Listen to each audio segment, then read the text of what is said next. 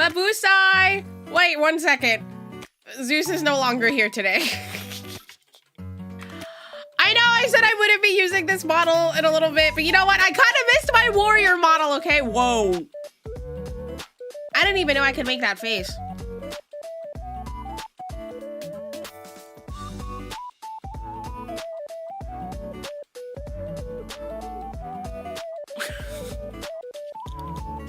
Mabusai, everybody. I hope everybody is doing well today. Oh my goodness. Hold up.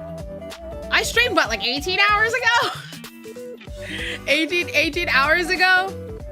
Yeah, I had to do an evening stream last night. You know, I had to... Do I want to do this one today? No. We're gonna just go this one. Are you sure Dogi Bird face? Is that the Dogi Bird face? I have no idea. I don't know all these like VTuber memes. Can I be honest? I don't know all these VTuber memes. Look like a goth goddess with the face. Oh, thanks. Thanks. I missed my warrior model, so I wanted to use it today. But yeah, it is Tuesday. I know typically we do TCG Tuesdays, but I had to move some stuff around this week. I'm taking a small trip this weekend, so I'm not able to, I don't think I'll be able to stream on Friday, so I'm like, I have to move some stuff around.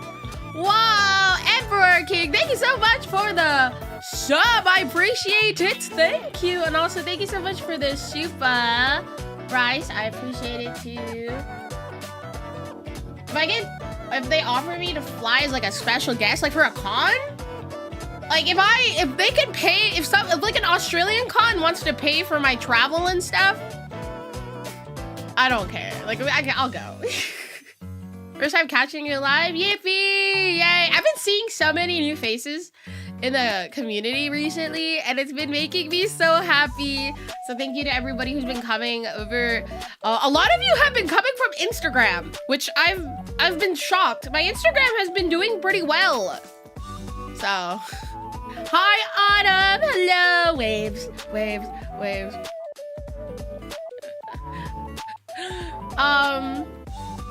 Oh, that's what I was gonna say.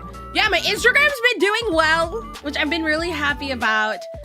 The one thing I'm really upset about is that I've given up on TikTok, okay? I have made 2 TikToks now, and both TikToks are just shadow banned. They're literally just shadow banned, and it's because of my titties. Like, it's literally that. It's like, the videos that were getting flagged were dead ass, just Pokemon videos, me playing games and stuff. Those were getting flagged by TikTok as sexual content, and then I was appealing them, and the appeal would go through, but then all the videos after that would just get 0 views. So I have just completely given up on TikTok. Like, I have just accepted my fate of just not growing on TikTok at all. So, but it looks like Instagram is doing pretty well. My Instagram's been doing really well, but the problem with Instagram is I can't earn from Instagram, so it's okay. It's just a way to, I guess, funnel new viewers. Was it it was literally everything. Like, it was literally everything. Hi, Freya. Yes, we are watching the new MandJTV today. Anime Boomba, yeah. But then I did hear that TikTok has been kind of cracking down on a lot of VTubers. So, yeah. Maybe it was meant to be. I know that there's some people who don't do TikTok anymore, so now I've just been focusing on my YouTube shorts and posting on Instagram. So yeah. I had to leave so many comments on different YouTubers and VTubers like and talk about Fire Emblem Fortune Stream. It's a prequel, not a sequel. Yeah, it's a prequel.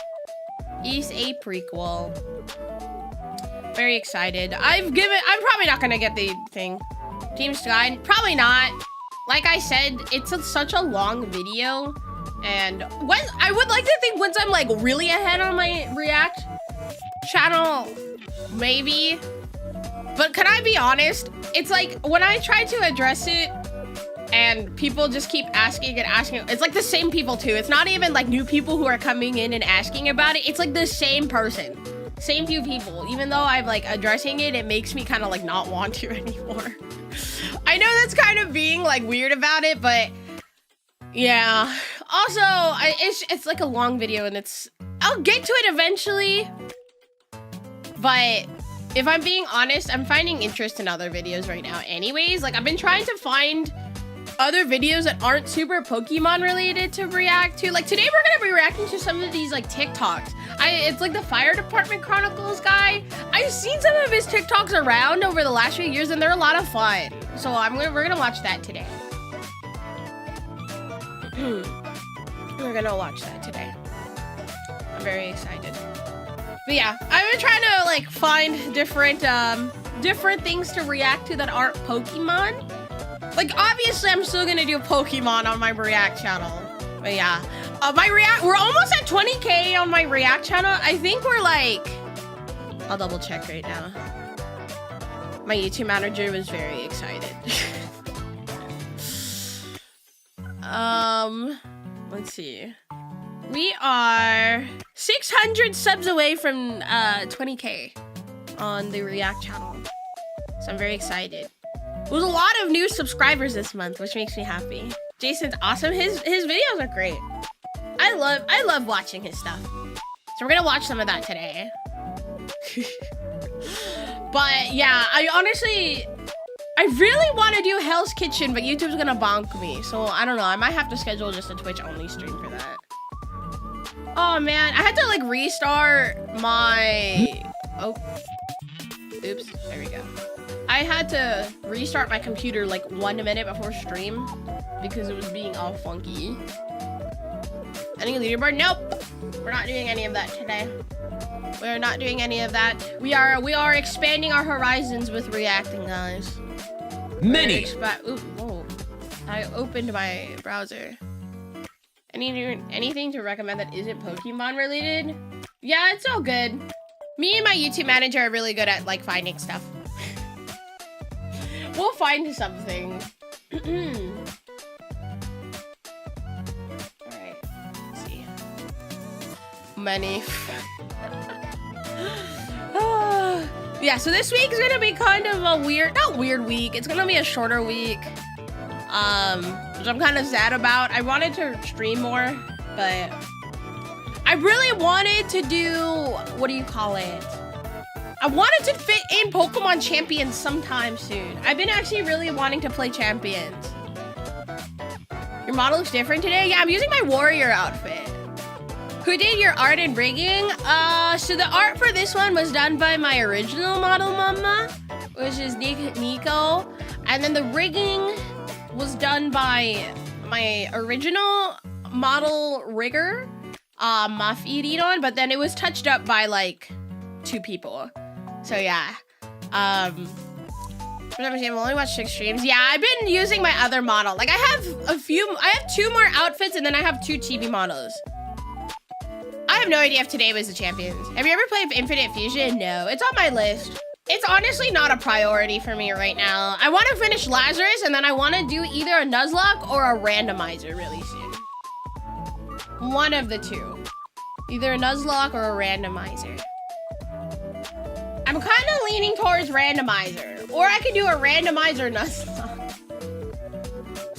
One of the 2. Or we could just mix both of them. We could mix both of them.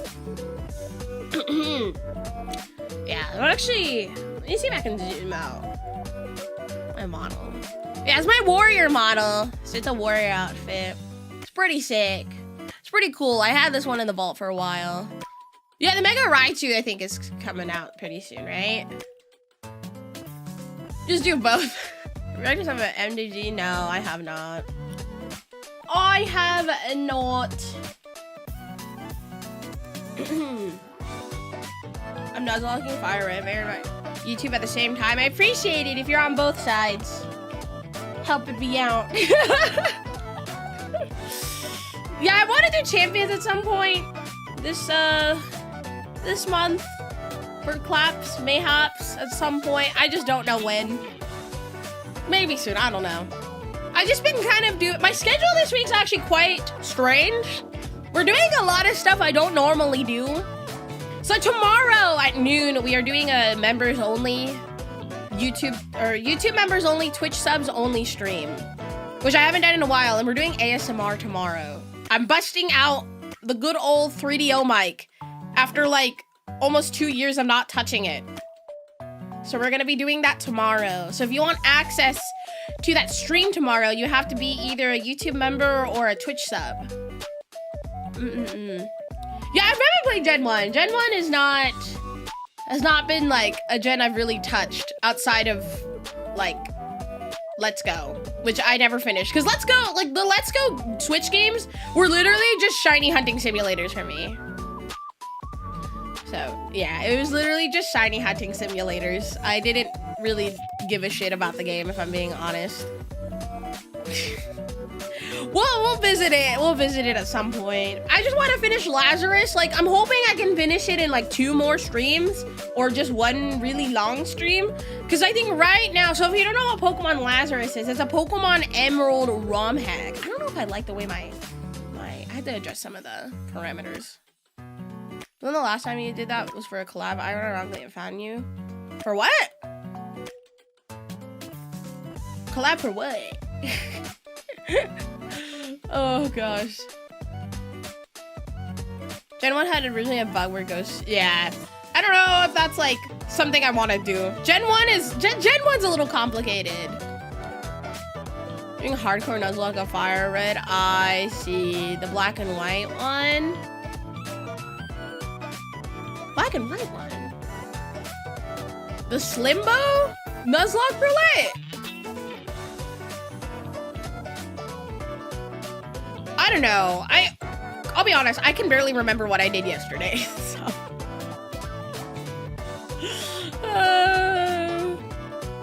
Like Pokemon with Hyper Beam or not? I see. Gen 1's actually pretty straightforward. Yeah, it's probably like the most like basic Pokemon game, which would make sense, right? Because it's the first gen. But I don't know. I like my Pokemon games with a little spice. I like them with a little spice. I really want to replay Heart Gold though. Are we getting Unova game to see what the original Dragon's like? I think if Unova Gen 5 were to get another game, I think it should be a Legends game. I don't know if I like the idea of Black and White getting remade. Because to be honest, I think they're perfect games already.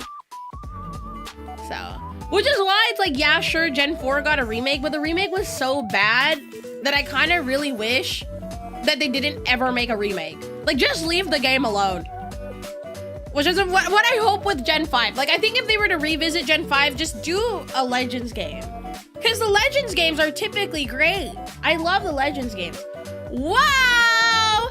Miss Odin Raven's Eye, thank you so much for the raid. Welcome in, Raiders. For those who are new here, hi, my name is Poseidon. I am also a Vtuber with the Vtuber talent agency. Mythos, thank you so much. I really love Pokemon. I love trading card games. Yeah, nerdcore. Thank you so much for the raid. How was your stream? I saw you're playing Magic. I am currently getting 2 commander decks proxied right now because I can't afford to pay for certain cards. Yeah. I play a little bit of Magic. I just played Commander mainly. I've played MTG Arena like 1 time and it was fun, but I'm too broke in that game, so I'm too broke. So I'm just like, I'm very casual. The trading card games I mainly play are Pokemon and One Piece. Those are my 2 games I play on a semi-competitive level. I say semi because I'm more of a judge, if anything. Now, but yes, I am a Pokemon, TCG, and One Piece card game player. Pokemon W, yeah. I'm a blue, yellow Nami player. Take that information as you will. I hope you had a good stream. I too love One Piece. I love One Piece. I need to get back on it. I've been watching other stuff right now. I'm on Punk Hazard. I'm at the end of Punk Hazard. You're also a judge? Yeah, I'm a Pokemon judge. I'm in my 3rd year of being a TCG judge. So I judge both on the local level as well as the regional levels. Yeah. So any judge-related questions, feel free to shoot them at me. I should be able to answer. should be able to. Want to get into Yu-Gi-Oh? Do yourself a favor. Don't do that. No offense to Yu-Gi-Oh players, but take... You know what? You want to know what self-care is? Don't play Yu-Gi-Oh. Don't play Yu-Gi-Oh, brother. Real. You should really catch up. Elbaf is fire. Yeah, that's what I heard. All my friends are like, sorry, you should get to Elbaf.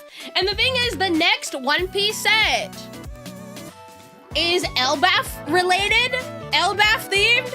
So they're all like, you're gonna get spoiled if you get to the next set of One Piece in August. I'm like, I'm just ready for it. I've just accept my fate, I guess. No, all the offense, the game is so bad. You know what? That's real. That's real.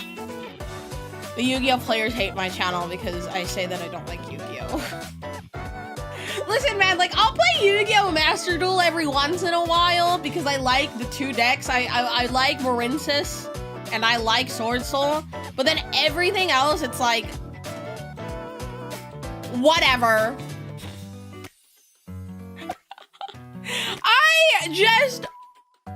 I like card games where I can play the game. Like, let me have at least 1 or 2 turns before I lose. Okay? I don't want to pass it, like, my first turn, or not even get to play my first turn and lose. Like, that's not fun for me. Sure, maybe it's fun for your opponent, but it's like, don't you feel nasty doing that? I would feel nasty doing that. It's not fun. It's not fun. That's why I like Pokemon and One Piece, because those games almost, I don't even think there is a way in One Piece where you can get OTK'd. There is like one deck in Pokemon that was able to do it, but that relied on your opponent getting super unlucky. So it like almost never happened. But yeah, I like playing card games that I can actually play the game. I've been thinking about getting back into Vanguard because I used to play a lot of Vanguard because surprisingly enough, Vanguard, Atlantis has been getting a Vanguard community. I got invited to their server and it seemed like they were doing stuff at like one of the stores. So maybe I should go and play. But the problem is, a lot of them, I could tell by their Discord profiles that they were like Vtuber fans. So I'm like, I shouldn't go. Never mind. I'm not going. What do you think of D&D? It's fun. We're doing my final session of Pokemon D&D or Pokemon D&D campaign next week. A lot of fun. Have you ever played the game Cookie Run? Oh boy. Have I played the game Cookie Run Kingdom? I know there's a TCG. I've been wanting to get into it, but I would probably get into it more like as a collector thing. But yes, here, hold up. 1 second. Oh boy, do I know Cookie Run Kingdom. One moment. Let me show you ball right now. By show you, I mean listen to this. Oh wait, why is my ringer not on? Where's the sound? That's Cookie Run Kingdom, bro! Oh wait, I'm supposed to update my game. Bye, have a good day. Appreciate you stopping by. What is the Cookie Run Kingdom update, hello? Hurry up! I just want to log in and get my vlogging bonus. I'm trying to...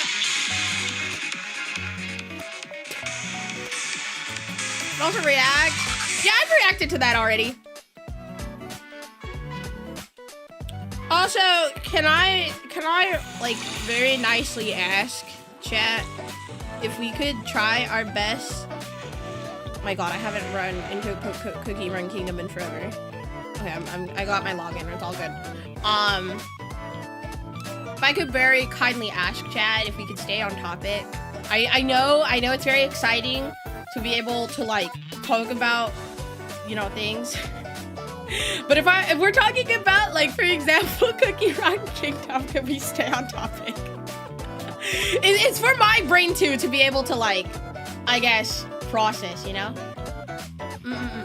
Cookie Run Kingdom, yeah. My Nikkei account, I honestly haven't logged in. I was gonna play today actually on my off time. It is so hot in my office. It is like butt fucking hot in here.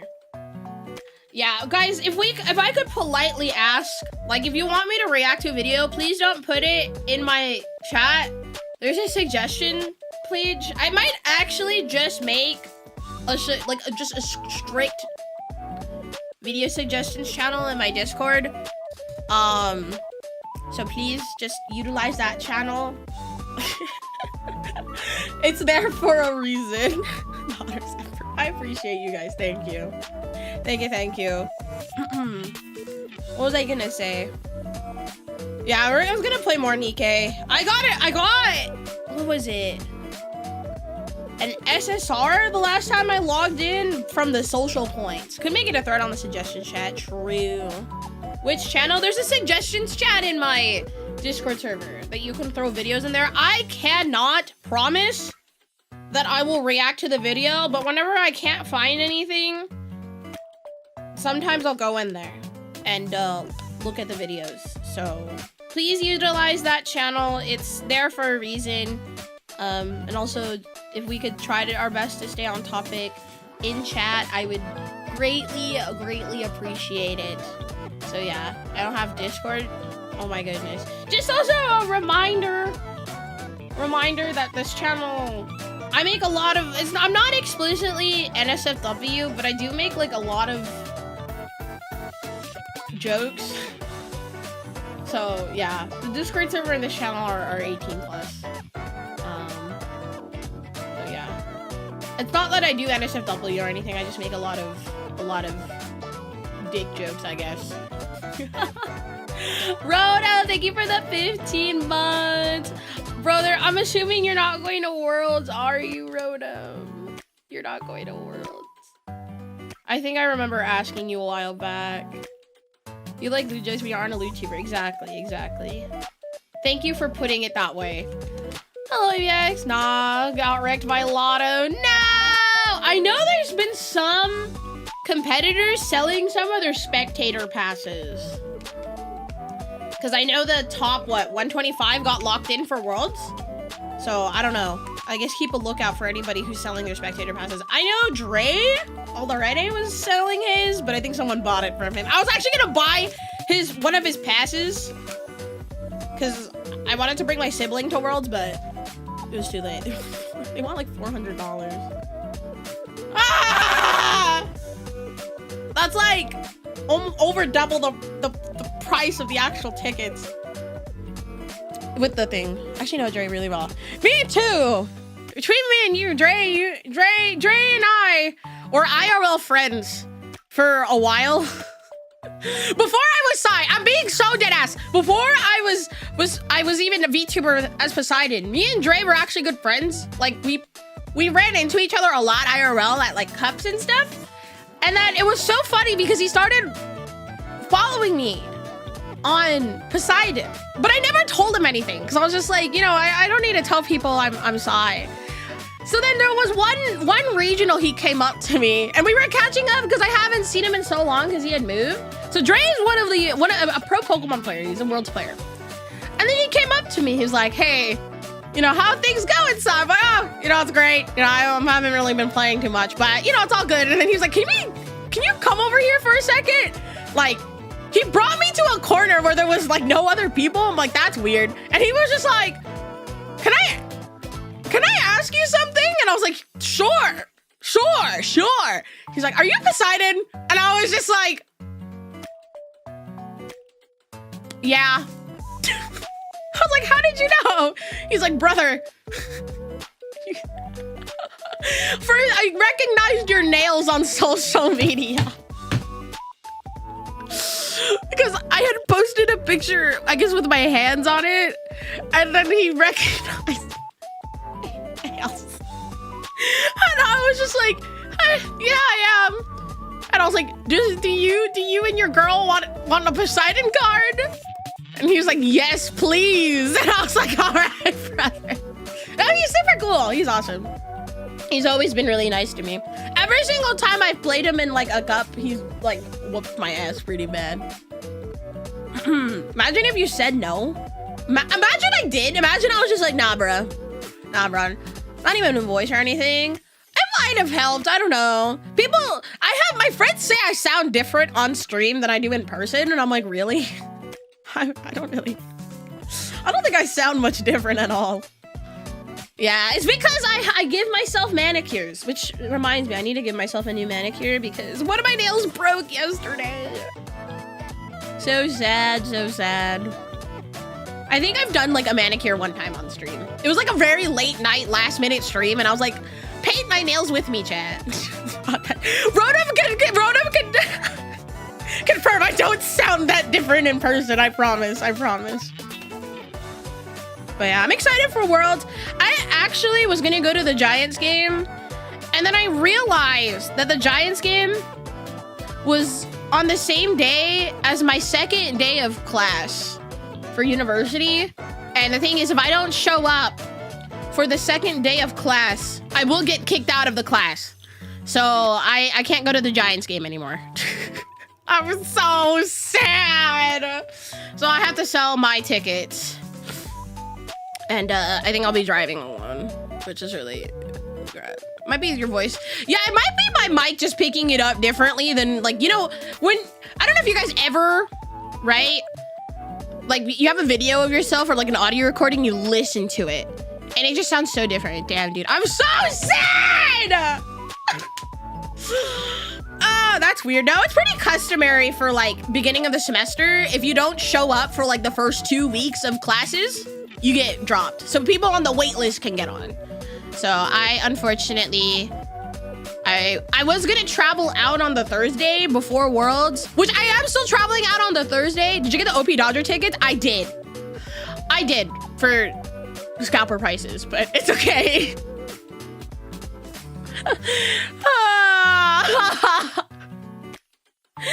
But yeah, I'm excited for the Dodger game.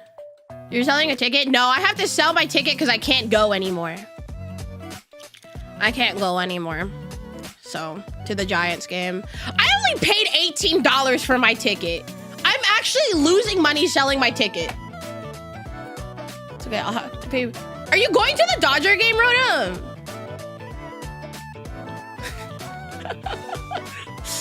Oh my God, I'm actually excited. I was so excited last year for the Dodger game, and I was like, wow, I only paid $75 for this ticket. And then they announced the Dodger Luffy card, and then the price like skyrocketed.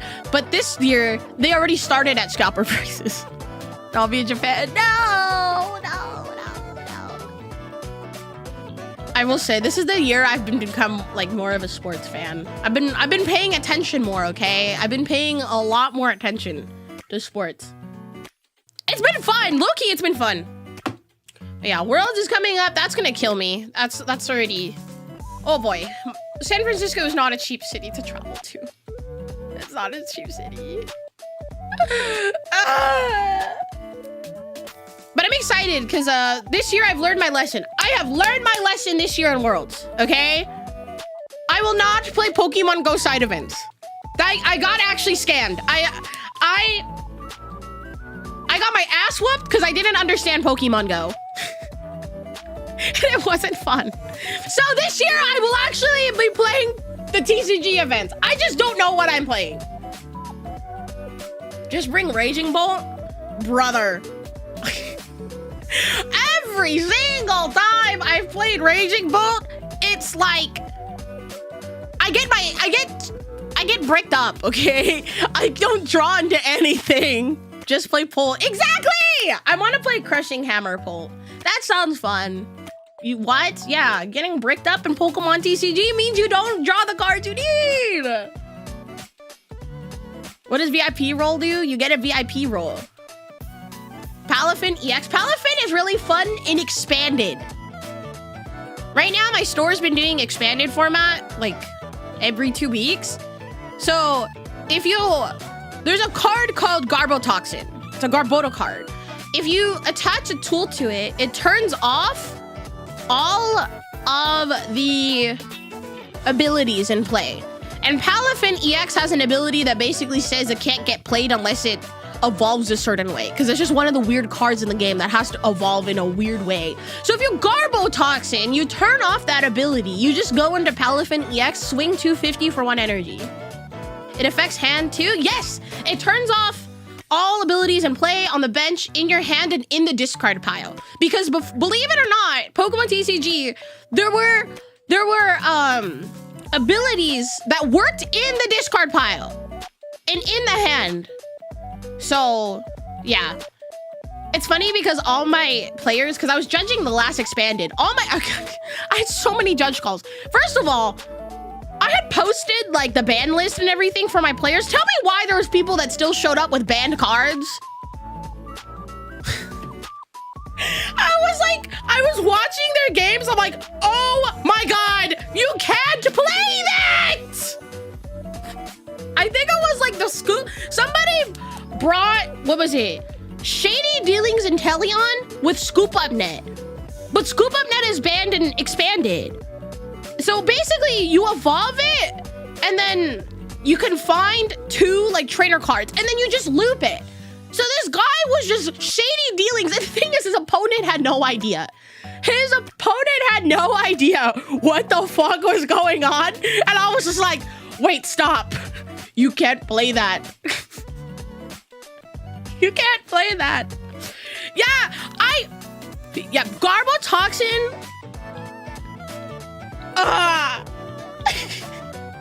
It's only fun when I play Garbotoxin. I miss you. Shady Dealings was such an interesting time in Pokemon. I low-key miss Sword and Shield. But yeah, it was a very casual tournament, so I just looked at the guy. I was like, how many Scoop Up Nets do you have in the deck? And he was just like, I have 3. So I just went and replaced all of the Scoop Up Nets with just energies. It was a super casual tournament, so I wasn't going to like, you got a game loss in a DQ. Like, it was just a for fun tournament. And like the person he was playing against, I was like, do you want to appeal this? Like, we could try to work this out. He's just like, nah, it's cool. I literally don't care. So then, okay, I'm playing in the next expanded tournament. So I am torn right now. I have 3 deck options. Mew VMAX, because I fucking love Mew VMAX, okay? That was the deck I destroyed. That era was my era, okay? I love that deck so much. Okay, Baby Blacephalon and Gardevoir EX. One of those 3, I'm playing for the next expanded. I just don't know which one. I hate that deck so much. Which one? Which one of the 3? Because all 3 I played at some point in time. God, Sun and Moon was such a fun era. I know so many people hate the Sun and Moon era, but it was a great time for me personally. I did stop playing towards the end of the Sun and Moon era for a little bit because of ADP. Which, by the way, so I was really encouraging my players at my shop. I was like, hey, for expanded, you know, it'd be really cool if you guys like use this time to get creative and bring stuff like fun. ADP was brought, and I looked at the guy and I was literally like, what happened to having fun? And he's like, I'm gonna have fun, and no one else in this room is gonna have fun. And I was like, okay, awesome, great. You didn't get the memo, but you know what? Who am I to tell you you can't play that? I do play the One Piece CCG still. I just haven't played like a lot recently. I have Blue Yellow Nami built. ADP is fun because you win. I love when my single prizers are now double prizers. Yeah, guess who went undefeated that night? The ADP player. At least I bought. There were 2 people that brought Drago. Oh God, Drago sounds like fun. I have all the pieces for the expanded Drago. Like I don't have to proxy anything. I literally have all of them. Double dragon energy. Disgusting. So much fun. Yeah, the expanded night, let me think. Somebody brought, it was like Inteleon, the Shady Dealings Inteleon with Hisui and SamaraArt. Somebody brought like the Ambipom card where no matter how many energies you have on it, or for each energy you have on it, you flip a coin and it does damage. And then you play it with the Victini from Black and White where you can redo your coin flips if you don't like them. And then somebody brought the Garbotoxin Palafin. There were 2 people that brought that. Somebody brought Reggie, I think 1 or 2 people were playing Reggie Drago. Somebody brought Radicate Break with Hypnotoxic Laser, which honestly, that was an option if I were to play. I thought about bringing that. What else? Somebody brought a Volcanion deck, which I thought was funny. Volcanion EX. Somebody brought Gardevoir. And they brought the Gardevoir EX, and then they have the baby one that made it so that every energy counts for 2 now. Somebody brought a Grass Box. What a fun time. I love Expanded. What a great time. What is a Alolan Raichu Electrode? There was a... Oh god. There was like 1 other deck that somebody brought that gave, like, I was watching them play and it gave me a headache. I'm trying to remember. Oh, it was like Mega Absol. It was like Mega Absol with something. I don't know. Apparently Mega Absol's good. Thank you so much for the follow. I appreciate it. Thank you. It was Mega Absol something. But I was like, I don't know. Maybe I'll bring Mew VMAX. Maybe I should be the villain. Maybe I should be the mother trucker. The motherfucker that brings Mew VMAX. And then with the Clefairy, say goodbye to ADP, brother. Get out of my house! I'll do it. It would be really funny. You have now convinced me. I hope none of my locals are watching this stream. If you're one of my locals, leave now. Like, the 4 people that know at my locals, please leave this stream right now. Please leave. Pretend I didn't say anything. Pretend I didn't say anything. Oh, I see what deck you're talking. What is this? You play the Electrode, Electric Rain, discard any amount of lightning energy from this Pokemon. For each energy, you do 30.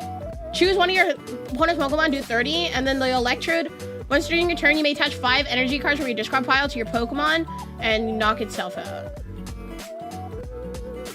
What the fuck? You know what? Okay. You know what's really funny? A big combo I kept seeing. The last time I did expand, or this past week I did expanded. Skyfield with the Pseudo Wudo that limits your opponent's bench. So like, what do you mean I can have 8 Pokemon, but your opponent can only have 4? It's Magneton on steroids. It is. Miraidon. Miraidon's fun. Miraidon's ability is so broken. Oh, I remember Reggie Lucky VMAX. That was such a fun deck. Iron Hands, I miss you so much. Iron Hands, my beloved. I miss being able to amp you very much.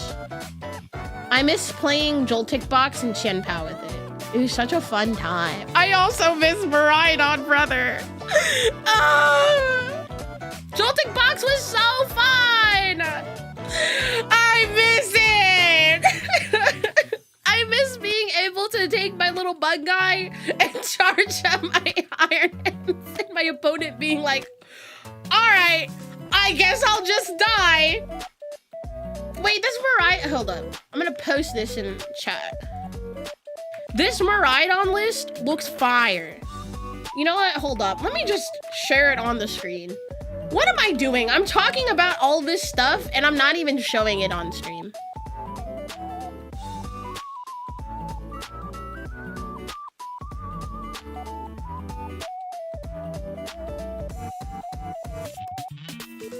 Okay, so this is what I've been using to like pull my expanded list from, because there's this guy, he's a European pro player who just really loves expanded, and he makes all of these like lists.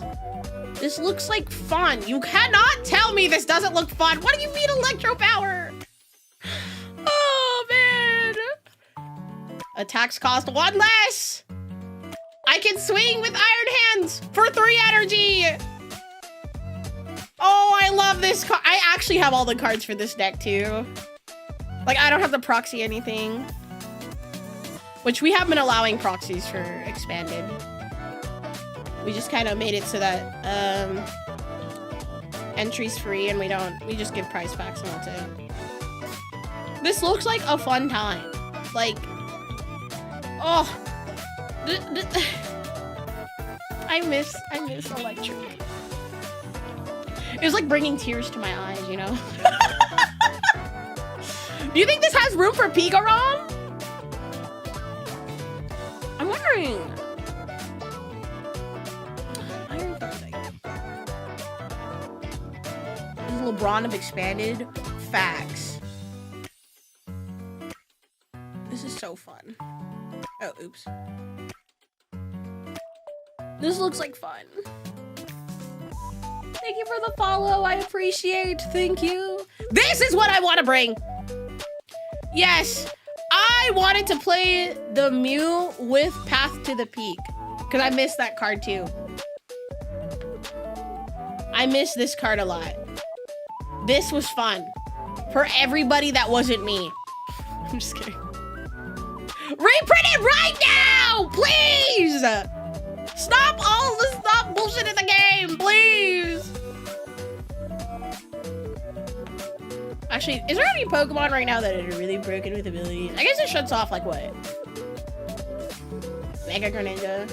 This is fun. This looks like a great time. I actually still have my Mew VMAX, like most of the pieces together still. Oh my god. Oh, I love expanded. Yeah, this is the deck I was talking about. So yeah, put this Pokemon in play only with the effect of Palafin 0 to hero ability, but if you shut off abilities with this guy, then you're chilling. Special charge. This one's funny too. This is, I think, the yeah. This one's really funny. This card is so hilarious. I remember looping Zoroark GX trade with this card. Trade, propagation, trade, propagation, trade, propagation, trade. Man, high school Psy playing that was so funny. I loved it. But yeah, this is really cool.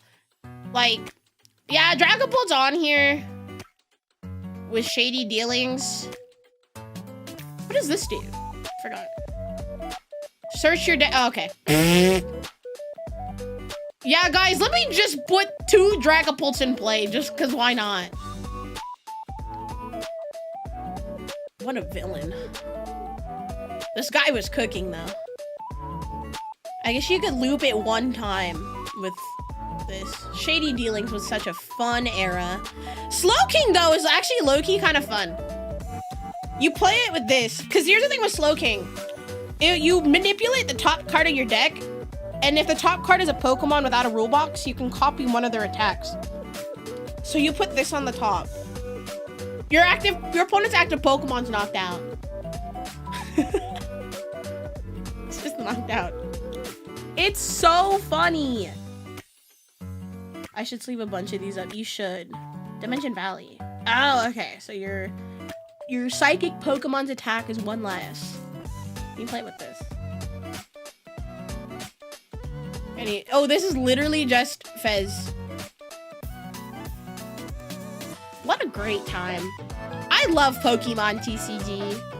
It's a great time. Astrea, thank you so much for the raid. Welcome in, Raiders. For those in your time, my name is Poseidon and Vtuber, the Vtuber down in Mythos. Astrea, I need to get back to you before the end of this week. Yell at Yam to remind me, okay? I'm sorry. My DMs this week have been, like, out of control. I saw it when I was out. I'm like, okay, I'm gonna respond to it when I'm home.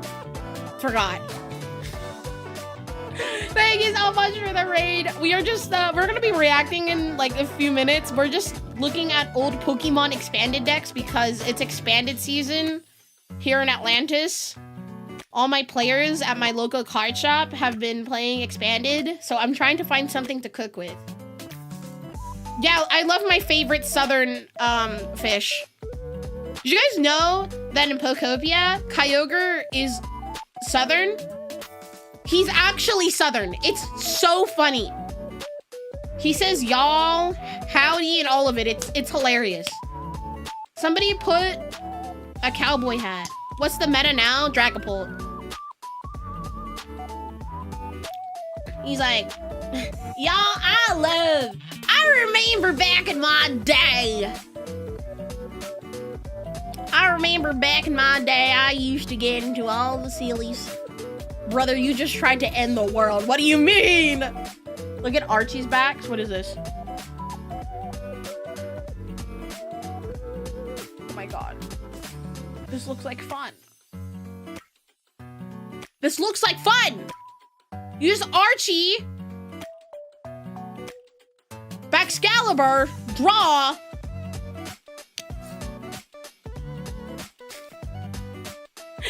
Ah! Battle compressor. Guys, I can't. My brain is trying to decide what deck to play for expanded. I'm trying to cook. Wait, these all look like fun. What does Meloetta OTK do?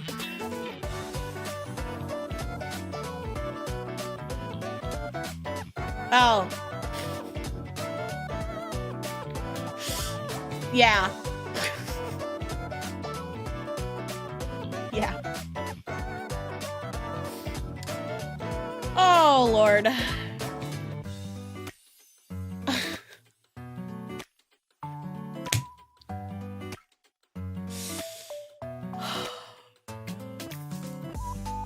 Wait, how do you get to 1?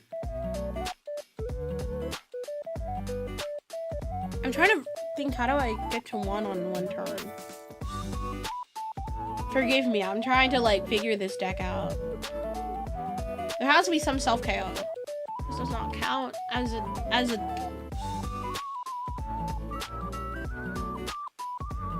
damage pump. Do you like risky ruins knock out your own shit? Oh, wait. You risky ruins your execute. You damage pump on the execute. Knocks it out. Propagation, put it back, and you just loop it until you're able to do this. Oh, okay. I figured it out. I feel like this is gonna be so hard. Hold up, wait, side, there's a fucking thing here. Meloetta can hit for 280, so you need this to be able to.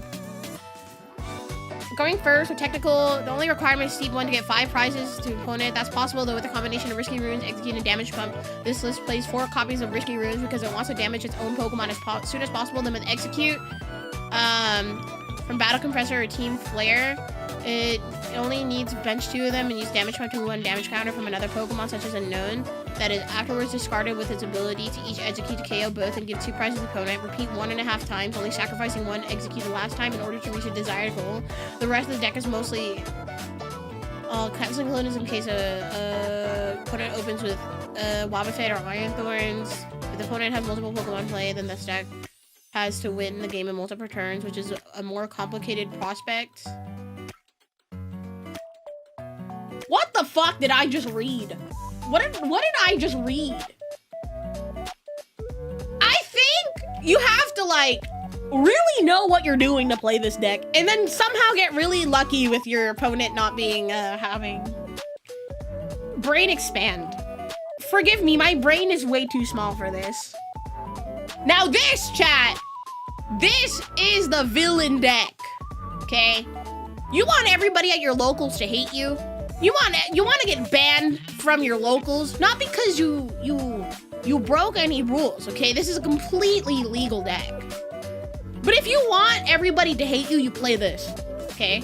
Because you can copy any attack of a dragon Pokemon in your discard pile, so then you just proceed to put, yeah, Phantom Dive, yeah, Item Lock, prevent all basic Pokemon, yup, Dialga, just take another turn, because why not, right? Why don't I just play the game with you skipping your turn? The one card in the game that could do it, Dragon Pokemon.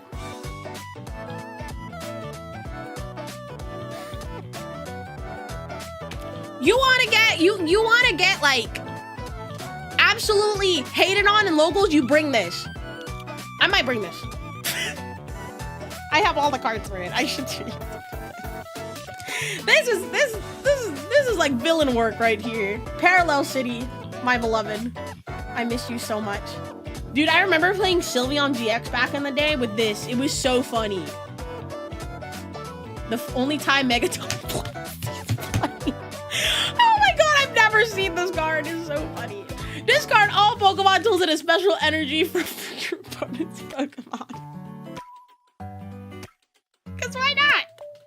You don't get to play the game. Fuck you. It's only funny when I do it. If I get Megaton Blower on myself with this deck, I'm just shit and cry. I just shit and cry, that's it. Oh, that's the one card we did not allow people to proxy at my locals, is this card. We did not allow my locals to proxy this card. Absolutely not. Actually, I take whatever I said back. If you bring this to locals, you deserve to get banned from that shop. You deserve to get banned, and you deserve to just like get your card sat on. I traded for that card recently. If you play this, I hope both sides of your pillow are warm for the rest of your life. I'm being so dead ass. You guys are thinking I'm a villain for playing UV Max? No, you point all your fingers to the people bringing whatever this shit is. Don't point it at me. Don't point it at the UV Max players. Point it at these people. Don't. We are not the villains. These Snorlax Stall players are. I remember playing against Snorlax Stall, what was it, 2 formats ago? Every single time they'd flip that card over. It was like one regional I played against it. I ended up beating it because it was like not that bad. I just didn't bench Pokemon that I couldn't get out with. But every time I saw it, they flipped it over. I was like, dear God, I need you to give me the strength to not jump over this table right now and strangle the person in front of me. That looks diabolical. Yeah, this looks fun though. Who remembers Shadow Rider Calyrex? I love the goddamn horse. And I swear I'm not saying that because I'm technically the god of horses. But like, this deck was fun. This deck was so silly. It's, I think, tier 1, right? It is. I love psychic decks. I'm laughing because it's like the memories are coming back, you know? It's like the flashbacks. I'm living my old memories again. I love Stampin' the Trevenant. So funny, man. I love Pokemon TCG. What a great game. Great game. Fuck this deck, by the way. Every single time I have got it, not every single time, but when I was like, the season I was really playing competitively was like the Lugia VMAX or V-Star season, and I was on Lost Box. I'd always make it the top cut for the cups, and this deck was my kryptonite, man. Like, it was literally like, I'd see that I'd going against a V-Star, or Lugia V-Star, and I'm like, God damn it, this deck is my kryptonite. This deck has cucked me so many times. I cannot tell you how many times this deck has cucked the shit out of me. Oh, this deck has bent me over so many times.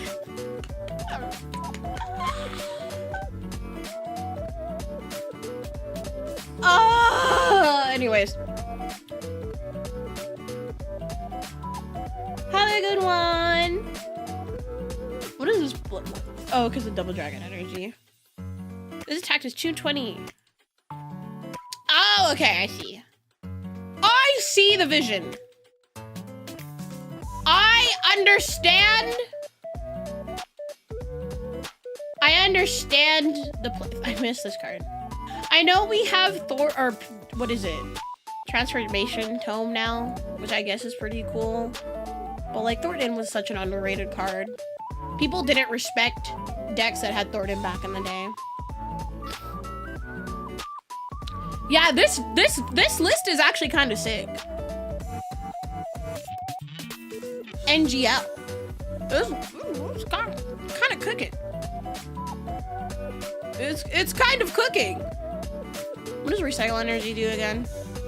Okay, that's all you needed to tell me. That's cool. You could try Frost. Special.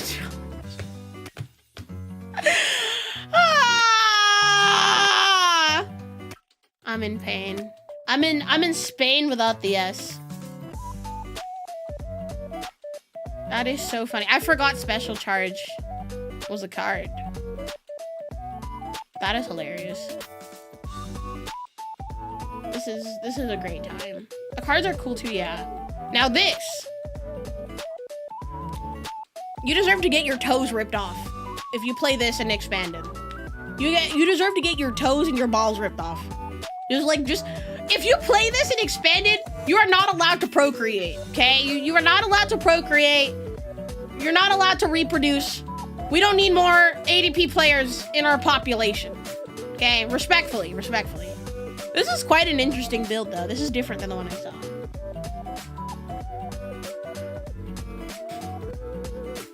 You're allowed to alternate. Oh my god, I haven't seen this in 20 years. If this card is in your discard pile, you may flip a coin of heads, put this Pokemon on your bench, and attach 3 that's, yeah, okay. That's awesome. Great. Amazing. Well, I'm in Span. You're Span? You're Span? Span? Alright. TCG players procreate? Honestly, type 1 in chat if you think I should be allowed to reproduce. Type 2 if you don't think I should be allowed to reproduce.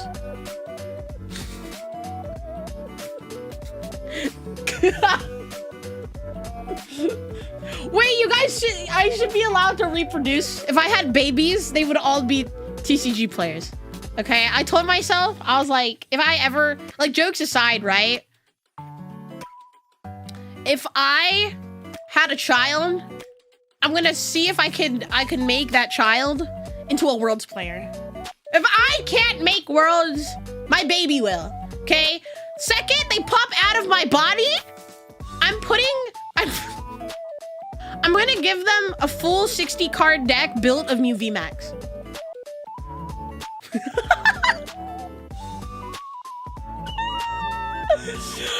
why are you changing your answers to 2? Hi, Midnight Castle, welcome in. Okay, 2 now. It's like the guy on TikTok who like he has a baby, right? Every single day, this kid, since he was born, he's still like, he's like, what? 2.5 now? He's been making his kid every single day watch an episode of One Piece. Mom, I want to play VGC. Well, honey, sweetie, VGC, it's for babies.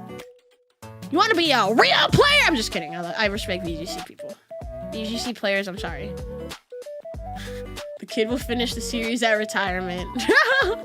I think the kid is like at Whole Cake right now. That's crazy to me. Also, chat, my little TCG cards came in. Super excited. Super excited. My little TCG cards came in. Let me show you guys.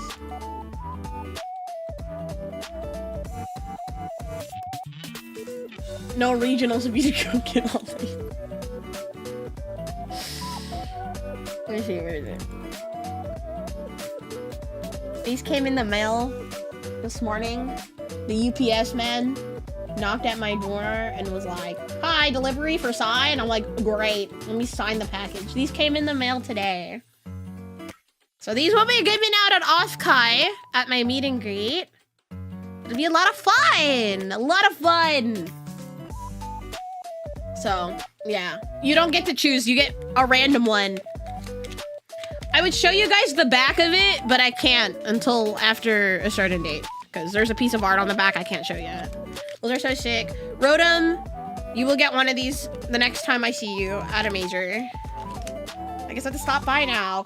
You were gonna stop by regardless. Crying in the club. What's the market value so I know if I have to get it graded? They're not official cards. They're just fun cards, you know? Chat, which one's your favorite? 1, 2, 3, 4. 1, 2 are the top ones. 3, 4 are the bottoms. I like all of them, but if I had to pick a favorite, I really like the bubble outfit, which is number 3. With the Jellicent. 4, 1. Empoleon's goated. I made sure the Pokemon that I had picked fit, you know? I think these look awesome. I'm really excited. Really, really excited. Wish I can go. I will hopefully Mythos does like another thing next year. But I was thinking about, I don't know, like giving them out or like having the Mythos booth give it out. Like outside of the meet and greet. We'll have to see what happens. These are so cool though. I'm really excited. But yeah. The Slowpoke one, just a silly guy with a silly gal. He's so cute. I can't go either. It's all good. It's all good. I will have these probably like printed throughout the next few years. And obviously I'm probably gonna get like, if I ever get like new outfits, I'm gonna get more.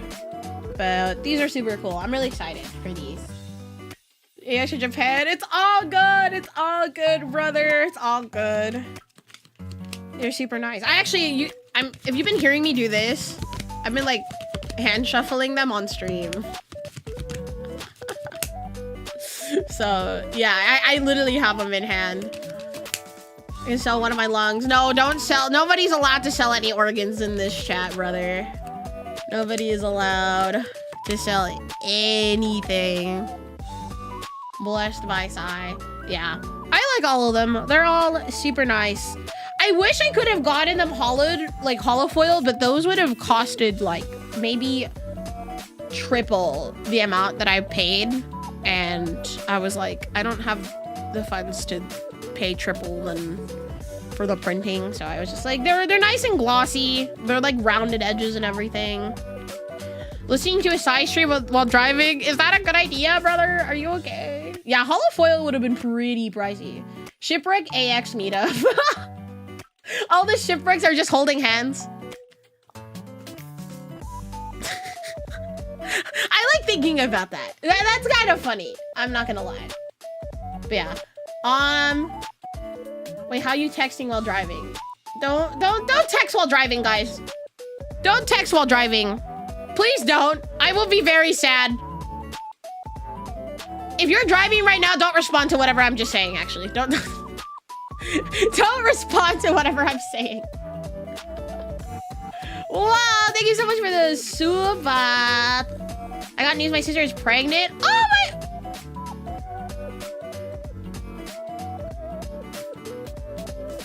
I'm not reading the rest of that super chat. That's crazy. Aura, thank you so much for the raid. Sorry, I was like in the middle of reading that. For those who are new here, hi. My name is Poseidon. I'm the goddess of the seas, earthquakes, and horses, and I'm a VTuber with the VTuber talent agency. Mythos, thank you so much for the raid. We're gonna be reacting to some Pokemon videos in a little bit. I appreciate so much. I hope you had a wonderful stream. Thank you for the follows. I got Eden. That's crazy. I don't know what I just read. My brain just exploded reading whatever that super chat was. I thank you. Congratulations, question mark? Congratulations, bro. I'm so happy for you, Smiles. I'm so happy for you, Smiles. You know, good for you. I'm not gonna get into your family business. Sai's just the best. Facts! Facts! Facts! That is facts. Do you live in Alabama? I don't. Alabama Loke kind of scares me, but you know, it's okay. I will say I want to go to the South just so I can try Waffle House. I've never had Waffle House ever in my life. I've been told it's a life-changing experience. I've been told Waffle House is a life-changing experience, and I've never had it. I want to go just to see if anybody fights. That's all, honestly. That's all I want to see if anybody fights there. If anybody, you know, throws a chair or two. You know, it's 24/7, right? It's open 24 hours a day. I'm not crazy, right? Waffle House is the Coliseum. Probably. Go to a Waffle House in Florida. They're open through hurricanes too. That's insane. That is crazy. Is everyone in Florida okay? It's like Tekken and IRL. I have a few here in Arizona. Really? There's Waffle Houses on the West Coast? I was not aware. You know, I know there's like a few White Castles on the West Coast, but what I really enjoy about traveling is eating in like fast food places that we don't normally have in Atlantis. Florida man here, no. The US government has a Waffle House index. I hope that is true. I wouldn't be surprised if they did. Waffle House is a sacred place. One of the scariest things you can hear in Florida is Waffle House is closed. That's when you know you are facing an extinction level event. If Waffle House is closed in Florida, GG's, the world's ending. I feel like that's the only time Waffle House would be closed. If the entire world is just ending. As someone who works for the government, I can confirm. No way! No way! Texas Roadhouse is a nice place. I love Texas Roadhouse. You have to stop me from eating like the little sweet rolls. You know what my favorite thing has been the last few days? So you guys know how the World Cup's happening right now, okay? The World Cup is happening for like the next month. So that means, and the North America is hosting the World Cup. So all of these like people from different countries in the world, Europe, Japan, Korea, Australia, you know, they're all coming to North America to go support their teams for the World Cup.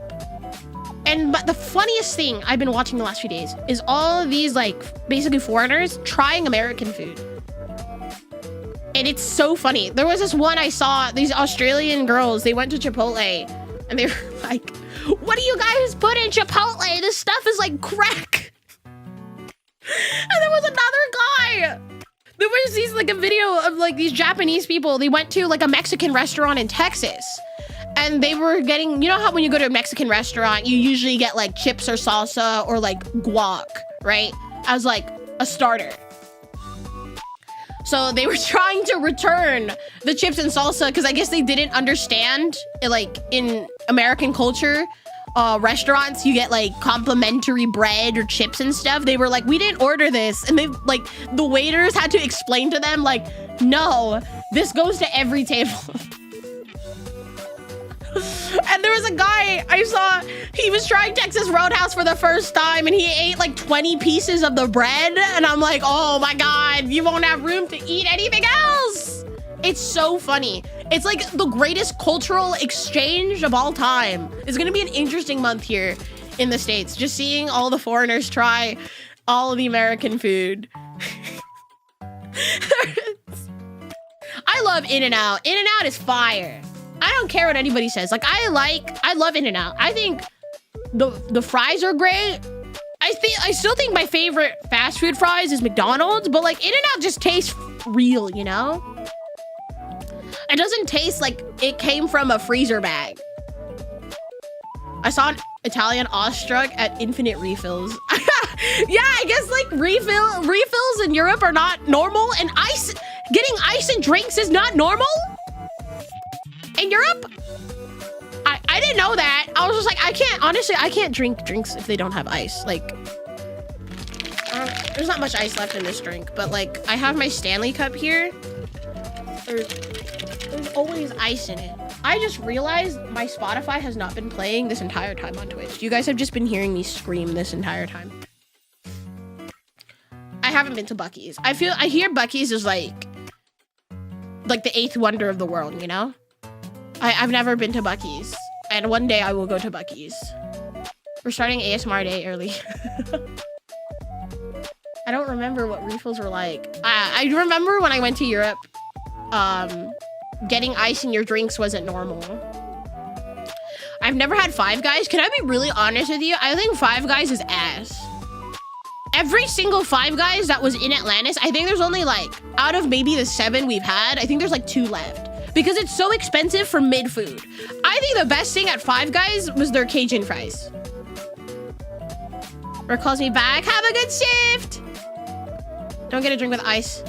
Oh my god, the water there is ass. No! The best thing I heard was Germans being brought to a Texas barbecue. Oh my god. I watched this one where it was Scottish people. They were playing bagpipes early in the morning. And it was really awesome. Five Guys? Yeah, Five Guys is so expensive for the quality of food you get. I think it's good to try Five Guys maybe one time just to see if you like it. But if you don't like it, honestly, you're probably better off going somewhere else. Like, I think the only thing worth getting over there is the Cajun fries. I love their Cajun fries. Like, I literally will just order that. Like, just give me a thing of Cajun fries and I'm happy. I don't want the burger. I don't want the hot dog or whatever the heck they sell over there. Oh my god, is TGI Friday still a thing? TGI Friday is my favorite place. Either Cracker Barrel. Also, Buc-ee's was weird. And no, we don't ice and drinks unless it's like cocktails or a fast food place. Interesting. I've never been to TGI Fridays or Cracker Barrel. Is Cracker Barrel good? Honestly, I forgot Cracker Barrel existed. I'm not aware of how the food is at those places. I will say, Texas Roadhouse is great. I like BJ's Brew House is good. I've never had Cracker Barrel. It's good for Southern food. Well, I do like Southern food. It's mid. It's okay. I'll have to try one day. I don't even think there's a Cracker Barrel anywhere near me. I'll have to probably go to a Southern state to have Cracker Barrel. I'll have to go. One of these days. Poseidon Southern Road Trip. Poseidon Southern Road Trip. Bubba Gumps. What is that? Oh, okay. Okay. We're talking about Cracker Barrel and like TGI Fridays, Texas Roadhouse, Five Guys. But have you guys heard of Margaritaville? Margaritaville? Pretty good! I like Margaritaville. It's never a bad time at Margaritaville. It's never a bad time. Never a bad time because of the alcohol. It's 5 o'clock somewhere. Real. One of these days for just the funnies, maybe for content one of these days. If I ever find the time and the will, Poseidon goes on the Margaritaville cruise for the first time. There's a Margaritaville cruise line, chat. Have you guys ever heard of that? There's like a cruise line for Margaritaville.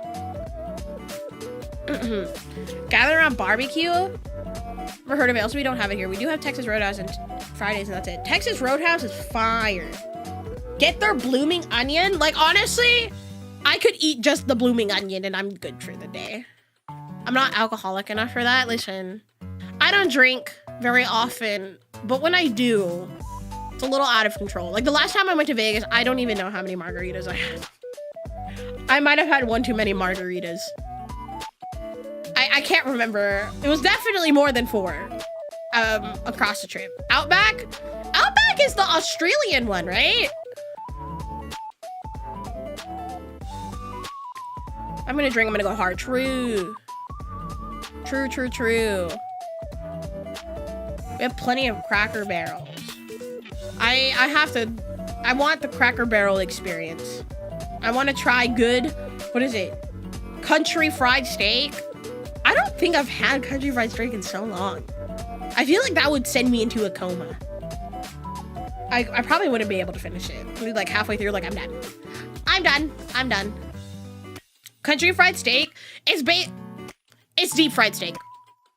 It's literally just deep fried steak. They batter it like fried chicken. They fry it. That's country fried steak. And then we're not done yet. They smother it in white gravy. Yeah, that's country fried steak. That's like a every 2 years food, you know? It's not an every week food. It's not an every month food. That's like a once a year food. Or the bread is nice. The bread at Texas Roadhouse is fire. Yeah, rip your cholesterol. That's what I'm saying. It's a once a year food. Don't eat that every week. Don't eat that every day. Don't even eat that every month, okay? Black Angus. I've never been to Black Angus. Fire cheesy garlic bread. That sounds so good. Yerm. We should get reacting, shall we? I've been yapping for almost an hour and a half. Poseidon doesn't know how to shut the fuck up. Challenge impossible. I bake my own bread. Me too. I'm a sourdough baker. I love my sourdough starter. I've been making a lot of bagels recently. I just really like bagels. Baking bagels is so fun. And then I just give them out. The Gordon restaurants. I've only ever eaten at the Gordon Ramsay burger in Vegas. And it was pretty fire, I'm not gonna lie. It was pretty good. I really want to go to Hell's Kitchen. If I could ever afford to go to Hell's Kitchen one time, I would love to go. But it's expensive. Never been to Heart Attack Grill? Well, I hate to tell you this, but that shit's gone. Heart Attack Grill is gone. They closed it down. It's over. I'm gonna just turn off the music.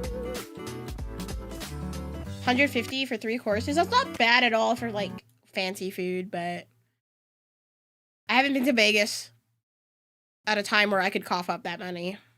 Every time I go to Vegas, I don't even go to like eat on the strip very often anymore. I go to eat off the strip. Because I find that the food is usually cheaper and better. Oh, Lord. Whoa, I did not watch this video. Hello? Where's Many of me? Oh, there we go. What kind of strip? The Las Vegas strip. We're so back with more Cyan React. We are back with my warrior model again because we haven't seen this model in like a hot minute. We're gonna be reacting to I fixed my favorite bad Pokemon.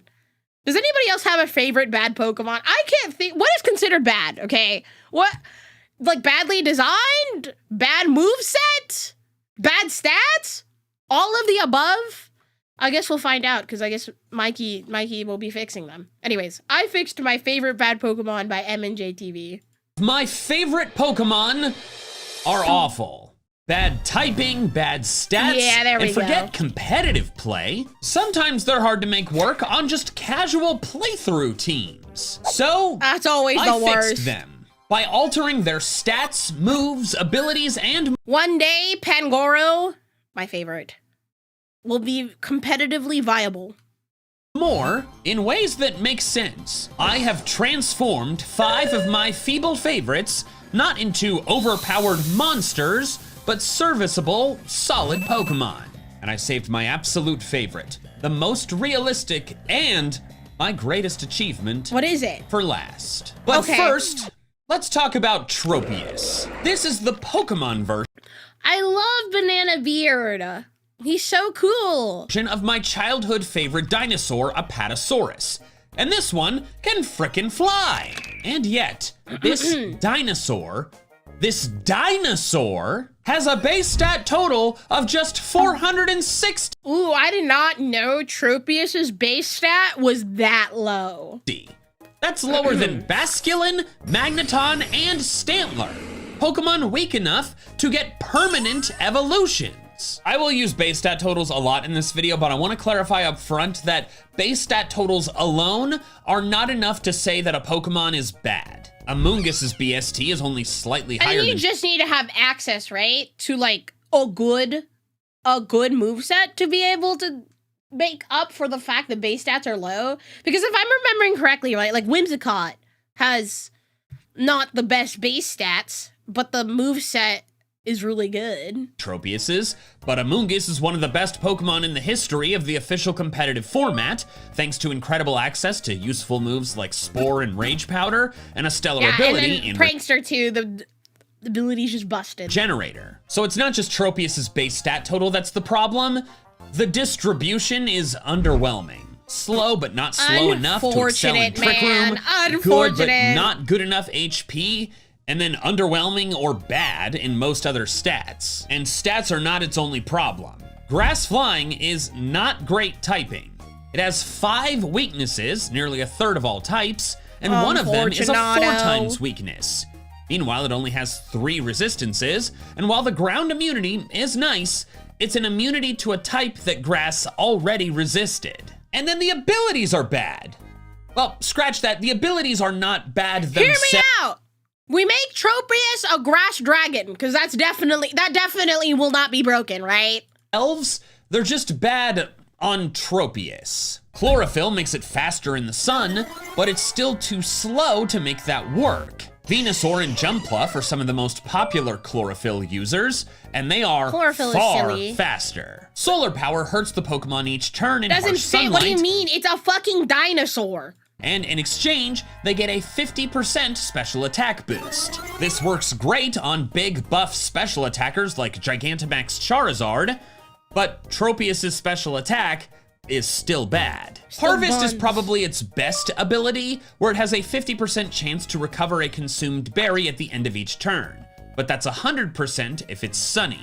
If the Pokemon is actually not too bad on like a sun team. Enough to take a lot of hits and then just keep eating a citrus berry, this is potentially limitless recovery. But Tropius is only a little bulky, and again, it'll die or something. It just dies too quickly to eat the berry more than once. So how would I fix it?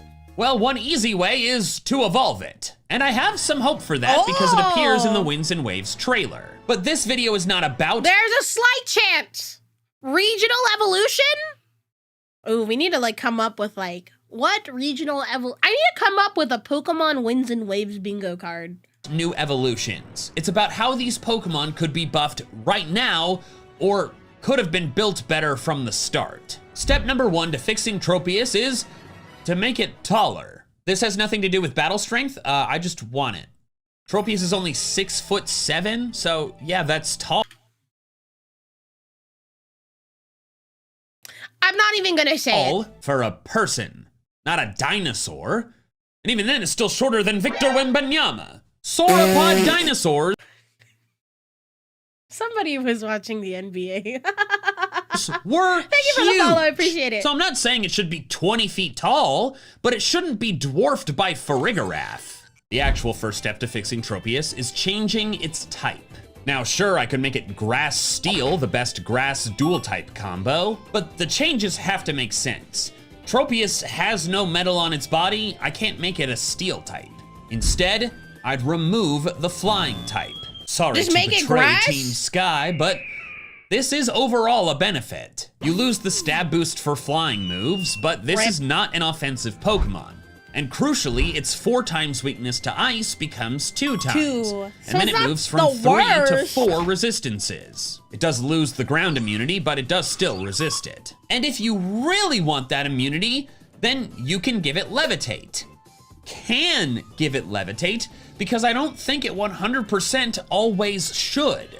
It should be one of the default abilities, but still have 2 more. There is precedent for winged flying Pokemon not having Levitate, and while most Levitate Pokemon have it as their only ability, there are several who get other options. Plus, by having the option to keep it on the ground, it could benefit from grassy terrain. Levitate would overwrite Chlorophyll. Wait, do terrain moves? Sorry, I'm not super duper VGC pilled. I didn't know terrain moves didn't affect those in the sky?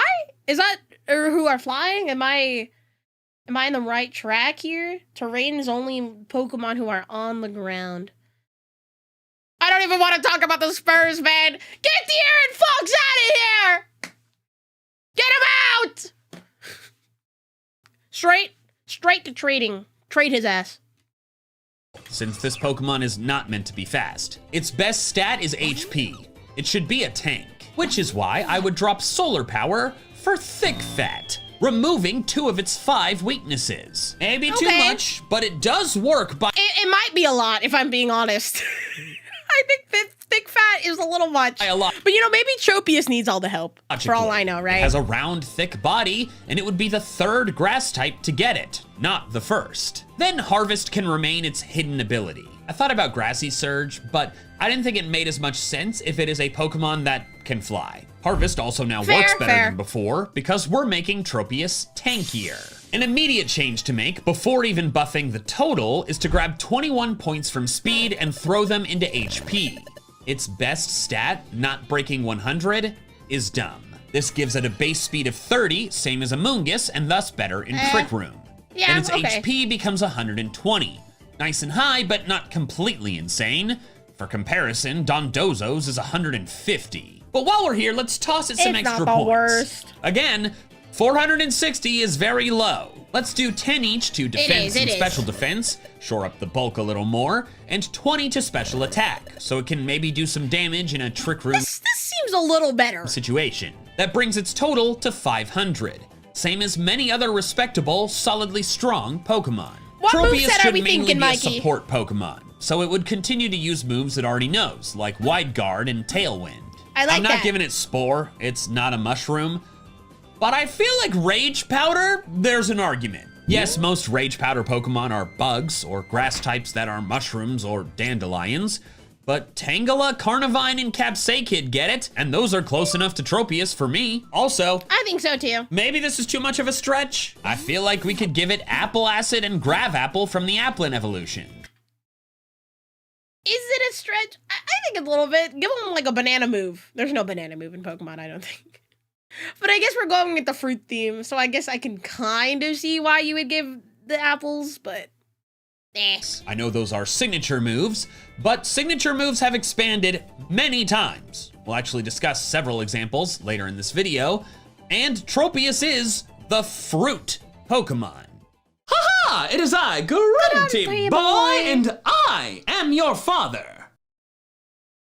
No, you're not. Whoa, hey man, don't interrupt me. What the? I was going to say that I am your father's day expert, here to tell you Then why didn't you just finish the goddamn sentence? that the best gift for your dad is a pair of the essential open earbuds from Raycon, the sponsor of this video. These earbuds sit just outside your ear canal, giving you clear sound without sacrificing situational awareness. Perfect for outdoor exercise or yard work. I can vouch for that. I use mine all the time when working outside. Aw, you know, I'm just so proud of you, young man.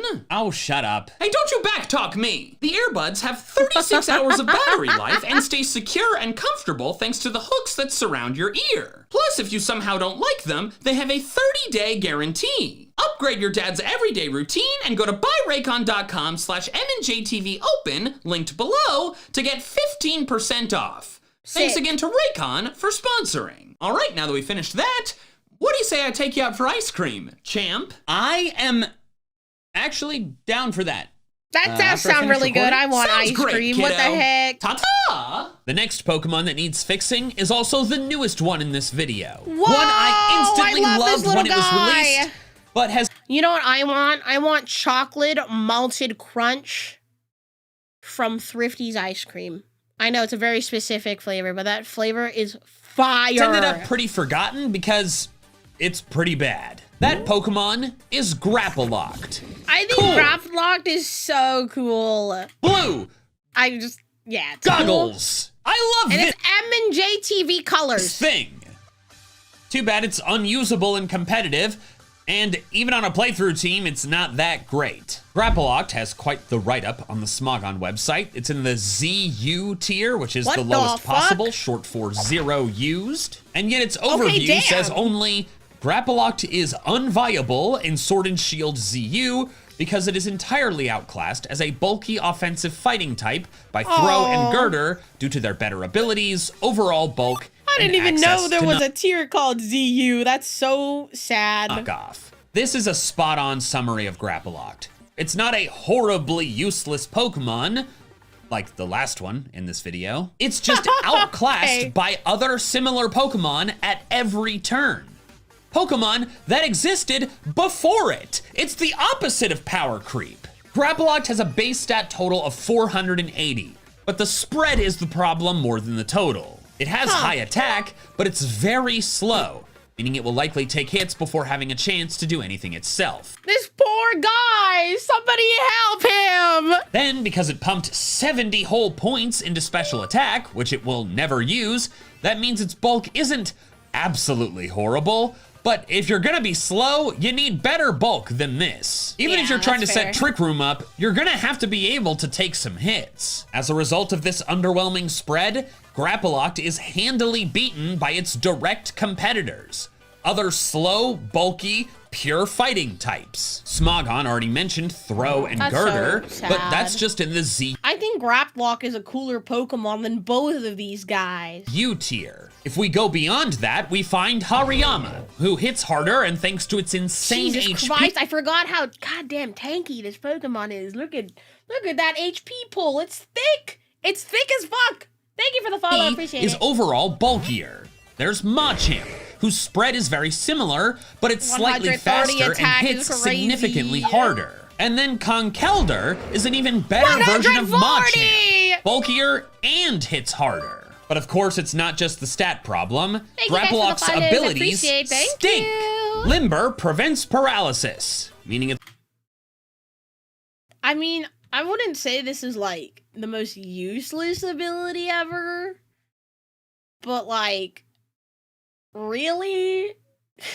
It's one of those older abilities that are just not good because they're too specific. Compare it to Garganicle's Purifying Salt, which prevents all non-volatile status conditions and also makes it resist Ghost. And who's gonna try to paralyze a slow Pokemon anyways? Technician is much better, but Grapploct gets almost no useful moves that benefit from it. Really just Power Up Punch, maybe Circle Throw, but that forces a switch you may not want. I should note that it does get Mach Punch and Bullet Punch in Legend ZA, so if it keeps those moves in later appearances, that is a relevant buff. And then, that's it.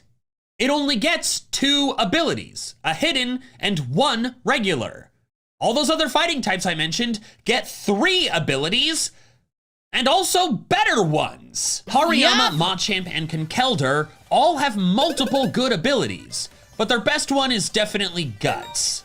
They hold This one, if it has a status condition, disgusting. a Flame Orb, get a burn, and boost all their attacks by 50%. Meanwhile, if Grapploct gets burned, it's just sad and can't do any damage anymore. And of course, I'm still not done. Grapploct is missing several crucial moves that its competitors get, like Knockoff, Wide Guard, Fake Out, and Mach Punch. What did Grapploct do to make Grape Freak hate him so much? At least in Sword and Shield for the last one. Now, Grapploct does have a unique signature move called Octo Lock.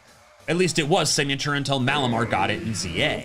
It traps the target and lowers their defense and special defense by 1 stage. I forgot how cool shiny Grapploct is. At the end of each turn.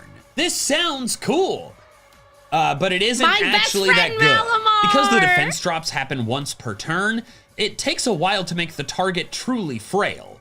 Time Grapploct may not survive. Additionally, if Grapploct leaves the battle, either by switching out or fainting, then Octolock ends. So it's not even useful as a sacrificial thing to set it up and then die. In summation, Grapploct has nothing that makes it worth using over many other pure fighting types. So how do we fix it? Well, first, we make it not a pure fighting type. It is an octopus that lives in— I've always wondered why it was never just water fighting.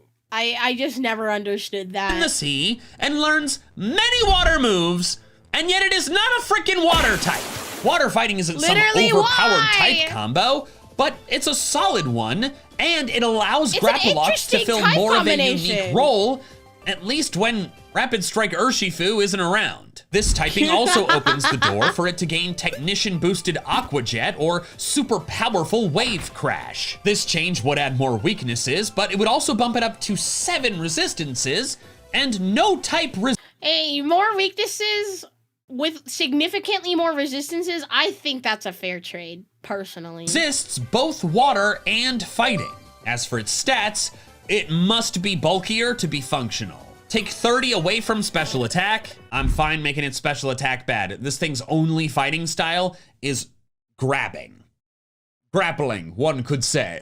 And then throw those points into HP. Get it? Because it's... And then I'm adding 30 points, 10 each to defense, special defense, and attack. This is a significant buff to its spread. This was actually a pretty good... he's bulky and a big, strong dude. Without making its BST insane. 510 is quite common. It'd feel wrong to give it all 4 of the moves I mentioned earlier, since none of the other fighting types I mentioned have all 4, but Grapple-Locked must have knockoff. If its whole fighting style is wrapping up an enemy in a grapple that it cannot escape, could it then not simply use one of its many spare tentacles to pick up whatever the item is and toss it away?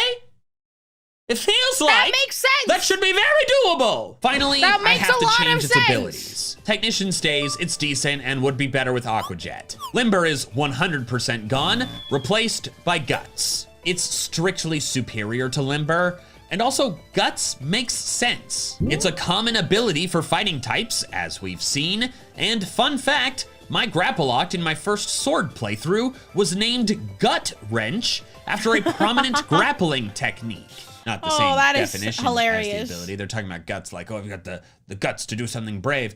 But, you know, the words align. And finally, of course, it needs a third ability. And I have a proposal that might be too strong, but it would be really fun, and it makes sense. I mentioned earlier that Octolock was Grapple-Lock's signature move until Malamar got it in Legend ZA. But there's another move where the opposite happened.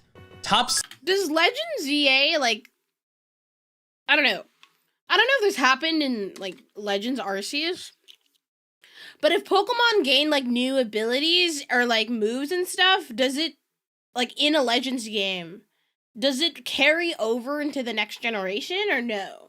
See, Turvy is a move that inverts the target's stat changes. It was the signature move of Inkay and Malamar, until Grapple-Locked got it. These cephalopod Pokemon have exchanged signature moves twice, and one of those signature moves has to do with inverting stat changes. Much like the ability Contrary. Contrary inverts all stat changes to the Pokemon, even self-imposed ones. Lots of Pokemon get Contrary, but only Inkay and Malamar get it as a non-hidden ability. You know, because the whole thing, they turn upside down. Because of how much Malamar and Grapple-Locked have in common, I don't think it would be crazy if Grapple-Locked got Contrary as its second regular ability. However, you could argue that this would be too overpowered. Sure, Malamar can boost its attack and defense with superpower instead of lowering them, and it can do the same with both defenses by using close combat. But Malamar is not a fighting type, so it doesn't get stabbed from those moves, and it also only has 92 attack. Yeah, I think that's just too broken. Would get stabbed from those moves, and after my adjustments would have... Yeah, absolutely not. I don't think this is... I think this would just... It'd be cool to imagine, but I think if you were to actually implement it, right? Disgusting. 128 attack. However, there has to be a backdraw, right? To a like let's say a Pokemon has like one busted move, there has to be a backdraw. They cannot just be full blown busted. If it has Contrary, then it doesn't have Guts, and they gave frickin' Superior Contrary with Leaf Storm. Come on. I mean, it does only have 75 special attack. Yeah, but I think that's balances it, right? The special attack is fun. This is an exercise in fun, okay? I'm having fun. Okay, I will let you have fun. If you think Contrary is too much, instead give it Regenerator. Octopus limbs grow back, so it makes a lot of sense. Just maybe also give it Flip Turn to pair nicely with that. The next Pokemon is the Pokemon version of my favorite animal that has my favorite type. Zebstrika. I ranked it at number 5 in my top 100 favorite Pokemon video. Zebstrika is so cool. Golly, this thing is hard to use. Zebstrika has the highest base stat total of the Pokemon discussed so far. Has anybody seen the little Dragon Knight delivery service Pokemon short? There's a few second scene of like, I don't know, is it a herd? I don't know. Like a big just group of Zebstrika running. There's like a small few second scene. But if you look in the background, there's a shiny Zebstrika there. It's so cool. Thank you for the follow. I appreciate it. 497. Highly recommend if you guys watch it. I don't think we could watch it on stream, at least not on YouTube, but it's so cool. Quite fast and has good but not great physical attack. And that short was surprisingly emotional. Dude, I was crying at the end of it. That's our problem. Physical electric types stink. Unless they get a signature move. Or they're Iron Hands. If you're not one of the lucky ones to Iron Hands just gets the special treatment here. Get Zing Zap, Bolt Beak, Fusion Bolt, or Plasma Fists, I honestly think electric type moves have some of the coolest names. Only decently strong options are Wild Charge and the very new Supercell Slam. Wild Charge does recoil despite only being 90 power. That's such an epic name. So it's an inferior electric type version of Flare Blitz. Additionally, while a very bulky Pokemon like Iron Hands with 154 base HP can shrug that recoil off, Zebstrika with under half the base HP simply cannot. It just Meanwhile, dies. Supercell Slam cuts half the user's max HP if it fails to land, meaning it's an electric version of Jump Kick, not High Jump Kick.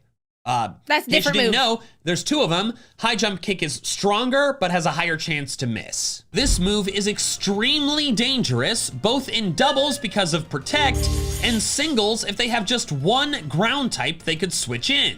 And even ignoring those situations, its accuracy is 95. It's not even 100. And if it's not 100, it's 50%. 100% accurate. It's 50% accurate! Also, Zebstrika only just got that move because it was introduced in the Indigo Disc as a TM. So I didn't even really know it existed. I saw someone's clip from Pokemon Champions where they had a Rampardos use it and fail and damage themselves. And I was like, wait, what? Huh?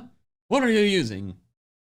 What are these newfangled kitty moves? Meanwhile, similar fast electric types on the special side get to enjoy Thunderbolt and Volt Switch properly. Two very useful moves. Because they're special attackers, right? With no drawbacks. So Zebstrika's useful stab moveset is very shallow, but then its non-stab moveset is also kind of shallow. This isn't crazy. Other fast electric types often have a similar situation, but it's another knock. And then looking at its abilities, it's got a unique and odd setup. No matter which one you pick, it gives Zebstrika an immunity. First is Lightning Rod. Very useful in doubles to protect electric weak partners, but it boosts special attack if hit by an electric move, which is clearly the wrong useless. Well, maybe not 100% useless, but not that great. Stat for Zebstrika. Motor Drive also gives an electric immunity, but it offers no redirection and boosts speed, which isn't really helpful because speed is already its best stat. Then finally, Sap Sipper offers a grass immunity and an attack boost if hit by the move, but no redirection. But I feel like that's so specific though. Despite that though, I still think it's the best of the three. None are useless, but none are perfect. I've said it before, I'll say it again real quick. The best scenario for Zebstrika is an electric flying Zebra Pegasus evolution. That would be actually so fire. Pegasus Zebstrika? I would have never thought of that. That's so cool. That would be so good and so cool. But again, we're not doing evolutions in this video. Now, an easy buff to Zebstrika is to swap its physical and special attack. It simply gets so many more perks from just becoming a special attacker. Lightning Rod becomes amazing, better usage of Thunderbolt, Volt Switch, and Thunder, and I haven't even mentioned Electro Web, another useful special electric move. Although, then it just becomes an inferior version of Jolteon, and Raichu as well, because Raichu gets Fake Out and Nuzzle. You know what? Screw this. I'm gonna make just give him everything! Zebstrika work as a physical electric type. It's more fun this way. And besides, there are few, if any, major fast physical electric types, so Zebstrika could fill that niche if I can make it work. And we can I've got make a it pretty work. good way to do that. We can make it work. Galvanize. Galvanize is the I love the normal, like changing normal type abilities, because Pixelate Sylveon is so funny. Can you imagine just Hyper Beam Zebstrika? I don't know. signature ability It's so funny. of the Alolan Geodude line, where it makes the user's normal type moves become electric type And then the 20% boost and then stab. and get so a 20% power boost. There are several other abilities that do the same thing for different I types. love them. Just make an ability like this for every single type. Please, please, please, please, Game Freak. I need you to listen. I need an ability for every single type like this. And while Galvanize and Dragonize are currently exclusive to just one Pokemon or line, Don't make it exclusive. Give it to everybody. Refrigerate, Trust. Game will totally not be broken. Pixelate, and Aerolate are on at least 2. By giving this logical ability to Zebstrika, it opens up a myriad of good physical electric options. Quick Attack, Thrash, Body Slam, Double Edge is just an upgrade from Wild Charge, and then Stomp. Although Oh Zing my Zap would gosh. still be better. It's still stronger than Stomp, even after the Galvanize boost. And Zebstrika should get that. Like, why is Zing Zap reserved? For just a couple of spiky balls. Also, it should get Headbutt. nobody Weird wants to use that those. it doesn't. And also, Extreme Speed. Less of a no-brainer than Headbutt, sure.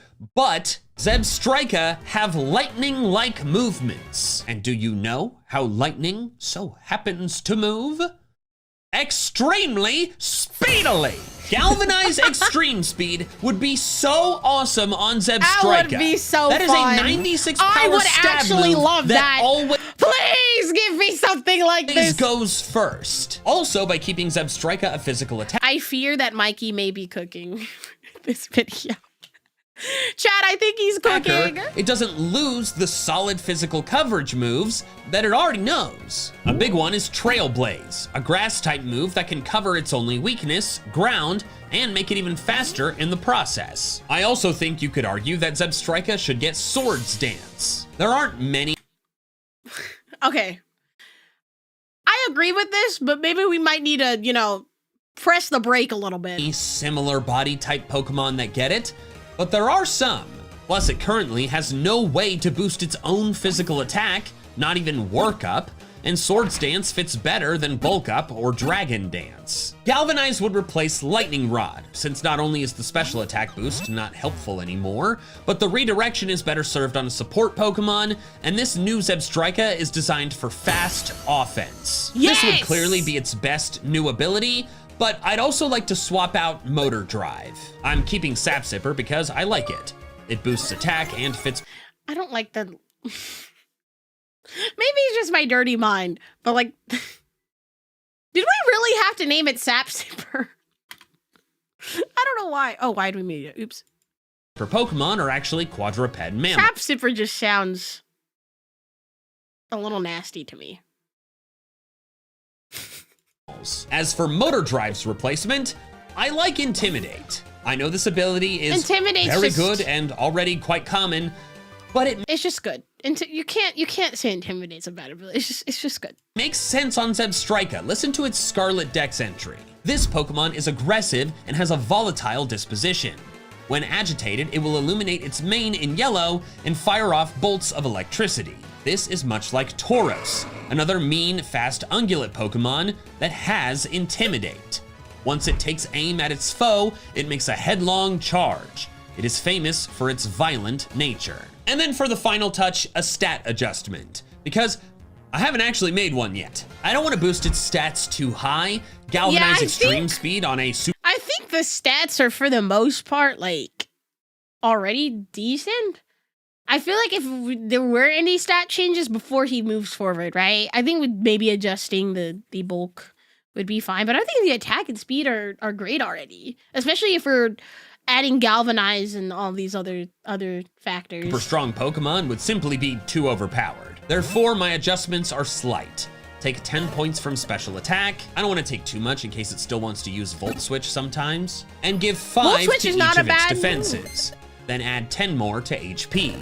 This makes it a bit less frail and gives it a base stat total of 507. I don't know if this would make sense. That's not too far off of some of the Pokemon that are like VGC meta. Try to dominate any metagames, but it definitely makes it quite a lot better. And at the very least, I could use it in a playthrough without depending only on Spark. The next Pokemon is by far the strongest one in this video, and thus you could argue I shouldn't talk about it at all. It has a base stat total of 530. Oh my god, what is it? Okay, if he is gonna be changing a BST of 530, this Pokemon must have like either the most like ridiculous stat spread or just ass ability mover typing. Significantly higher than what I buffed the previous Pokemon to. So maybe it's too good already, but I make the rules here and I want to talk about it. Sceptile is my favorite Pokemon. Oh, okay. I mean, it was in the thumbnail. What's wrong with Sceptile? Well, one of them. Well, I'm not too familiar with Sceptile, but I guess we'll find out. I feel like I kind of got a tie going now. You'll see that in the next entry. And it has been screwed over so many times. Aww. Let's progress chronologically, shall we? Sceptile has always been a fast, frail attacker. 120 speed is elite, but 85 attack is not... Yeah, the defense, the bulk is not great. ...really usable, and 105 special attack is underwhelming. It's by no means bad, but it's not good enough. Let's look at Meowscarada, another grass starter with a similar build. Yet it is faster and hits harder. Flower Trick really hurts with Meowscarada. Great. Love power creep. But speaking of Sceptile's stats, they're also just wrong. Leaf Blade was Sceptile's and Grovile's signature move in Gen 3 when they were introduced. And it remains an iconic pairing, even though tons of Pokemon can learn it now. But the cruel twist is that Sceptile should not use Leaf Blade anymore. Leaf Blade was a special move in Gen 3 because all grass moves were, but then Gen 4 gave Sceptile its first slap in the face. Leaf Blade logically became a physical move. While Sceptile remained a special attacker. But it's not just Leaf Blade. This Pokemon was meant to be a physical attacker. Evolution moves are where a Pokemon can learn a move upon evolving, regardless of the level at which it happens. Grovile's was Fury Cutter in Gen 7. Sceptile's was Dual Chop in Gen 7 and 8, then became Leaf Blade in Scarlet and Violet. Look at the knives on its body. It's meant to be a Sceptile enjoyers are in shambles. Physical attacker, the only I was more of a Blaziken girly, so I'm not super bothered if I'm being honest. only reason it's a special attacker is because all grass moves were special in Gen 3, and it had to be to not be terrible. Then Gen 5 brought the next face slap. Before then, starters only ever had one ability each: Overgrow, Blaze, or Torrent, depending on their type. These abilities are not that great. The best abilities are ones that help you all the time, whereas these ones only do so if the Pokemon has taken damage. But then Gen 5 opened the door for hidden abilities, and some of these can be so good that the starter becomes a major threat. I'm looking at you, Incineroar. I'm looking at you. For Sceptile, its hidden ability is Unburden.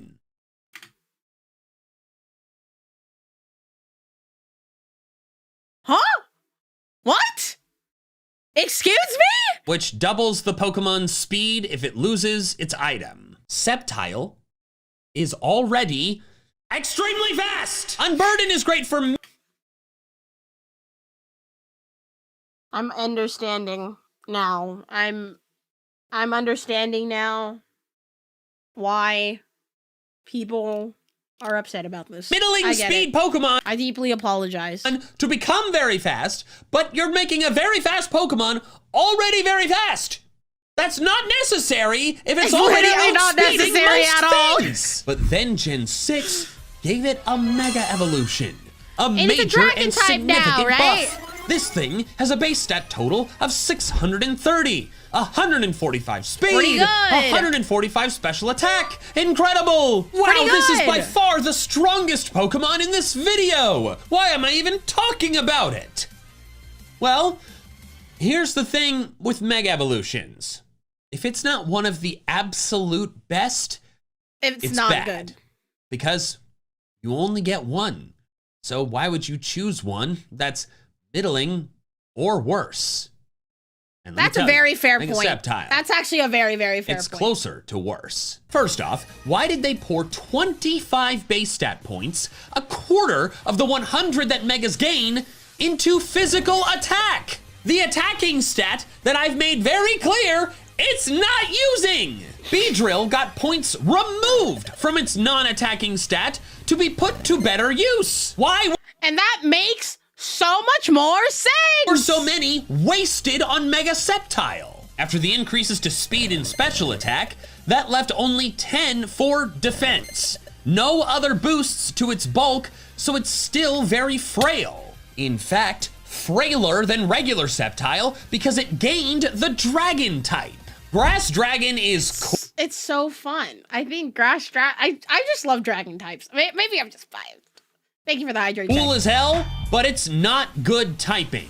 A whopping No. 6 weaknesses, a third of all types, and one of them is a 4 times weakness to ice. There are some good resistances, sure, but 6 weaknesses on a frail Pokemon is just so He's gonna get absolutely nuked, many. destroyed, bent over, spanked. Yeah. Now I should say it does get an immunity I don't want to talk about Mega Garchomp. Garchomp's one of my favorites. I just think Mega Garchomp's kind of... thanks to its ability, Lightning Hi, Rod. Megan. This is okay. I discussed earlier how it can be useful in doubles, and at least unlike Zebstrika, it would boost Mega Sceptile's main attacking stat. But Lightning Rod's best use is on a support Pokemon, protecting its partner that is weak to electric. And Sceptile is a fast, frail sweeper type. Also, it's not like electric That'll isn't do a it. useful immunity.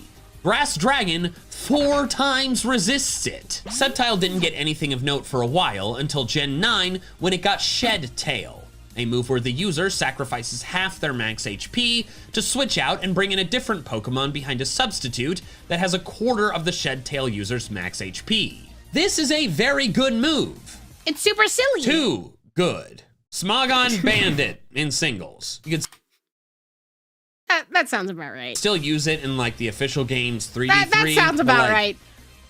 Who's playing that? And then it doesn't really get much use in doubles from what I can tell. Maybe because substitutes aren't as good there because 2 Pokemon can hit you at once, or maybe because Shed Tail was only given to a few not that strong Pokemon. So what do we do? Well, my goal isn't for it to take Incineroar's spot as the best starter, or I guess just the best Pokemon in general, but I want the choice between... The day Incineroar gets dethroned as the best starter is the day Wolfie VGC retires. I don't know. They might cook something with Gen 10. I'm actually kind of scared. Sceptile and Meowscarada to not be such a no-brainer. And I'd like its Mega to have success beyond extremely niche, inflexible That man's strategies. never retiring. Dude's gonna be winning NAIC in like 2080, dude. First, gotta make it a physical attacker.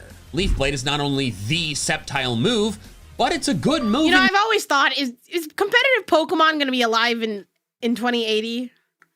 Is it still gonna be a thing by then? general. The lizard should use it. We can do this by moving 30 points from special attack to physical, giving it 115 physical attack. This is higher than the cat, but Sceptile remains slower. It doesn't have that stupid... I can't wait to be a grandma and have like my grandkids. You know, I want my grandchild to be a TCG world champion.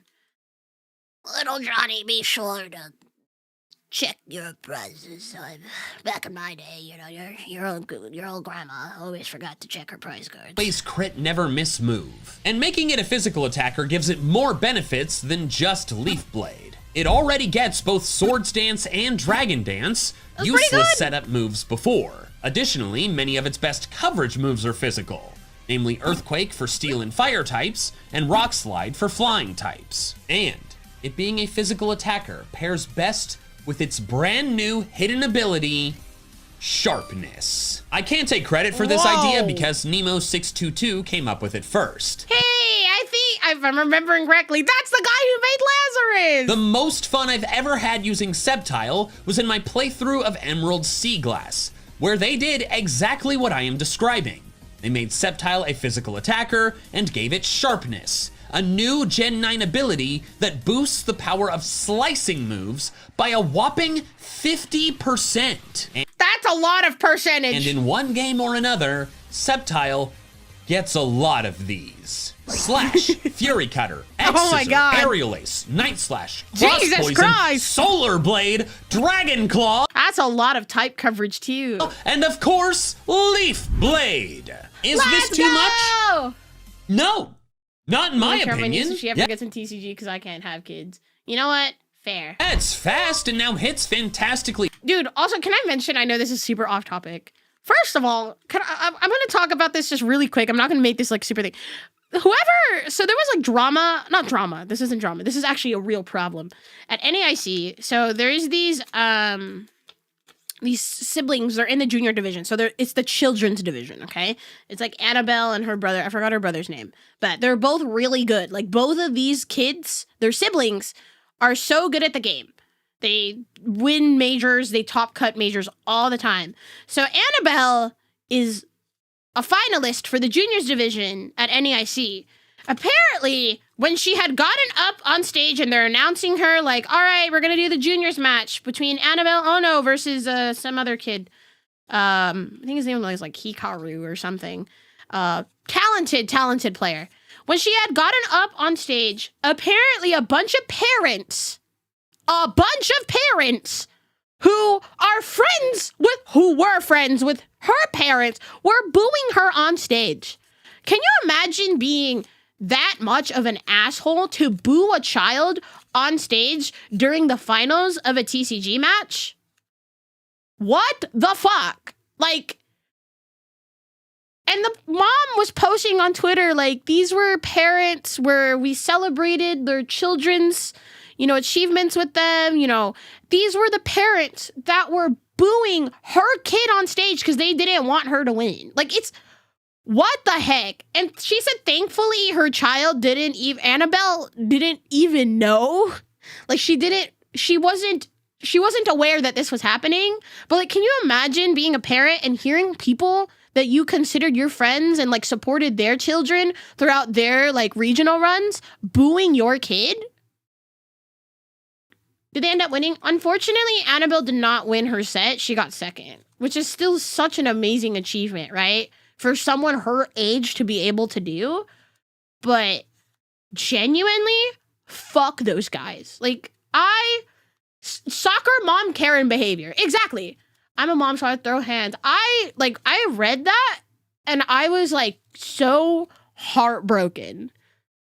Because even us Master Division players, we look up to the juniors.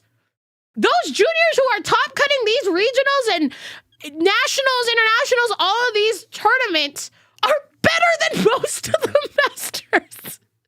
So we have so much admiration, especially for these siblings. Like, I think, which regional was it? It was the siblings. They ended up going into finals together for like one regional. Yeah, those kids would probably beat the shit out of me and like probably everybody at my locals. So yeah, I don't want to go on too long, but I don't know why I just got reminded of it. But genuinely, fuck those guys. Like, it made me so angry. Because, like, imagine, I don't know how miserable you have to be as a parent to be able to boo a child because your kid wasn't up there. Like, are you serious? Come on, like, grow the fuck up. Hard. Sorry. I had to like crash out about it for like 2 minutes. But it remains frail with several weaknesses. And again, Meowscarada has a signature move. I don't care if you boo an adult, but do not boo a kid who is just better than your kid. I feel, yeah, like there were people in the comments of this tweet who were justifying it, which I'm just like, why are we justifying booing a child? Like for, like what the fuck? I understand maybe booing a player that probably did something bad, you know, got canceled or something, who's an adult. But a child, like come the fuck, grow up.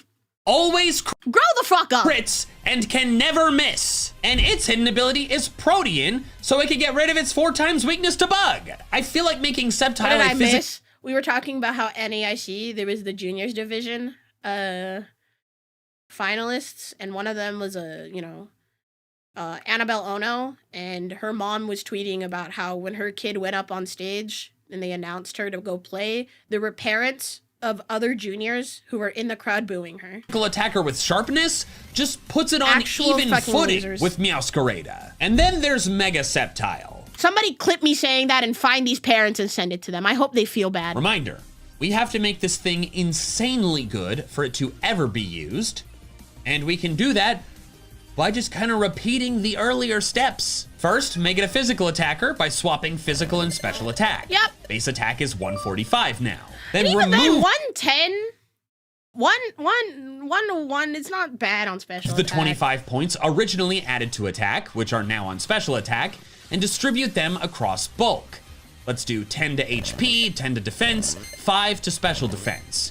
A useful buff to its bulk. That's not the worst. Without making it unstoppable. As for the ability, Lightning Rod is super gone now because it's no longer a special attacker. So instead, we give it sharpness again. Yeah! Look at how he's literally covered in pokey things and blades. Makes sense. And now it can hit you with base 145 attack, stab boosted, 135 power leaf blades with a high crit chance. Yeah! That is great. As for the typing, I say we keep the grass dragon type. It allows for stab on sharpness dragon claws, but it's also for balance. If it's gonna be this fast and hit this hard, then you kind of have to give the opponents a path to take it down, and a lot of weaknesses I feel like is a fair path. These changes do make Mega Sceptile extremely, extremely strong. But if it's ever going to have just the sliver of a chance to be selected over the likes of Mega Salamence or Mega Metagross, off topic, but Mega Salamence looks so cool. Then it has to be. There's just one Pokemon left. And if you've enjoyed this— oh wait, this is the one he said he was saving for last because it was the best one. Much of the video, please consider subscribing. It's a great signal to YouTube. Go subscribe make it so you see more of my videos. To Mikey. But he's now, so cool. Finally, my magnum opus. My boy, my friend. Oh my God! It's Boobies! I alone am its sole ally, rejecting the criticisms of its appearance and instead spreading the good word of its cuteness and creativity. My beloved cast form is absolutely worthless in battle. By far the worst Pokemon. He's just a little guy. In this, there's no cast form hate in this chat.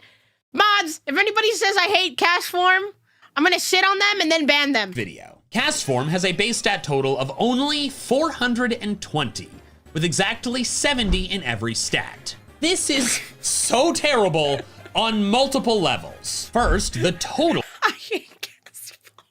is inexcusably bad for a fully evolved Pokemon. Middle stage starters are this strong. I understand having certain fully evolved Pokemon be this weak. Namely the early route bugs and rodents. They're kind of the mid-game Pokemon you use. But Castform isn't one of those. It's like this cool— thank you, Caleb, for the 100 bits. Gen 3 would have been better if it's Gen 4's physical split, but moves and base stats are really what's handicapped cool design Pokemon. Yeah, it was the special physical split, I think, that definitely threw things into a doozy. Special unique gift Pokemon. Why is it as bad as the Pokemon you're supposed to ditch after like Gym 3? But it's not just the total, it's the spread. 70 in every stat means it's bad at everything. Other fully evolved Pokemon with similar stat totals have at least something they can do. Gumshoos has very high attack. Linoon is very fast. Sudowoodo has high defense and attack. And then others have ways of overcoming their bad stat totals. Metacham, Azumarill, and Diggersby get huge or pure power to double their attack. Marowak gets the Thick Club item to do the same thing. Castform gets nothing! Then lastly is its ability Forecast. Hear me out. We mega evolve Castform. The method Or give him like 8 more types. I don't know. through 8 which more Castform forms. changes into its different forms depending on the weather on the field. This is really cool. It's Castform's defining thing, but it can backfire on you in a Weather Wars situation. The previous Pokemon I fixed are bad in the competitive scene, but you can make them work as part of a playthrough team, mostly. But Castform is so weak that even including it on a playthrough team is like putting a high schooler on an NBA starting lineup. And not a high schooler like LeBron James or It's like we put Kevin Hart in the NBA. Cooper Flag. I mean, a bench warmer, like I was. Oh, also one final thing that's bad about He's a it. basketball player. It doesn't have a sandstorm form. So dumb. I doubt it would even be good, but it should exist. There is As Toxic Side, you know, I just thought about that that video of Shaquille O'Neal and like Kevin Hart, and they're on the court, and I guess Kevin Hart was having the mic, and then Shaq just kept like getting closer and closer to Kevin Hart, just so everybody could see how much shorter he is. There's a clear path for Castform to get better.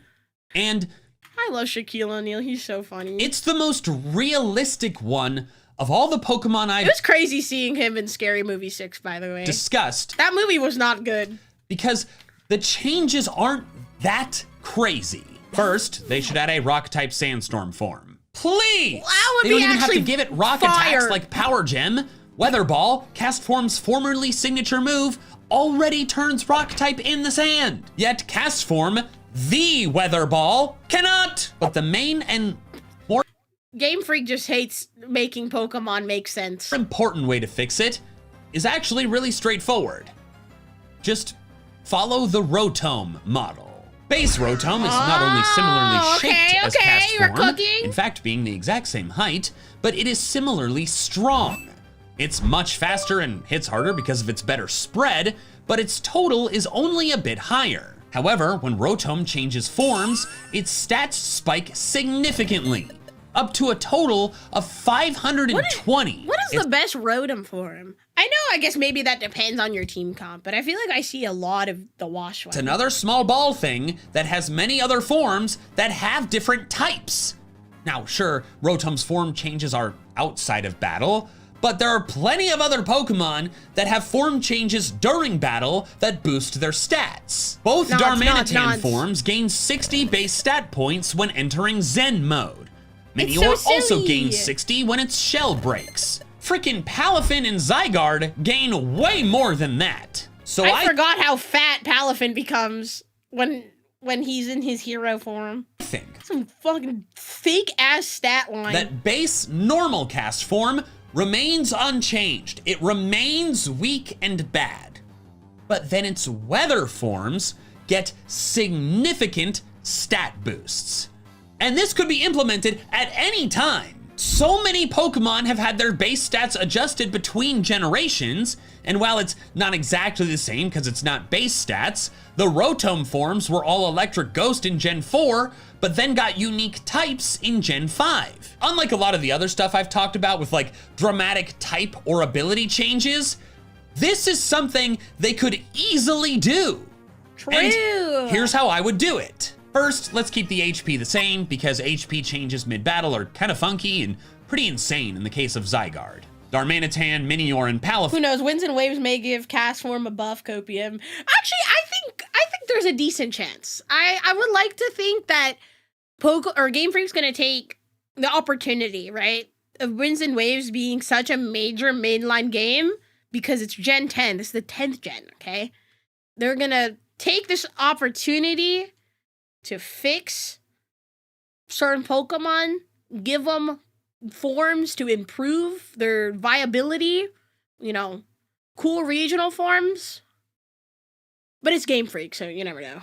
Finn, do not change HP when their forms change. Shrug. Attack You never know. is also left untouched. Dumb that it's as high as it is to begin with. Weather Ball was Cast Form's signature move in Gen 3, and while it was physical under no weather due to being normal type, using it under any weather that changed Cast Form turned the move special and doubled its power.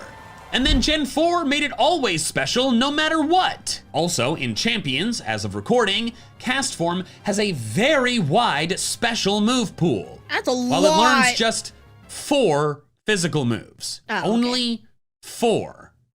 Yeah, I'm not giving That's it any insane. points in attack. Defense, special attack, and special defense will be my main area of focus, inspired by how Rotom's stats change. I'm giving 30 to each, bringing them up to 100.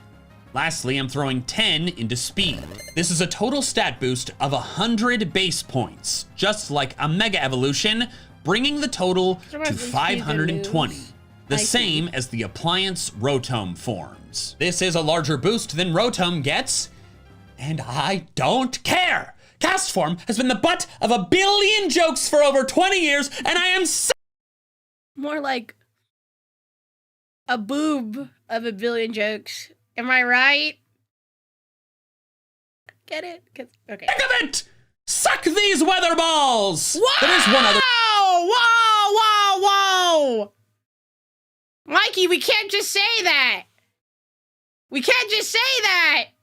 Relax! change I've considered before, to make Cast Form more closely mimic Rotom.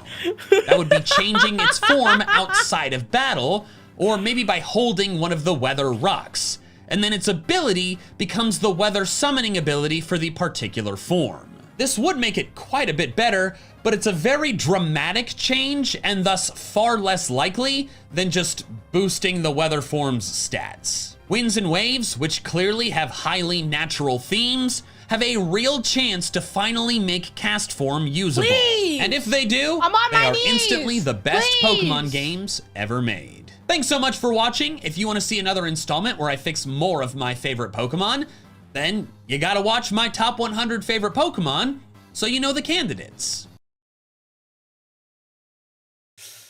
Oh my goodness. If it makes sense, Game Freak won't do it. And unfortunately, you might be right. I want Winds and Waves so bad. We gotta wait a little longer, guys. Just a little longer. By a little, I think maybe we might be waiting another year. But it's okay. I have faith that this game's gonna cook, and it's gonna cook hard. When is the next Pokemon Direct? I'm gonna Google this. I don't know. I could have sworn there was like another one coming up at some point, but maybe I'm tripping. Probably not. We won't get one for a while. We can get Power World in the meantime. We will be playing Power World when it comes out. I don't know how much we will be playing Power World. Probably September. Yeah, we probably won't be getting a Pokemon Direct until later into the year. Which I guess makes sense. They're 100% going to show Winds and Waves. And if not, we are going to have an issue. Community Power World server. That sounds like a fun and interesting time for sure. Why are we getting my chat texting while we're driving? Stop! Stop texting and driving, brother. Stop. Eyes on the road. Okay, you're stopped. Oh, thank God. And it's pouring. Yeah, if it's pouring, maybe you should stop driving for your safety. Okay. Yeah, please, guys. For those who listen to me while driving, don't chat. Don't chat, please. Bro, it's tempting fade. It's still not legal. I think better. I mean, if you're pulled over, I think you're fine. But I don't know. Driving scary. NGO. Driving very scary. Let's see. Did we want to watch? Oh my God, I had one video picked out. I think I lost it. Let me check. Let me check my other browser real quick. Make a better game. Yeah, I would rather them take like another year of time to work on Winds and Waves if that means we get a better game. You know what I mean? I feel like that is so fair. So fair. We are not watching the Team Sky Lola for a while. We're probably not going to watch it until the end of this month when I'm all caught up with, what the freak? Okay. What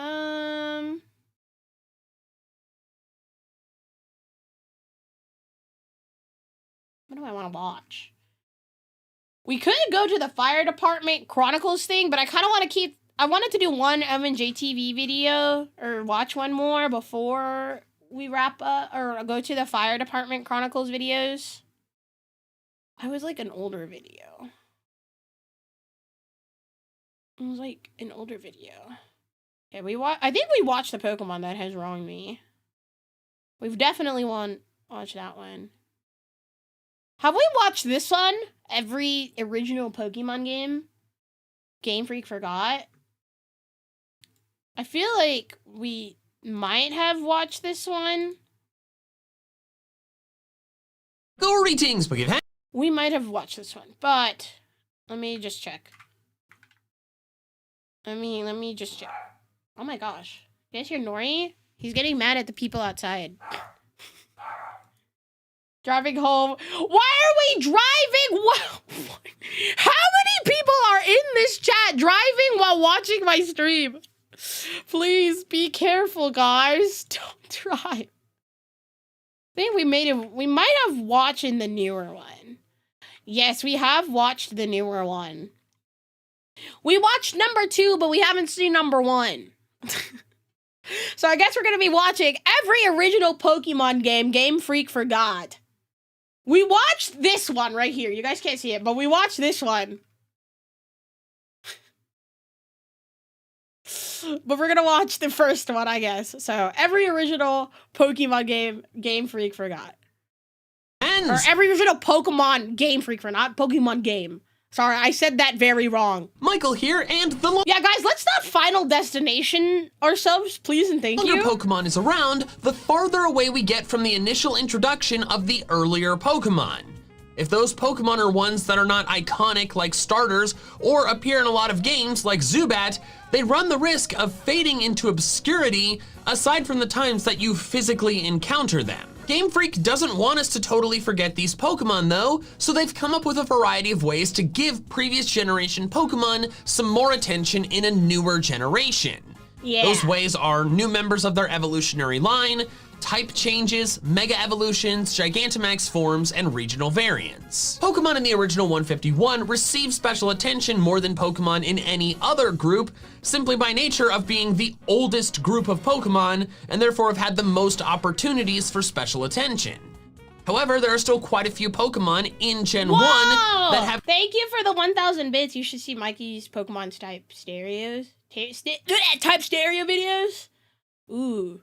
Never received any in-game changes. In this video, I'm going to be covering every Pokemon in the original 151 that's never gotten any special attention, and whether I think they deserve it, and if they do, what I'd like to see. Also, I know a lot of you are thinking, why give special attention to any Kanto Pokemon? They get enough special attention simply— Well, certain Kanto Pokemon don't get enough attention. Charizard has had enough. by being the original Pokemon. Charizard has had too much. To which I would respond, when was the last time you thought about a dugong?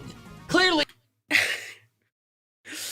I don't know, last week? there are Kanto Pokemon that are forgotten despite being in Kanto. So don't forget to subscribe to my channel, and let's start the list progressing in Pokedex order. We begin by skipping over the starters, obviously. Butterfree due to its Gigantamax form, Beedrill and Pidgeot due I love Gigantamax Butterfree, it's so pretty. to their Megas, and Raticate due to its Alola form. That gets us to the first Pokemon, Fearow. Fearow is basically the second-tier regional bird of the Kanto region. Unfortunate. The Pidgeot line has always garnered more attention, being the one Ash used in the anime, the Kanto rivals use in the games, and getting a Mega. Meanwhile, Fearow is characterized as the meaner, less majestic early game. I was about to say, I feel like Fearow has always, in like Pokemon media, been been presented as like the evil bird that wants to eat all the little Pokemon.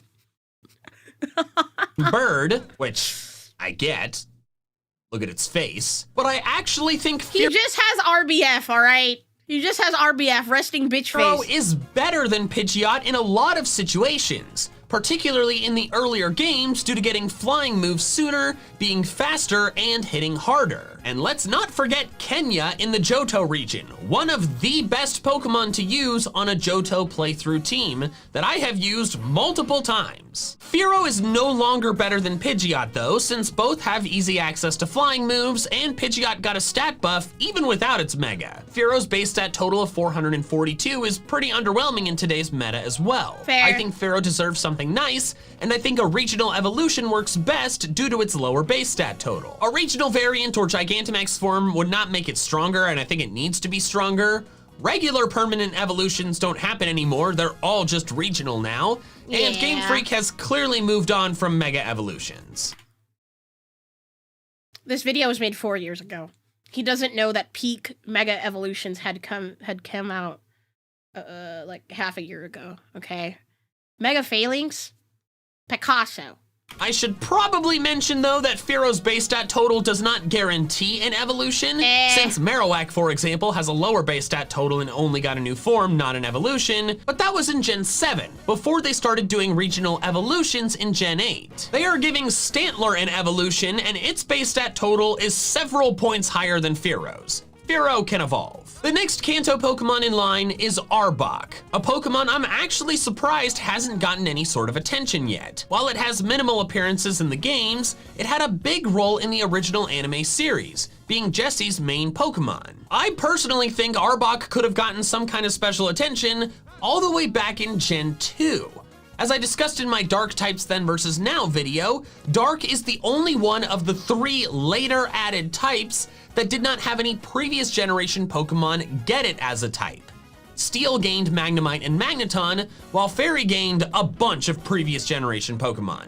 But Dark got nothing. I think Arbok would have been a great fit for the Dark type due to, and I quote, having a very vengeful nature, and using fear tactics is basically its whole thing. However, that ship has sailed, so instead I'd like to see it get a regional evolution like Fearow. Its base stat total is around the same as Fearow's, in other words, definitely low enough for an evolution.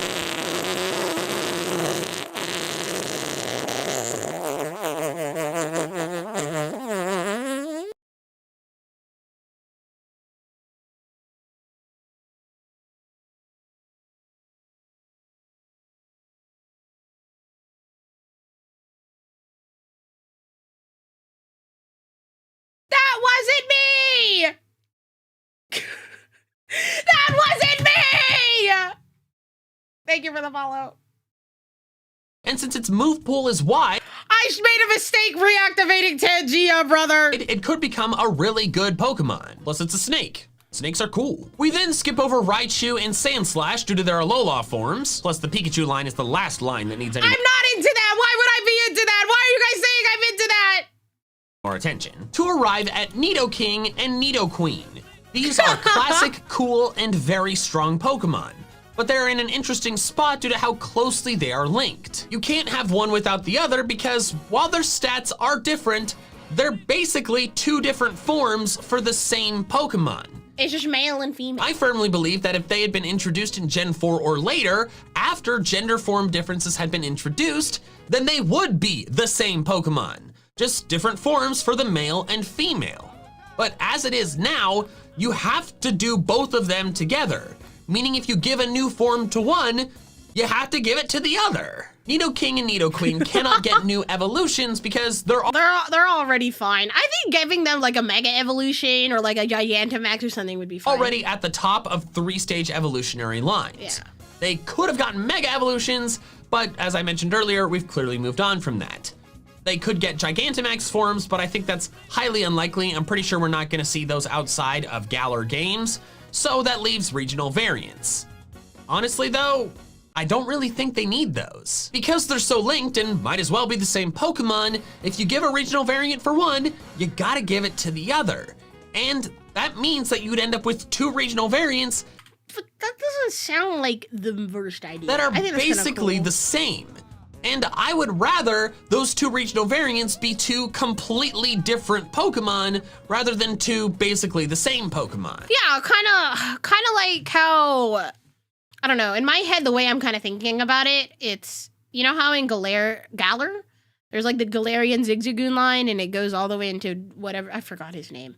I think it'd be cool if it was just like two separate Pokemon, not like, oh, Nidoqueen, Mega Nidoqueen, or like Mega, or like just can make of two different species. If they did give them new forms though, I would want them to have different typings. Years ago, my concepts for Alolan Nidoqueen and Nidoking were kind of like how Paldea and Tauros just has different typings. Steel and fire type respectively. Fire. And I still think that would be the best way to do it. It would make it so they're not so much the same Pokemon. Aha, it is I, Grunty Boy. Why do you sound so Sounds upset? more like Grumpy Boy today. What happened? Well, normally I have coffee every morning, but the stuff we have at the hideout right now can barely be considered coffee.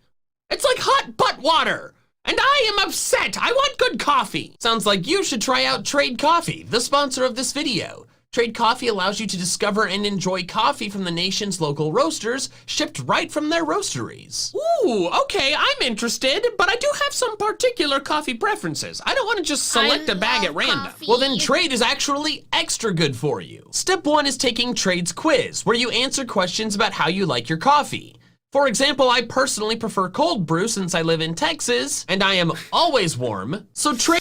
I love cold brew. Now I want coffee. Psy brand coffee when? Listen, that's Face Connect's thing. Trade matched me with some coffee. They have the Vtuber coffee. Go buy from them. These that are compatible with my preparation and taste Go buy my homie Ember Amane's coffee. preferences. Does she have coffee? I love her. She's so fun. Choose your delivery frequency, and they ship the coffee right to your door at peak freshness and in compostable packaging. After you prepare it and enjoy it in whichever method you prefer, you can rate the coffees you got so Trade can continue to send you coffee you'll love. Well, that does sound lovely. I hate dealing with sound very nice. Now I want coffee. the grocery store, and this is just so personalized. Plus, I'd be supporting local businesses, which is something I am all for. I didn't know you were such a proponent of small businesses. My team executed a hostile takeover of a large corporation's building. I could not have made it more obvious that I prefer buying local. The quality is just so much better. Fair enough. So, are you in? If you use my link specifically in the description below, you'll get your first bag for free, with free shipping included.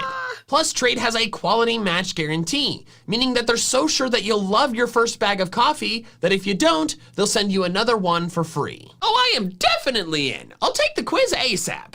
However, I'm also taking one of your bags, so I end up with It's not a grunty boy ad if he's not stealing or committing some sort of crime. 2 free bags. Oh, sea salt caramel sounds so good. I love caramel flavors. Are you serious? I just helped you. Come on, man. I'm a bad guy in a bad mood. This cannot surprise you. Ta-ta! Ugh. Anyways, thanks so much to Trade Coffee for sponsoring this video. Be sure to take their quiz using my link in the description below. But now, back to the video. Next, we skip over Clefable due to its type change. I know a type change isn't as spicy as a new form, but getting the fairy type was a massive buff for Clefable. Massive buff, yeah. So, like, I think it's fine. Ninetales because of its Alola form, Wigglytuff because of its type change, Golbat because of Crobat, and Vileplume because of Bellossom. That gets us to Parasect, a Pokemon that Pokemon really doesn't care about. This video by the Super Carlin. Somebody save. So first of all, can we get like a form of Parasect where maybe he recovers from being? Not every day I see Say getting farted on during a MandJTV video.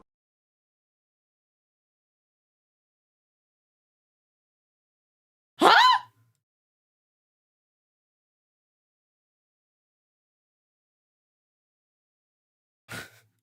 Okay.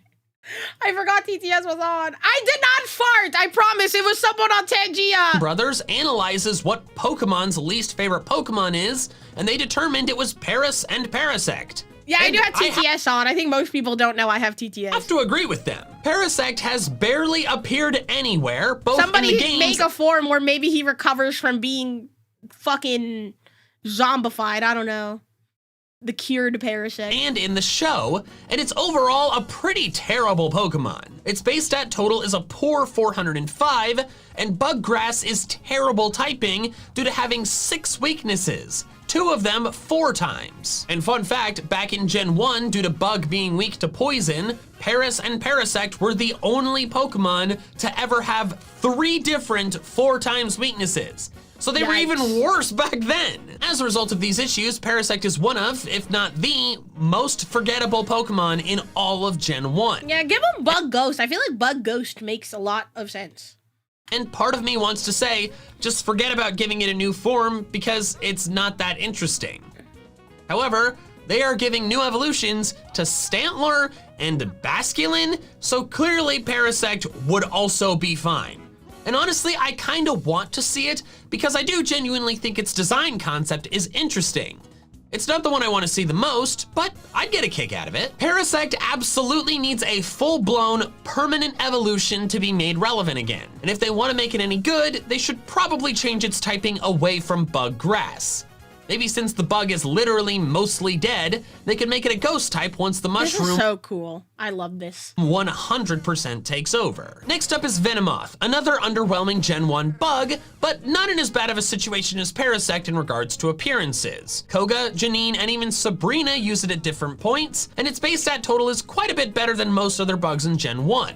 Only being beaten by Scyther and Pinsir. It also garnered attention as part of Twitch Plays Pokemon, but that Oh, I love this. was due to the Pokemon fandom, not the creators. It has been ignored outside of Kanto and Johto though, so I think it's a good candidate for a regional evolution since its base stat total is not too high. Poison is more viable now than it was before Gen 6 thanks to its advantage over Fairy. So with a stat buff up to around the 500 range, it could be an effective Pokemon to counter that type. This looks awesome. I would use this on my team. Plus, it would be nice to see the OG Moth Pokemon be actually decent. After Venomoth, we skip over Dugtrio due to its Alola form, and Persian due to its Alola form, Berserker, and Gigantamax Meowth. Man, how did Meowth end up with so many goodies? But then we get to the next Pokemon, Golduck, a Pokemon that I'm actually quite surprised is here.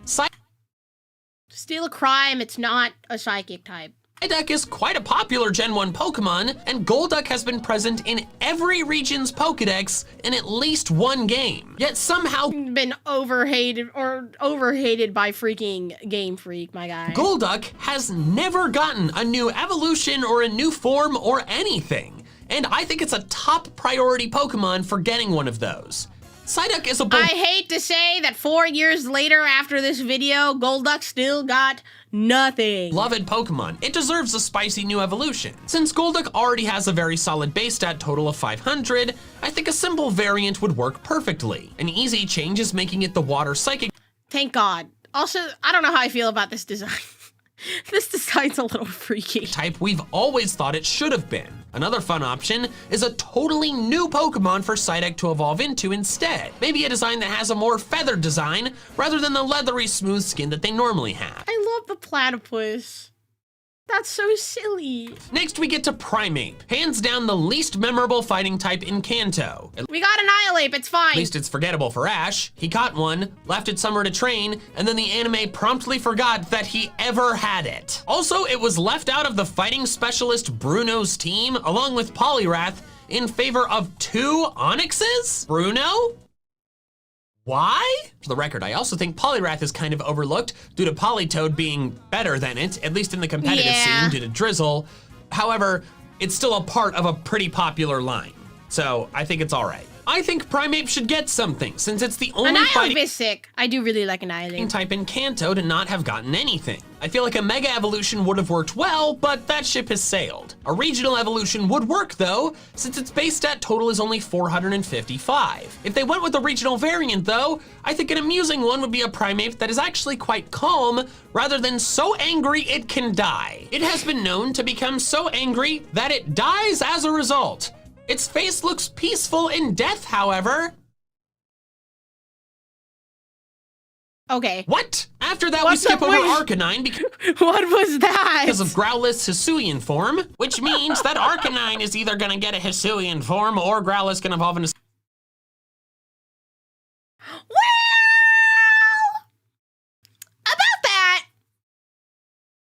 something else, but both count. Poliwrath because of Politoed, Alakazam because of its Mega, and Machamp because of its Gigantamax form. That brings us to Victory Bell. Victory Bell is off.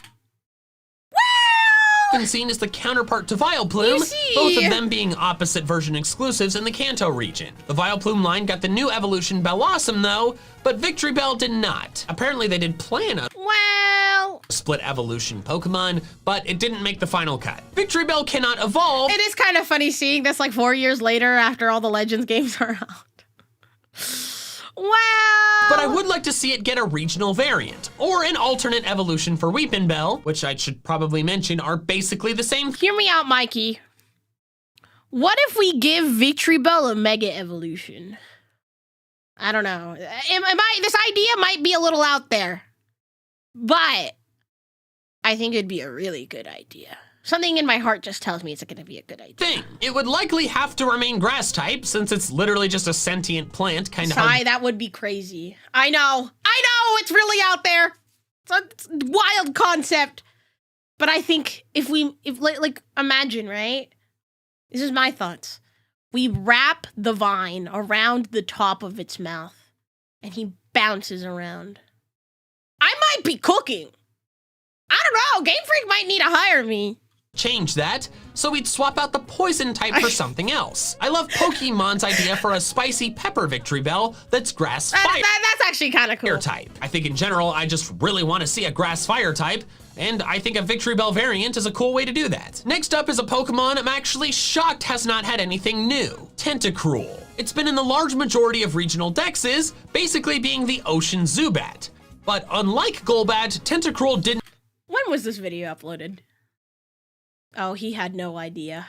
Not get an evolution. But the reason for that is simple. Tentacruel is already quite strong. We have Toedscrew. Having a base stat total of 515. I think a regional form would work better for Tentacruel than an evolution due to Tentacruel's existing strength. It seems like a lot of fan artists want to see an electric type one. I don't fully understand how they all came to such a consistent decision, but I'm on board. Regardless of the type though, I think Tentacool and Tentacruel deserve a change. If not for the sole purpose of giving us something else in the water. After Tentacruel, we skip over Golem because of its Alola form, Rapidash because of its Galarian form, Slowbro because of both Slowking and its Galarian form, Magneton because of Magnezone and its type change, and Farfetch'd because of its Galarian form and Surfetch'd. That brings us to Dodrio. Dodrio is a Pokemon that got more attention early on, appearing in 3 of the first 4 regional dexes, but lately has fallen to the wayside, only appearing in 1 of the last 4. I think it deserves some kind of nod though. An evolution would benefit it since its base stat total is 470, not as low as some others, but still not too high to disqualify it from evolving. However, I don't think evolving is a good fit design-wise for Dodrio, because what do you do aside from just add another head? There are lots of opportunities for a non-evolving regional form though. Multiple artists have designed flamingo. Hold up, chat, I need to charge my headphones. It made like the beeping sound where it's like, help me, I'm going to die. All right, sorry, I had to charge me headphones. We're cooking now, we're fine. Based Dodrio. That would be cool. Or like, I don't know, one of the heads ate the other. I might be cooking. Which I think is a great fit due to its long neck. If these were Fairy Flying type, that would really improve Dodrio's viability since Fairy is such a good type. Next we have Dewgong, one of the most forgettable water types from Gen 1, primarily due to looking pretty bland and not being anything special in the battle department. It could get an evolution, but its base stat total is pushing the upper limits of Pokemon that have gotten evolutions in recent generations. Gen 4 evolved a lot of Pokemon that were already quite strong, like Magmar and Rhydon, but they've pulled back on evolving Pokemon that strong in the recent generations. To be brutally honest though, I don't think Dewgong deserves anything new. I know. Yeah. I think Dewgong is just Dewgong. We leave Dewgong alone. It looks like Dewgong wants to be left alone, right? just leave the goddamn seal alone. May come as a surprise. He's perfect as is. Surprise because we don't need it's to not a change Pokemon him. that's already gotten some new things. It's gotten nothing. It's extremely overlooked and forgotten. But I think there's a reason for that. Its design is just so bland. It looks almost— Okay, listen, I like him. He's pretty cool. Just like a real animal. And like, What do you do with it? If any of you can make an interesting dugong evolution or regional variant, I'd love to see it. Submit it to my subreddit and maybe it'll show up on Meme Review. But like, for now, I don't really know what you could do with dugong to make it anything interesting. So I think it's one of those Pokemon that Game Freak just made, didn't do a great job on, and should just be left on the wayside. After Dugong, we skip over Muck due to its Alola form, then we get to Cloyster. Cloyster has No words. always been one No comment. of the lesser known Kanto water types due to it not being easy to obtain. But I see why that's the case. It is darn strong, having a base stat total of 525. Oh my god, I didn't realize its defense was that high. Jesus I Christ. think Cloyster would be a great Pokemon to be given a variant, not an evolution since it's so strong already, due to it being based on bivalves. Bivalve's shapes vary so much that there are a lot of ways to alter Cloyster's design while still being faithful to its original premise. We then skip over Gengar because of its Mega Evolution and Gigantamax form, and Onix because of Steelix and Mega Steelix. Then we reach Hypno, a Pokemon like... Absolutely not! I refuse to give Hypno any more attention! In fact, just delete Hypno. Just remove it from the fucking game. Get it out of here. Thank you for the 100 bits. Gen 5 haters. Hypno does not deserve anything. Okay? Don't give Hypno attention at all. It likes it too much. Arbok, I thought could have been given the Dark type. The thing kidnaps children. And people still had the audacity to get mad at me for saying that I don't like Hypno. Listen, that one tweet I made where I was like, I don't trust anybody that likes Hypno. There were people in the comments like, actually, Hypno is not that bad. The fucking Pokemon kidnaps children! How are you going to justify that to me? Genuinely, how? Like, come on. I don't really think it needs an evolution, and while its inherent creepiness puts it lower on my list of Pokemon I'd want to have a regional variant, I feel like there are some solid concepts that would be pretty cool. I could see a Psychic Dark variant working well as a way to give it the typing it could have gotten in the past but didn't. I'm also a big fan of this Sandman-inspired variant, a more wholesome take on the putting people to sleep aspect of its design. We then skip over I don't know, for Kingler due to its Gigantamax form and arrive at Electrode. This Pokemon... Here's an idea, Mikey. What if we made Electrode grass? And he's like made out of wood. I don't know. This might be very out there. This might be very out. Sorry, I bumped my desk. I might be cooking. I fear that I might be cooking.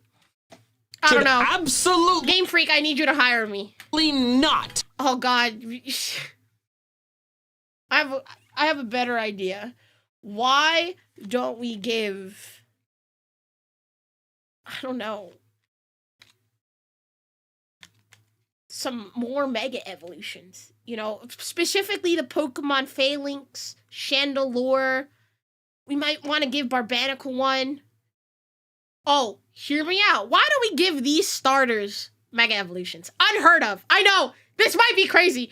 We should give Emboar a Mega Evolution, Meganium a Mega Evolution, and Feraligatr. Crazy. Get any new forms. Electrode is one of those Pokemon that would have been ridiculed for its design concept, like Garbodor. I know, we're watching this 4 years later. I had to do it, you know. Give Primeape the ghost type. Oh my God. Vanillux had it been introduced later in the series. I don't think it deserves to have any new forms, both because its design concept is silly to begin with, but also because there's not anywhere for its design to really go.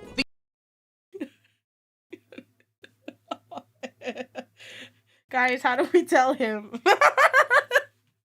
Guys, Chat, how do we tell him? The only ways to power it up via evolution, Omega, Oh or my Gigantamax God. are to make it look like a better Pokeball, like a Great Ultra or Master Ball. A design concept I think makes its original design concept even goofier and illogical, Nobody tell him. or to have it surround itself with more Pokeballs, which I also think is silly. Any regional variant would also be minimally interesting, just changing what type of ball it is. Next, we skip over Exeggutor and Marowak because of their Alola forms, the Hitmons due to Tyrogue and Hitmontop, Lickitung due to Licky Licky, Weezing due to its Galarian form, Yeah. Rhydon due to Rhyperior, Chansey because of Blissey and Happiny, Tangela due to Tangrowth, Kangaskhan because of its Mega, and Seadra due to Kingdra. That gets us to Seaking. Seaking is a pretty unimpressive Pokemon and I love how stupid looking Seaking is. one of the most forgettable Gen 1 water types. Its design is basically just a fish with a horn,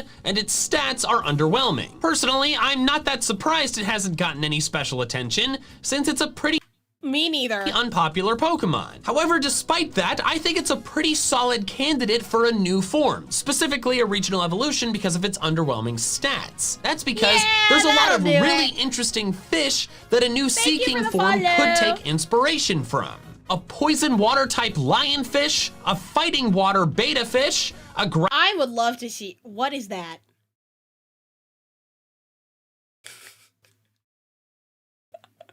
That looks like something more Pars would make a video on. ground water handfish, or something else. I know we don't really need more fish Pokemon, so a great No, let's make more. Why not? way to represent one of the countless really interesting fish in the sea is to take a I saw Mikey had to see what's happening. We're all goobers reacting.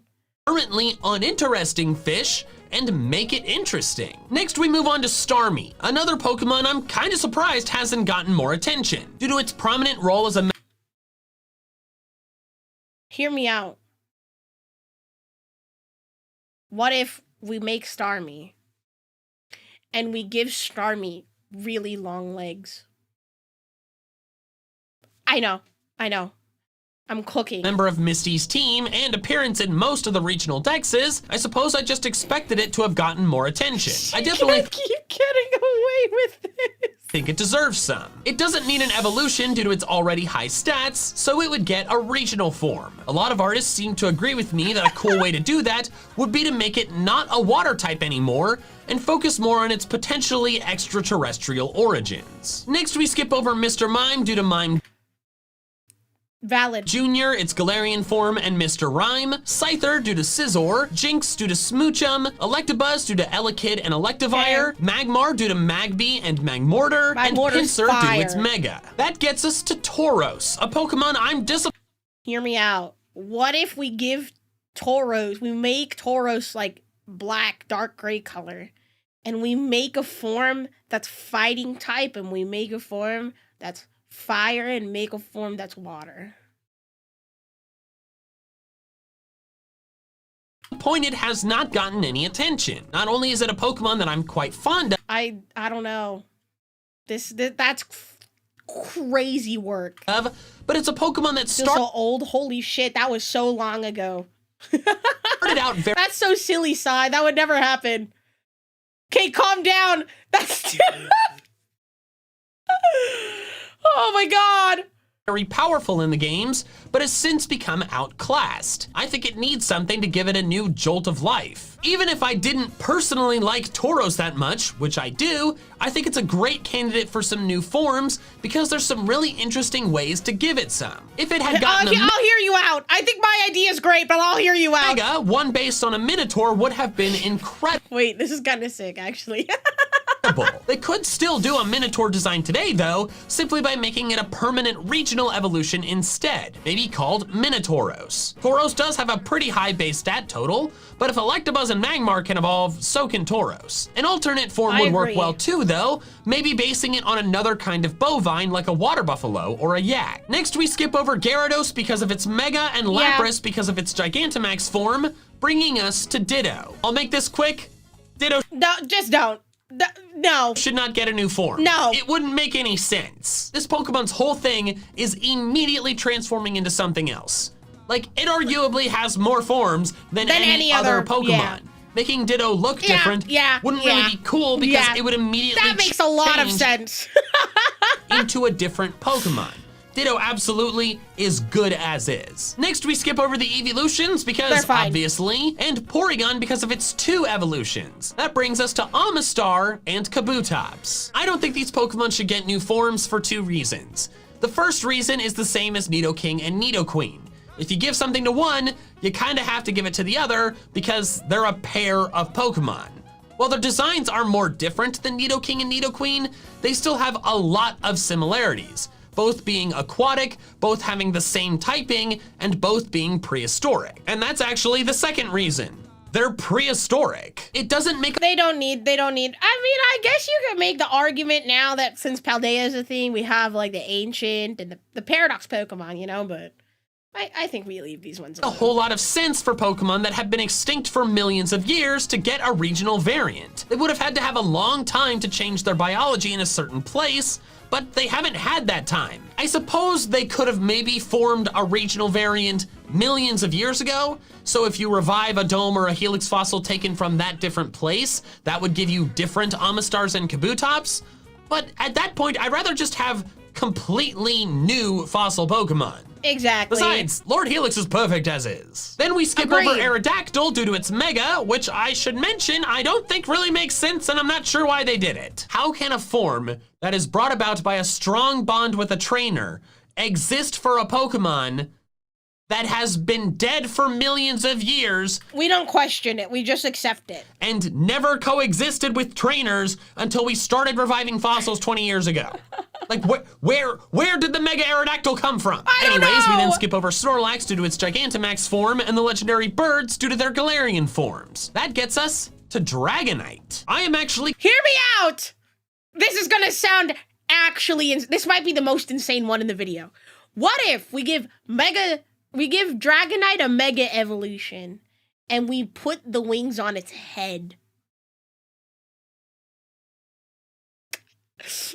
Somebody needs to do something about me. I'm a problem. They would never do something like that, I know. Game Freak wouldn't be this crazy. Actually groundbreaking. Somebody needs to get me out of the kitchen. Quite stunned that this iconic Pokemon has gotten 0 special attention since its introduction. It's Dragonite, for crying out loud.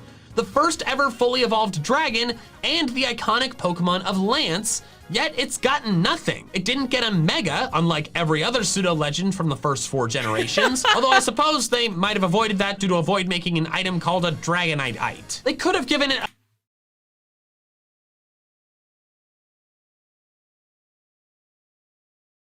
Anyways, a Gigantamax form, but they didn't. However, going forward, they could do a regional variant, since it obviously cannot evolve, but that would make it the this video aged like milk.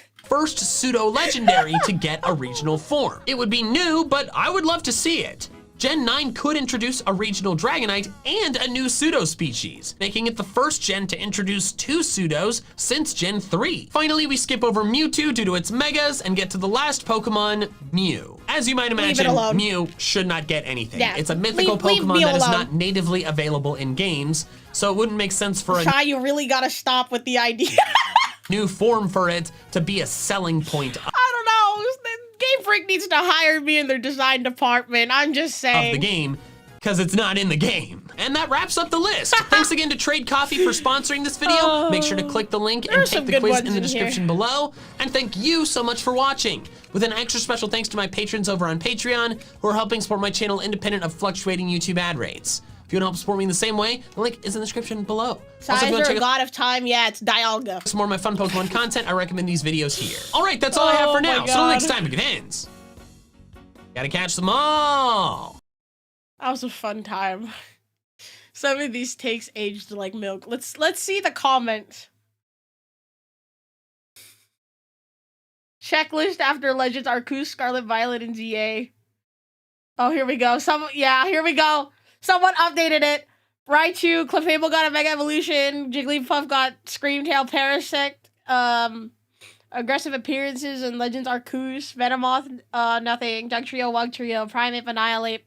Arcanine, Hisuian form. Victory Bell, Mega Evolution. Tentacle got Toadscrew. Slowbro also got a Mega Evolution. Magneton, Electrode, Hisuian form. Starmie got a Mega Evolution. Tauros got 3 Paldean forms. Dragonite got a Mega Evolution. Also, the keyword for new upgrades for Pokemon in addition to previous upgrades already discussed in the video. I said in the video, Forgotten Johto Pokemon, Paradox Pokemon count later gen treatment despite them being totally new species. You know, that's so funny. Toadscrew's not related to Tentacle. We could pretend it is! Let's delulu ourselves it being that way. Man. Oh gosh. Alright. I'm gonna go pee. Please give me a few minutes. Don't leave yet. We're gonna react to more stuff. So please stay. I'm gonna pee. Give me a few minutes so I can relieve myself and dissociate on the toilet for like a minute or two, alright? I will be right back. Where's my... Oh, wait, did I get... Oh, here we go.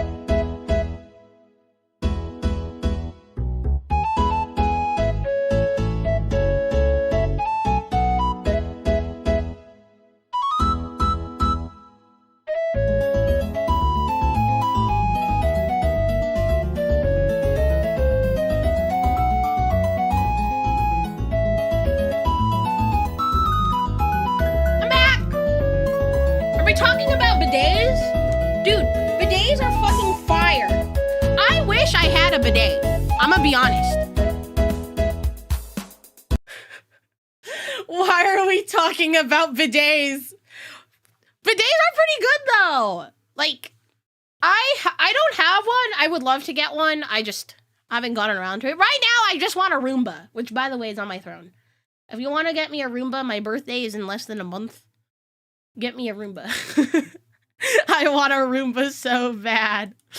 But yeah, bidets are awesome. I will say it's nice to wipe after bidets. You know, you get your butt, a little wet. You just like pat it dry. You're still saving on toilet paper. We're supposed to be talking about bidets, but it mutated into bidet. I want his parents, they love it. Hey man, you get like extra clean. I don't see the problem. You get like super duper clean. Benight. Ha! Get it? 'Cause, yeah.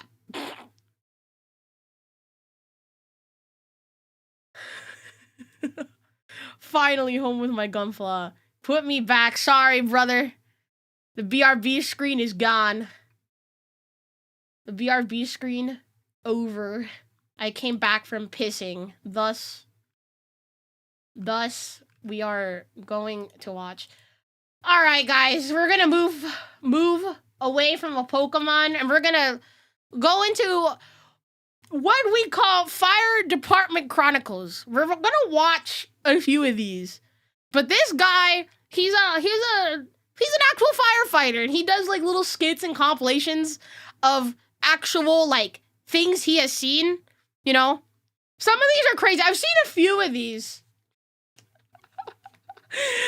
before. I think the one I saw was like a guy fell down and on his shampoo bottle, and it went up a place that a shampoo bottle should not be going up. Yep, he's an EMT as well. Shout out to these guys. These guys are odd. Just admit it was you. No, it wasn't me. Guys, what makes you think I got a shampoo bottle up my bum, all right? Thank you for your service. I hate when I fall on my shampoo bottle. I just hate when I drop the soap, You never know who's gonna pull back my shower curtain and, jump scare me. Nightmare, nightmare, nightmare. Anyways, we're gonna watch some Fire Department Chronicles compilations. Watch your YouTube reaction. Thank you so much. Fire rescue, somebody called for a stroke? Hey, I think he's having a stroke. What makes you say that? Oh, his face. Hi. What's up, man? Might be right. I told you should have went to the hospital yesterday. Yesterday? Yeah, yesterday this happened. There was no, okay. During yoga class, but I didn't want to miss it. Yeah, he was doing the first drooling downward dog in history. I get it. But then it went away. Yoga class is very important. And then what happened? I had again at dinner. Yeah, there were more mashed potatoes on the table than there were in his mouth. But then it went away again. Wait, hold on. When did this one begin? Like 10 minutes or so. I mean, I really need to go to the hospital. Yes! Say puffed pastry. Sure. Puffed pastry. I should go. 911, somebody called for someone passing out? Yeah, man, he keeps passing out. Oh. Hi. How many times has he passed out? I don't know, man, like 4 or 5 times. That's a lot. Smell mashed potatoes? And you're just calling now? Yeah, man, I mean, it's not like he's out for a long time. He wakes up like 2 seconds after he goes down. That sounds like a brain psycholot. Something's going on. That is not a reason. Holy crap. Wait for it. Oh, crap. Hi. Well, this is new. Why is he so unfazed? Mike, come on, buddy. Calm down. You know we're here to help you. What do you think he took? Mike. Nose candy? This. Is he okay? Nah, not enough talking. And he took off all of his clothes. I'm a paramedic. See? Wait. I'm just here Mike, to help you. Are you being chased by wolves? You see them too? Uh-oh. Flocka. schizophrenia, perhaps. All right, Oh, you drop some no. ketamine. I'm gonna go help wrestle a naked guy. Oh my god. Oh, excuse me, sir. We got dispatched here for a fire alarm. Is everything okay? I have no clue what you're talking about, man. Holy crap. Sir, you have a ton of smoke inside of your... I don't know, guys, but I think there might be a fire happening in there. Call me crazy. house. We need to go inside and check it out. Nah, we're good. What do you mean? This isn't Why the are we first time not? this has happened. Oh. This was me after I was telling Game Freak all of my ideas for, like, cool Pokemon regional forms and Mega Evolutions. That's me. I assume you're here for this? Yep. It started off fine, and then it was on fire. It's definitely not going to be the last. Oh, no. All right, I can see the head. A couple more big pushes, and the baby's going to come out, all right? Oh, hey, you must be the boyfriend. Yeah. I saw the trucks outside. Good. Is she okay? Dude, she's doing great, man. The baby is almost here. Oh, so good. Oh, yeah. Oh, no. Is he gonna pass out? Hey, listen, bro. I know this feels completely overwhelming right now, but don't worry. Is he the father? You're gonna be an awesome dad. No, it's not that. I just got back from college, and I've been gone for a year.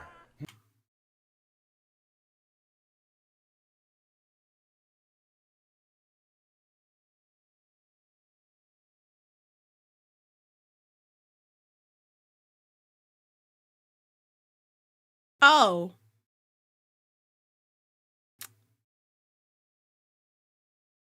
That is going to be a very awkward conversation.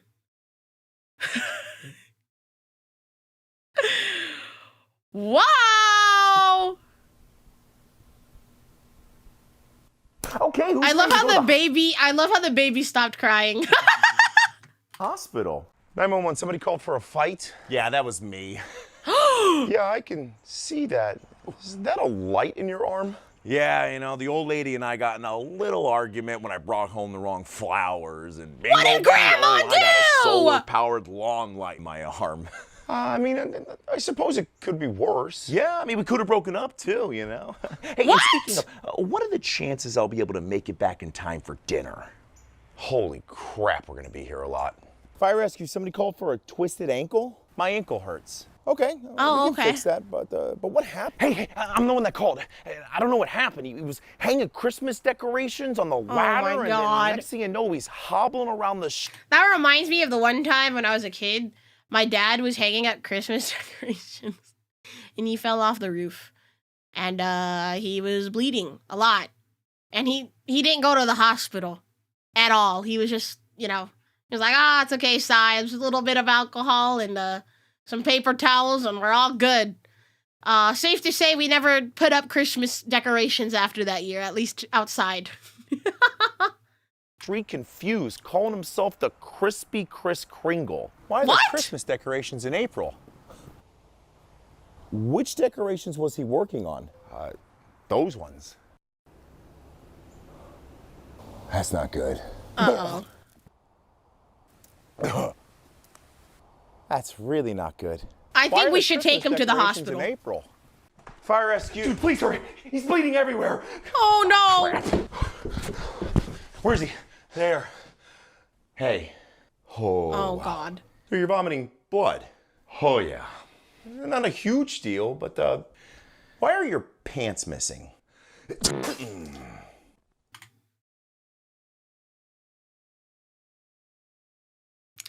All right. Who needs a hospital when I have super glue and electrode tape? Facts. That's why. We gotta go. Right now. Fire rescue, somebody called for trouble breathing? Hi, are you able to just check him out really fast and make sure he's okay? What's going on with you? Yeah, we could definitely do that, but what exactly is going on? Yeah, sure. He just all of a sudden said his head was hurting and he couldn't breathe. Oh yeah, just out of nowhere? Yeah, it was just, out of nowhere. Sir, can you do me a favor and turn around for a second, please? What were they doing? Any chance you guys were doing the cinnamon challenge and accidentally inhaled a little bit and smashed your head on the countertop when you leaned over to cough your brains out? I remember in like middle school, because I was in middle school when the cinnamon challenge was super duper popular. They were cracking down on all of us. Okay, I'm guilty. I brought cinnamon to school, but that was dangerous. You inhale too much, you can get pretty sick. Maybe. Yeah, that definitely looks like a maybe. Let's just go straight to the hospital, bro. For a car accident? Hey, my moron brother over here just got his leg rearranged. Oh, God. Oh, I was just. I don't know, resting my guys. I leg don't out think the that's window. normal. The car came by too close. And Why would you all do of a it? sudden- Listen, I was a stupid 11-year-old, all right? And I knew exactly what the bottom of my foot looked like. That's not good, man. Yeah, it's not good. I've been telling him for years to stop putting his foot fungus-filled feet out the window, and now look Why what would you happened. do Right that? now is the time to lecture me when my leg has a new knee. All right, man, what do you want to do? I'm gonna go throw open that bush over there, and then we'll go from there. So your back just locked up out of Did we not learn from Hereditary? Did we not learn? nowhere? Yeah, man, yesterday I turned 40, and then this morning I wake up, bend over to tie my shoes, and bam!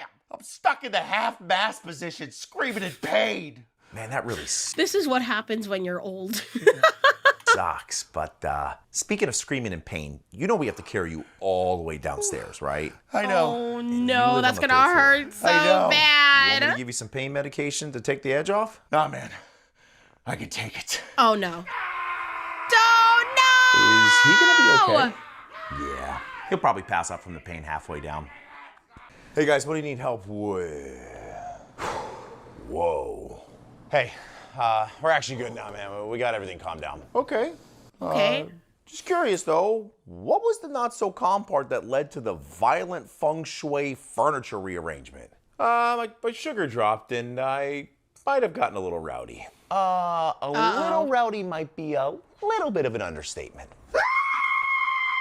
But we managed to get his sugar up, so he seems like he's pretty good to go now. Yeah, I feel so much better, man. I can't thank you guys. Hey, where's my TV? All right, let's go to Costco to get another one. You might not want me to answer that question. Dude, my wife is gonna kill me. Okay. What happened? What happened here? We had a little grease fire. So I grabbed a cup of water and threw it on it. Which I Why? told him not to do. Why would you do that? I feel like it's common sense not to use water to take out a grease We had fire. a big grease fire. So I went to grab the lid to put it on top of the pan. And I grabbed flour, which I smacked out of his hand because he was just gonna make the fire bigger. And then I smacked him for smacking me. And then finally, I was able to easily put the fire out by smothering it with the lid. You're right. Your wife's gonna kill you. Yeah. 911, somebody and call- honestly, she's valid. For their eyes hurting? Yeah, right here. I woke up this morning and I couldn't open my eyes. Wow, your eyes are really swollen. I mean, that just What happened out of happened? nowhere? Yeah, I mean, I've had pink eye for the last week, but I've been treating it. Okay, with With what? With what? Antibiotics, That's the thing. Like, listen, I talk about this a lot, but I have glaucoma. Okay, so I'm very aware with eye health. One of the few things, it's like if there's anything wrong with my eyes, I go straight to the doctor. I know that's not like a huge privilege for people. I'm very aware that I'm very lucky to be able to do that. But like, I feel like it's one of the few parts of your body you really cannot like just leave alone if there's something going on. Because the thing with your eyes is like if something happens to it, most of the time it's irreversible. Like you can't really fix it. You can't let pink eye get like this, dude. my urine. I'm What? sorry. Wait, whoa. Antibiotics, eye drops. my urine.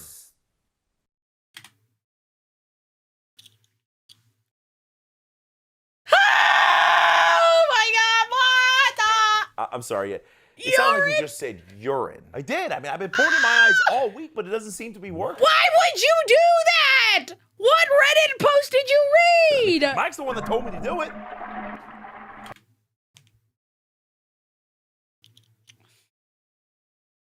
All right, someone take care of Mike. Oh, hey. I am so excited to call the hospital.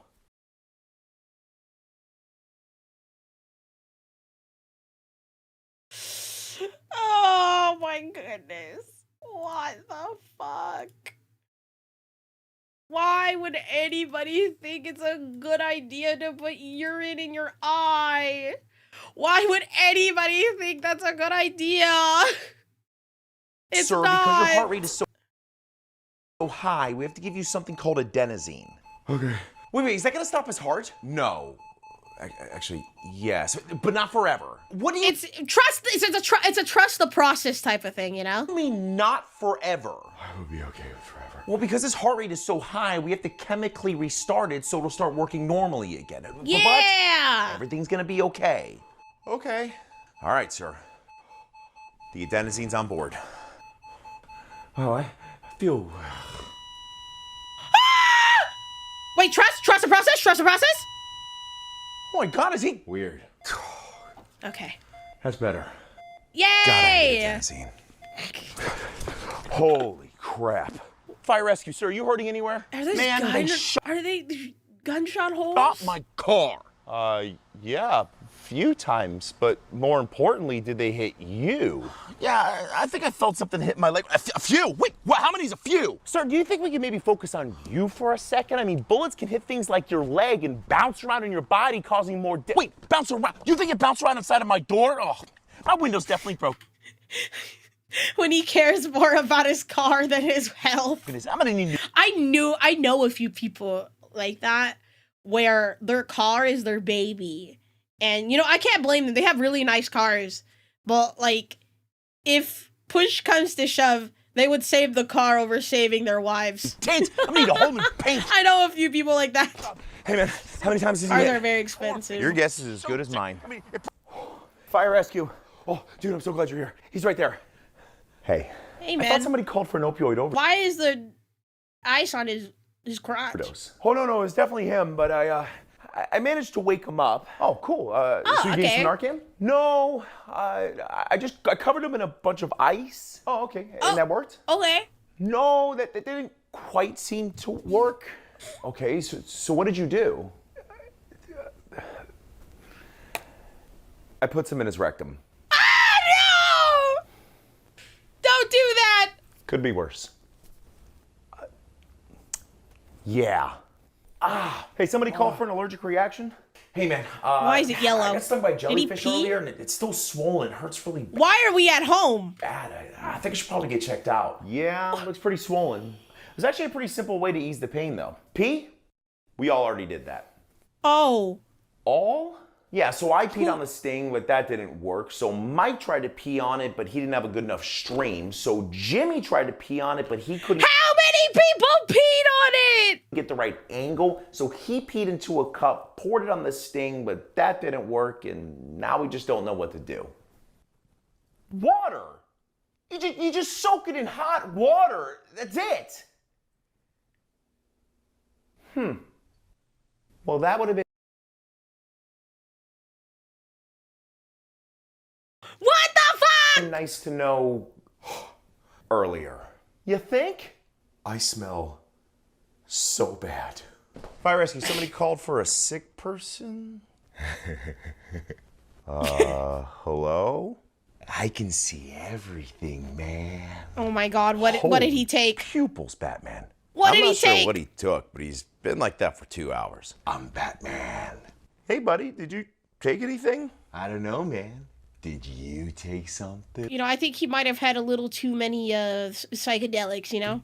He should go to the hospital, He should. right? Honestly, I'm not sure what they're gonna do for him, but it's gonna be a fun ride no matter what. Fire rescue, I think somebody we just go for let him chest ride it pain? out. Hey, he said he's having a lot of chest pain. Oh, Somebody so help you don't him. look very good. Yeah, I know. Okay, so what happened? You were working on the car and then you started to have chest pain? Oh no, it was actually after the car fell on him that he said his chest was really hurting him. I'm sorry, what? Huh? Yeah, he was underneath the car working on it, and then the jack slipped out. That is me whenever I watch a side stream. He was a meat pancake for about half a second. Sir, can you lift up your shirt, please? Oh, crap. Oh, crap. Oh, crap. What do you want to do? drive really, really fast. Bam, 2 milligrams of Narcan on board. Dude, did you just slam that Narcan? Yeah, man, I've never had a problem when I slam. Is he okay? Are you okay, bro? Oh, okay. Are you sure you... I guess he wasn't... Jeez. I would have quit. There would be no 2-week notice. That would have been it for me. Oh, yeah. Holy chocolate milk. Okay. I'm really okay now. Oh my God. Hey, what's going on, bro? Busy day? You have no idea, man. We literally just cleared from the hospital and got hit with this one. But what's going on? Oh, our patient Mike here blasted his thumb with his old trusty hammer, and his boss wants him to go down to the hospital and get it checked out. All right, cool, man. Well, we'll get him loaded up and get him going down to the hospital. Oh, crap. Isn't there supposed to be a stretcher back there? Yes. Where is it? Still at the hospital? Yes. Would you like me to ask the patient to sit on the bench seat so you can bring him down to the hospital and get your stretcher back? For the love of God, yes. Awesome. Oh, and you're never gonna live this down. All right, sir, let's go ahead and head this way. Oh man. Fire rescue. Hey, I was Hi. taking a shower. I slipped and fell. Oh, it's this and... one. Oh my God, it's this one. Okay, and you hurt your back? No, my back doesn't hurt. But you fell? Uh-huh. And you're in pain? You could say that. Okay, I'm a little confused here. There's a soap bottle in my rectum. Okay, there it is. Like the whole thing? The whole thing. How did he like perfectly fall and line himself up with it? Do you know how lucky you have to be? Unlucky, sorry. Unlucky. Very, very accurate. The accuracy is crazy. Does it really matter at this point? No, it doesn't. Let's go ahead and get going. I'll kick you right in your ginger face, you come any closer. Sir, I just need you to calm down so we can help you. Oh, I'm gonna help you rearrange those freckles on your carrot top mug with my foot here in a second. Whoa! Come on, man. We can't do anything for you unless you calm down. You know what? Why don't you come over here and I'll show you how calm I can be after I Chuck Norris those pearly whites out of your mouth. What was that? Ketamine. Really? Yep. So what happens now? You're going on a happy adventure. All right, sir, here's some orange juice. This should bring your sugar up. Thanks. But you know what, man? I actually don't think I needed them. I'm feeling a lot better. You sure? Yeah. What'd you do? I think he might need it a lot more than I did. Dude. Yeah, I think my sugar might be a little bit low. You might... Wait, what happened? Thank you for the hydrate check.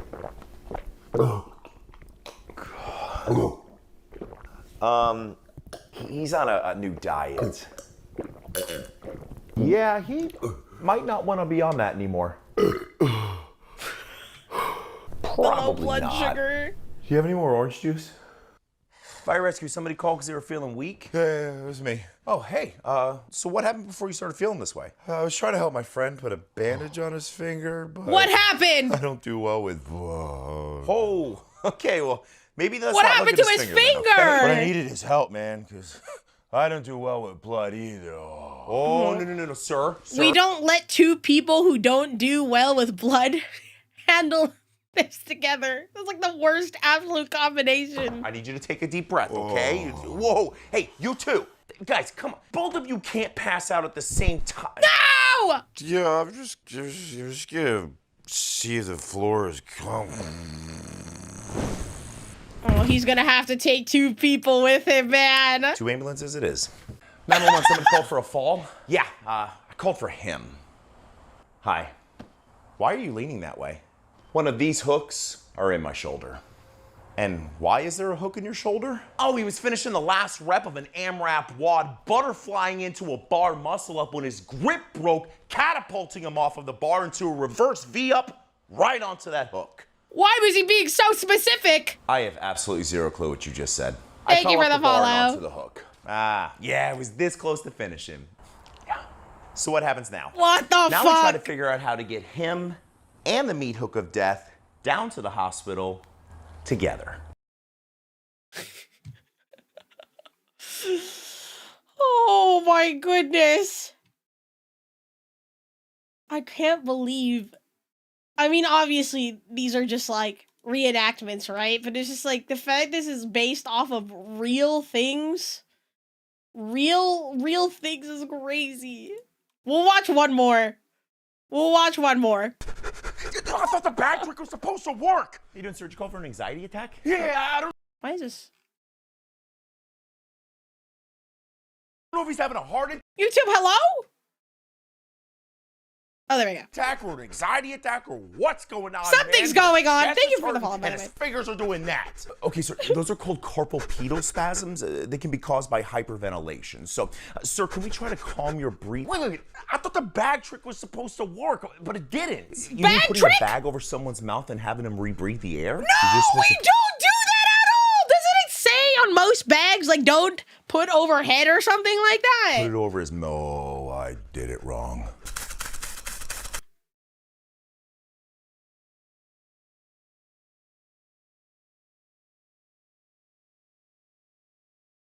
Oh my god! Thank you for the Try follow. to calm your breathing. We're good to go, guys. Dude, I'm Oh, telling my you, you're goodness. overreacting. All right, so you said your chest was hurting? Yeah, but it was just my ribs a little bit. Okay, well, listen, I'm sure it's fine, but we'll get you down to the hospital and get you checked out anyways, okay? See, I told you we didn't need to call 911. It was just a little belly flop, dude. That doesn't Belly sound. flop. I thought That's whenever somebody says that, it always means that it's something more serious. you said your chest started hurting when you were swimming. Yeah, I might have forgot to mention the part where they dared me to dive off of the bridge. No! Which bridge? The big one. Dude, that's like 80 feet. Oh, now tell them the part where you passed out. Mama. I can't believe these people. I cannot believe these people. I cannot believe these people. Guys, get back here. 911 juke. It's off. What's off? It's... Michael, thank you for the 3 months. I appreciate it. Thank yeah, you. I was trying to remove his catheter, but it wasn't coming out, so I started to help. And then I realized that I like how there's things in the back. Catheter, a story about regret. the cuff wasn't deflated. But not until I pulled really hard. No! Wait. Hold on, guys. Let's take a breath. I mean, there's no way that it's that. Holy manhood, it's that bad. Can it be fixed? I hope so. Fire rescue. Somebody called for an allergic reaction? Yeah. What does it say in the back? Now I'm paying attention. Accidentally ate some shrimp inside of a dip and. Attention, please don't eat the cotton balls. Do people eat cotton balls? Is that a thing? Obviously had a reaction. Okay. And how you feeling now, sir? Oh, I feel great now. I just, there was a moment when he gave me that epi through my vein that I wasn't exactly sure what was going to happen. Wait, epi through your vein? Well, I wasn't exactly happy with his blood pressure after I gave him epi sub-Q and a little bit of Benadryl, so I gave him a little push pressor epi. And how did that go? All right, sir. Oh, that might make you no. feel a little bit funny. It was terrifying. I don't want to ever go through something like that. I definitely peed myself. I bet. So, how long has he looked like that? Oh my god, what the 3 heck? hours or so? It's like I'm staring into the sun. Did we not call within the first 30 minutes? Okay, we're gonna go ahead and get some vitals, but this just happened out of nowhere? Yeah, I mean, he said he was tired of being dependent on his useless medications and... You guys can't see it, but like my head is in my hand. Oh my goodness. Took a little hiatus, and Oh now my he's a goodness. 6'2" Lesson learned, take your meds, walking guys. tomato. I think I just went blind. Or you could end up like me. I'm just kidding. JK, take your meds. I swear I take my meds. Chat, I need you to believe me. I take my meds every night. 270 over 150? See, I got it all under control. What is that ringing? So we're gonna load him up and drive faster than we've ever driven before. Are you sure you don't want to go down to the hospital and get checked out? Yeah, I feel fine. I mean, he literally just let off his brake and tapped my rear end. All right, I just need you to sign this Oh. refusal form, okay? Hey, Mike, were you in a car accident? Oh, yeah, but I'm not injured. Are you sure? Because the lawyers on TV said they can get you $10,000 for neck pain. I can't believe these people. No. You know, I think my neck really hurts. Seriously? So you don't have any pain The amount of people that do that is insane. anywhere? I mean, not. If you can't remember, did it really happen? Truth, atomic bomb. Really, dude? Maybe a little bit of head pain. Okay, and what made you call 911? Yeah, I called because something isn't right, man. We were upstairs partying, having a great time, and then all of a sudden he's missing, and 2 hours later we find him outside roaming around like a zombie. Yeah, that is strange, and you don't remember why you were outside at all? No, but it was probably because of all of the beers, man. I do not need to go to the hospital. How many beers did you have, brother? I think I might know why he doesn't remember anything. Yeah, you're definitely going to the hospital. Sir, do you have any pain anywhere? Fun fact, every minute you shed over 30,000 dead skin cells. That is disgusting. Bye, Luma! You hurting anywhere? Come on, man. If you don't answer my questions, I can't help you. Mike, can you please stop being a jerk and tell him what's coming out of you when you poop? No, man. What? It's not even that bad. Yes, it is that bad. You have maggots crawling out of your butt. Did you say maggot? Oh my god, no! That is so gross. Do you have maggots coming out of your butt? Maybe. You are going to the hospital now. Oh, I'll get you a turkey sandwich and a soda. no, Okay. no! All right, that's done. Now, how do we get him downstairs? I mean, we're gonna have to carry him. I just really don't want to get poop all over me. Does this happen often? Do people often get so blacked out plastered that they blow chunks everywhere and then cover themselves in their own feces? Yes. Yep. That is disgusting. Yep. All right, man. You ready to go? I'm a poo-poo burrito. Yes, you are. What the heck, man? Where is it? What's going on, man? We're looking for a massive brush fire. Wait, are you the one that called? No, I didn't call. Honestly, I haven't seen any. It's right there. What? What did he say? It's right there. What is right there? Oh, wow.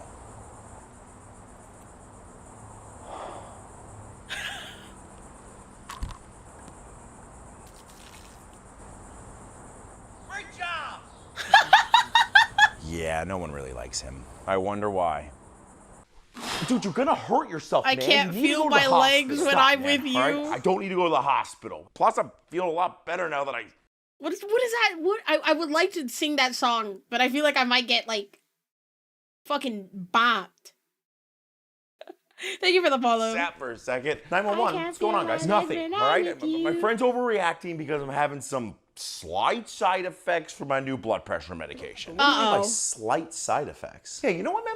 Why don't you show them what your slight side effects are? Okay. You know what? Honestly, I really feel weird once I stand.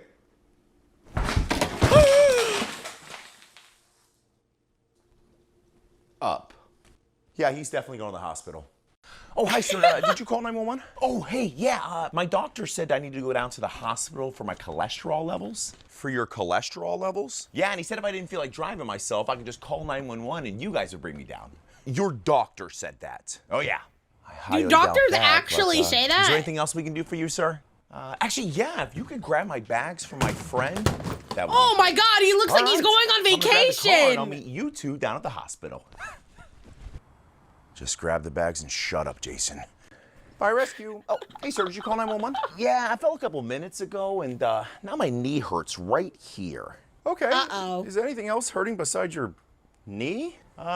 No, I mean, not that I can think of. Wait, what does that say? Are raisins and potato salad normal? No. Do people put raisins in potato salad? Is that something people do? I mean, okay, it's not unheard of for me to hear that, like, raisins are in things, because I'm Filipino. We have, like, a few dishes that people put raisins in. Do I like them? No. Do I pick them out? Yes. But, like, what? Nothing at all. Like, maybe perhaps in this area?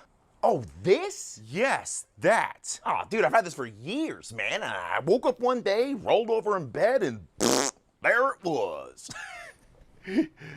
Wait, do you think I should get this checked out? Yes, and please let me be there. How is he so fast? Run! Where'd he go? What's wrong with you? It's impossible to hum while you're holding your breath. How do I... Wait, hold up. Yeah, I can't do it. Are you having an asthma attack? Oh, crap. All Oh, right, just give me the med bag and no. I'll give you a breathing trip. I'll be right back. Somebody get I'll give him! you a sandwich for that bag. Dude, fish tacos are gonna taste so good, man. That I does know, man, sound I'm great. Stoked, dude. Hey, well, where do you guys think you're going? To the grocery store to grab some food. And you're just gonna leave this truck running? Yes? Really? So you guys think it's okay to leave this giant meat wagon running, gobbling up tons of fuel that my tax dollars are paying for, while you two go inside and do your Betty Crocker shopping? Whoa, whoa, whoa. Sir, we Whoa. can just shut it off if that'll make you feel better. Make me feel better? You know what's gonna make me feel better? When I fly home tomorrow and write a letter to your chief. Sir, you do realize that if you don't live in this city, your tax dollars don't go towards our services, right? Yeah, of course I knew that. Sure you did. Oh, people exhaust me, man. Oh, Lord. That was fun. I like Fire Department Chronicles. It makes me, you know, these videos make me actually feel a little smarter. They make me feel just a little smarter, you know? Karens like that are all too common. True, true, true. We have one more video to watch, chat. We have one more video. Some of you might like it. Some of you might be like, Sai, you're a gooner. And you know what? I don't care. We're gonna be watching from a game. the atrocious gacha review, Brown Dust 2. Listen, alright. Out of, I think, all of the quote-unquote gooner games, Brown Dust 2 is, like, way up there. Okay? It's, like, borderline hentai. So, we will see after this video, because I've never played it, but I have friends. Who did that? Was that Boudang? We'll see after this video if I have been convinced to play this game. So we're watching the atrocious gacha review, Brown Dust 2. A game that seemingly has worse thirst bait than Nikke, and a gearing system more convoluted than Genshin, Brown Dust 2 has been my guilty pleasure for the past month. This was recommended by some of you, and after seeing some of the advertisements for it, I thought, why not? And fun fact, this True. Why not? will be the first gacha game with the 17+ age rating that's actually deserving of it. Same as if... How is Uma Musume rated 17+ but not Nikke, dude? Literally makes no Snowbreak sense. and Nikke both surprisingly are 12+, so even little 13-year-old Timmy can play them. The shamelessness is on full display with check Brown Timmy's Dust 2. phone. This is the first gacha review that I will be censoring some scenes because I really don't know how much of it is safe to show. Anyways, this will be the 5th volume of the series I like to call the Atrocious Gacha Reviews, where I will play the game in question as a low spender for a month, and go over the casual player experience such as progression, gacha systems, presentation, and so on. This is an action turn-based RPG with art style that's completely unique and absolutely does not resemble any other JRPG in existence. My name is Psyche, and let's go on an adventure. I used to play Brown Dust 1. It was renamed Brave 9. I did not know that. Brown Dust 2 is developed by a Korean game studio called Game FSN, which is a subsidiary of NeoWiz, a major publishing company whose logo looks like 8 butt plugs in a ring shape. They were known for quite a number of game releases, and including last year's popular Souls-like Lies of P.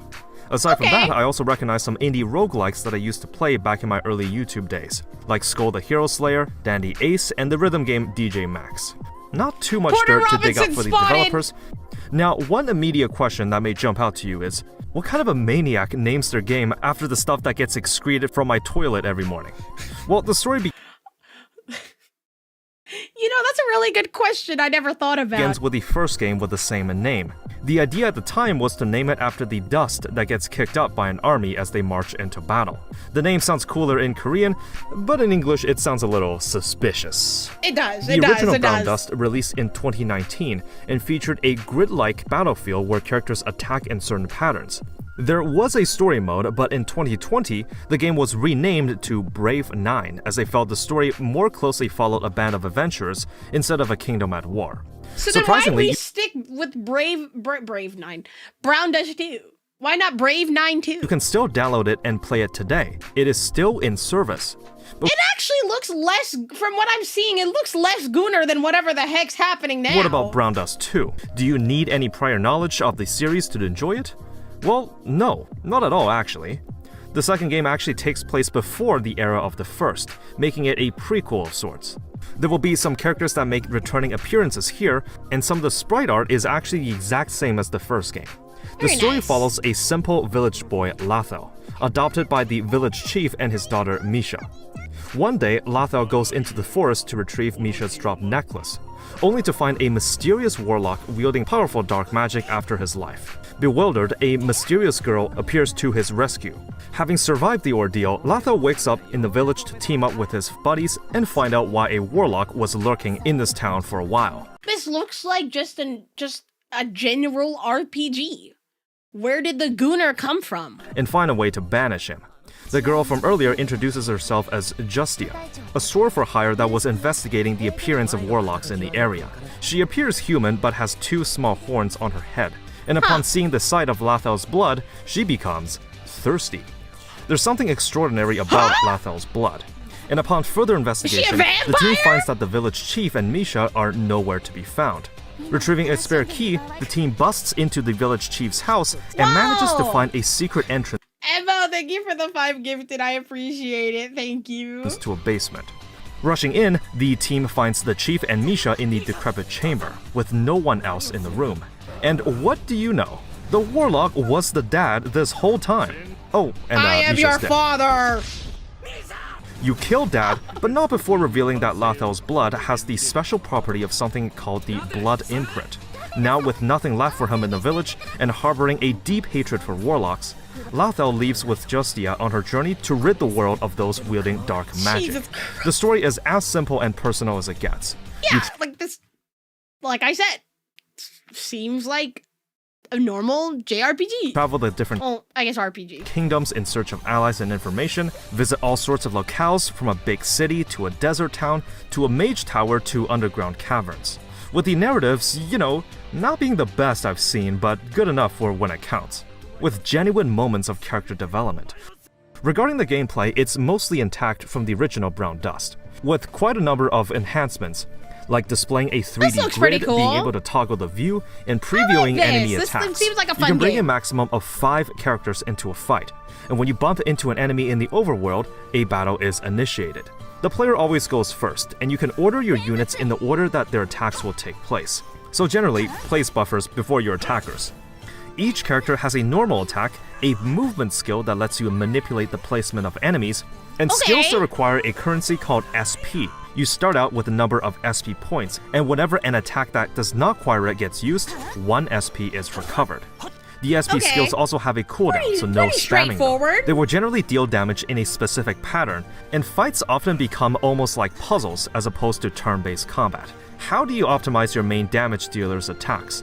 See, when an enemy gets moved, if they don't bump into another target in its path, they actually just take no damage. But that's usually worth it for your damage dealer to swoop in and capitalize on the positioning. Fights are often not allowed to drag on for too long, as starting from turn 10 and onwards, you enter a state called Death Time, where damage by both allies and enemies are greatly amplified. The game physically tries not to let the fight drag on for too long, and I found most I feel like if it went too long, it would get pretty boring pretty quick. encounters were determined by a single turn.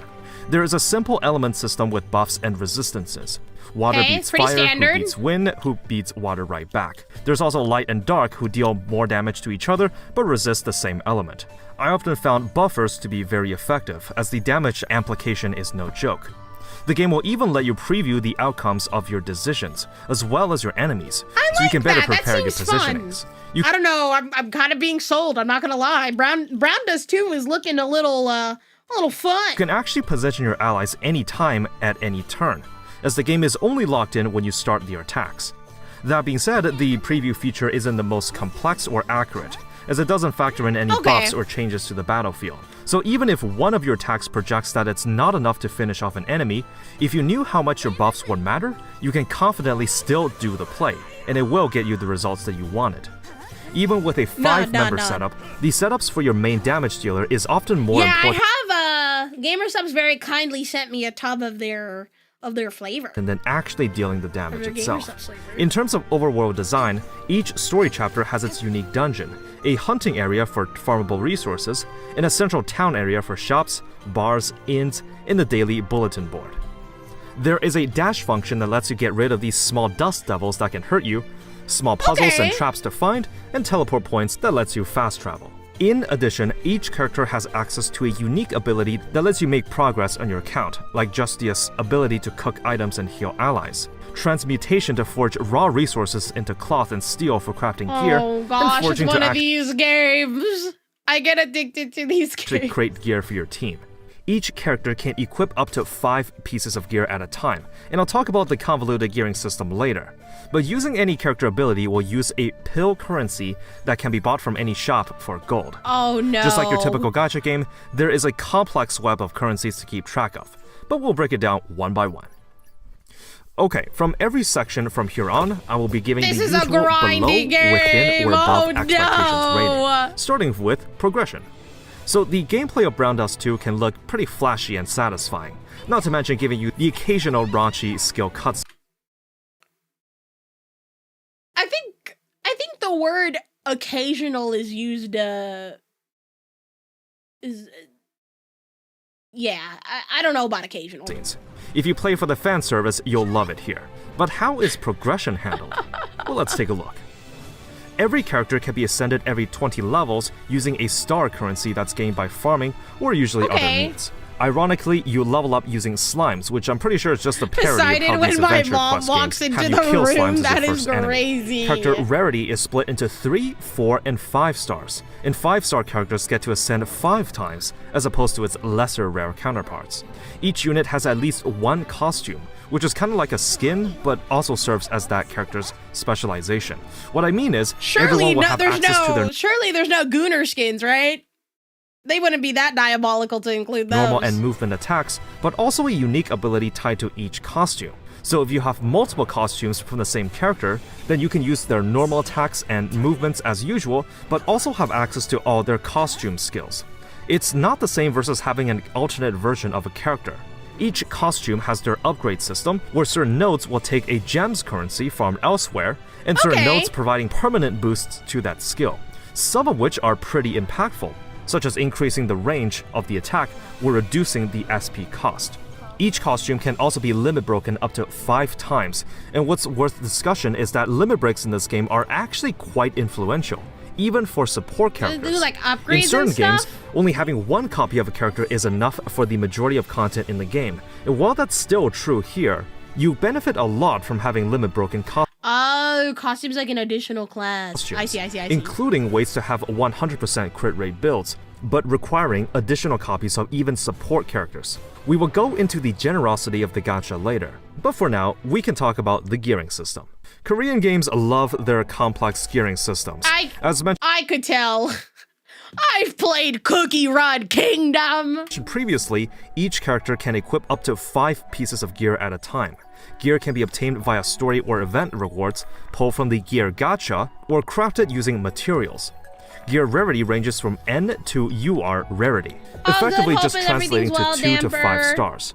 When a piece of gear is crafted, it will randomly select one of 4 possible tiers, with the higher tiers giving better bonuses. Oh, is this like gacha? Oh my god. But also, I mean, that's how a lot of gear systems work, especially in a lot of Korean games. If you don't know, Cookie Run Kingdom's also a Korean game, but Oh my god. having a They really like when you grind. lower chance to be crafted.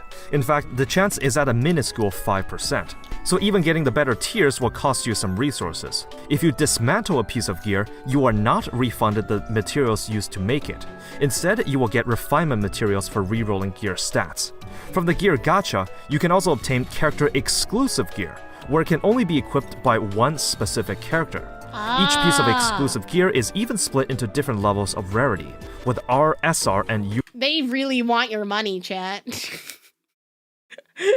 Brown2 really wants your money. rank. Each piece of gear can be leveled up to 9 times, with a substat appearing every 3 levels. Oh my Using God. gold, you can attempt to increase the gear's level, but I say attempt because there is a chance that the upgrade fails, and you don't get the gold Wonderful. back. There is a feature to spend I love when there's a small chance all my resources just gets eaten up gold in bulk, so at least you're for literally nothing. not there tapping away for hours.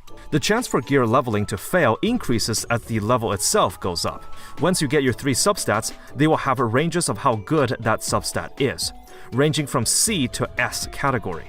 You can spend refinement powder to reroll the stats to see if you get better ranges on the upgrades. Generally, you're not going to see S's very often, so most will just advise to get a couple A's and be done with it. Yeah, You may also fair. reroll That's a the fair main and the strategy. substats themselves in case you want something different. Doing so will cost yet another refinement material. You can lock certain stats in place if you want them to stay as it is, but this will that's pretty increase cool. the cost of each reroll. There is a handy button think that that's will a- let you see the I think that's a fair probabilities drawback. of all the rerolls, tier drop rates of the gear, and the percentage ranges for the substats themselves. Yup, this is one of those games. The silver lining is that because characters have All right, show me the Gooner stuff. I get it. their own costume skills tagged into one Show me unit, the tits, you just have to farm ass, the gear once for each. thighs, Now, feet, 1 month is not enough time to get collarbones, into the deep necks, end of gear optimization. balls. I'm just unlocking the craftable Show UI me gear all of it now. recently. And the materials are hard enough to manage that I don't even want to imagine of what dealing with endgame looks like. The gearing system is obviously one of the most subjective things for any player to handle. Now, it's not the first gacha to have an RNG artifact system. This is like PTSD for me. Seeing this screen, it's like actual PTSD. Out there.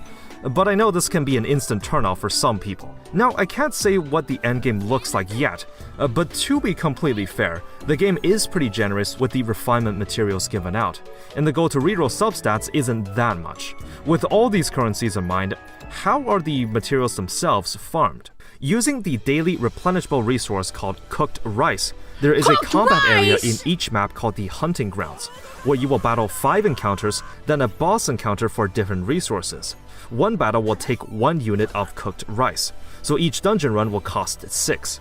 Luckily, quick farm is a feature in the game, and you can thank auto-clear God. using all of your rice, provided that you beat the That's pretty dungeons at sick. least once manually prior. Yeah, the Genshin artifact farming was just actually hell.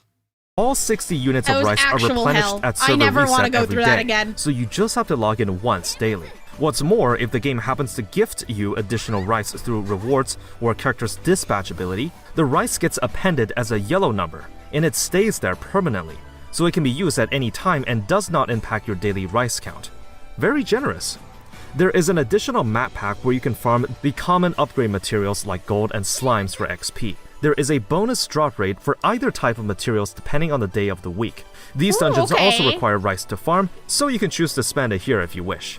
There is a third dungeon called the Crystal Caves, where you farm the, well, crystals for each of the elements in the game, which is the currency that allows you to upgrade a costume. This dungeon Is takes it better than it used? What did they do to change a it? different replenishable resource called torches. The same 60 are given to you every day, but unlike rice, they don't seem to give out free torches very often. So 60 is usually the max you have to work with every day. Your Okay. daily quests actually take very little time to do. There is a bulletin board in each map that allows you to select up to 3 quests a day. It's split into 3 tiers, each tier taking a bit longer to do but also giving you more gold. You don't have to do all 3 every day, only 1 is enough to complete dailies. There Okay. is a PvP mode, and I know again, this is going to be a very hit or miss for some people. I am not really into PvP. I feel like when I was younger, when I was like super grinding in these games, I loved to do PvP, but nowadays it's like, whatever. I guess there are some like cool rewards, but Essentially, you set up an attack and defense configuration and battle with other players' defenses. There are some special rules, and the meta is quite different versus PvE content. You are given 40 goblets every day to use for battles. Now, the best case scenario for gacha games to do PvP, in my opinion, as I have stated before, is to have it as just something for whales to compete with. The game should not lock meaningful or significant content behind this mode. Absolutely Luckily, not. in this case, it doesn't. It would be an absolute crime if a game did that. Is a catch. By participating in PvP, you get this metal currency that can be used for the seasonal shop. Most of it are just common upgrade materials, but you are able to buy a copy of a 5-star character here with enough medals. This means even for free-to-plays, you are encouraged to spend your daily 40 goblets in PvP. But if it's not your thing, you can just let the game auto-battle for you. It doesn't have to say, there has to be an auto feature if you're making that available. AI, and I'm usually just losing mine since I don't have a built-up roster. But you still get medals even if you lose, so just participating is enough. These are the main modes to progress your account. There are a couple more, but they mainly lean into the late game, so I will go over that in due time. Progression gets a within expectations rating from me. For now, let's talk about the goods. Yes! Roundhouse 2's gacha system, to put it plainly, is actually pretty generous. Now, it goes without saying, having a gear gacha in addition to characters can rub some people the wrong way. But I'll let you decide that after I explain the system. The gacha currency takes on the form of dia, which is just diamonds, but you know. One pull will cost 200 of it, so a multi or 10 pull is 2,000. The chance for a 5-star costume is 3%, which is admittedly on the higher end. As usual, there is a 50-50 coin flip, or 1.5% for it to be the rate-up costume. The rate-up for an exclusive piece of gear is 5% for the UR version, but be warned as the rate-up chance is still only 1.5%. There is a pity of 100 pulls before a 5-star costume or gear is guaranteed. But again, be warned, the pity is for any 5-star to drop, not the rate-up one. This specific pity is shared universally across all banners, but split into costume and gear counts respectively. The rate-up item has a pity of 200, and it is referred to something called draw points, and 1 is accumulated whenever you pull on that banner. However, unlike the previous pity, this one is not shared across banners.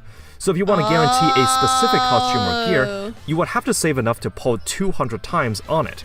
You can choose to convert any draw points to something called Powder of Hope. If a banner expires, then any remaining draw points are automatically converted to powder. This powder can be used in the shop to exchange for certain costumes that rotate on a bi-weekly basis.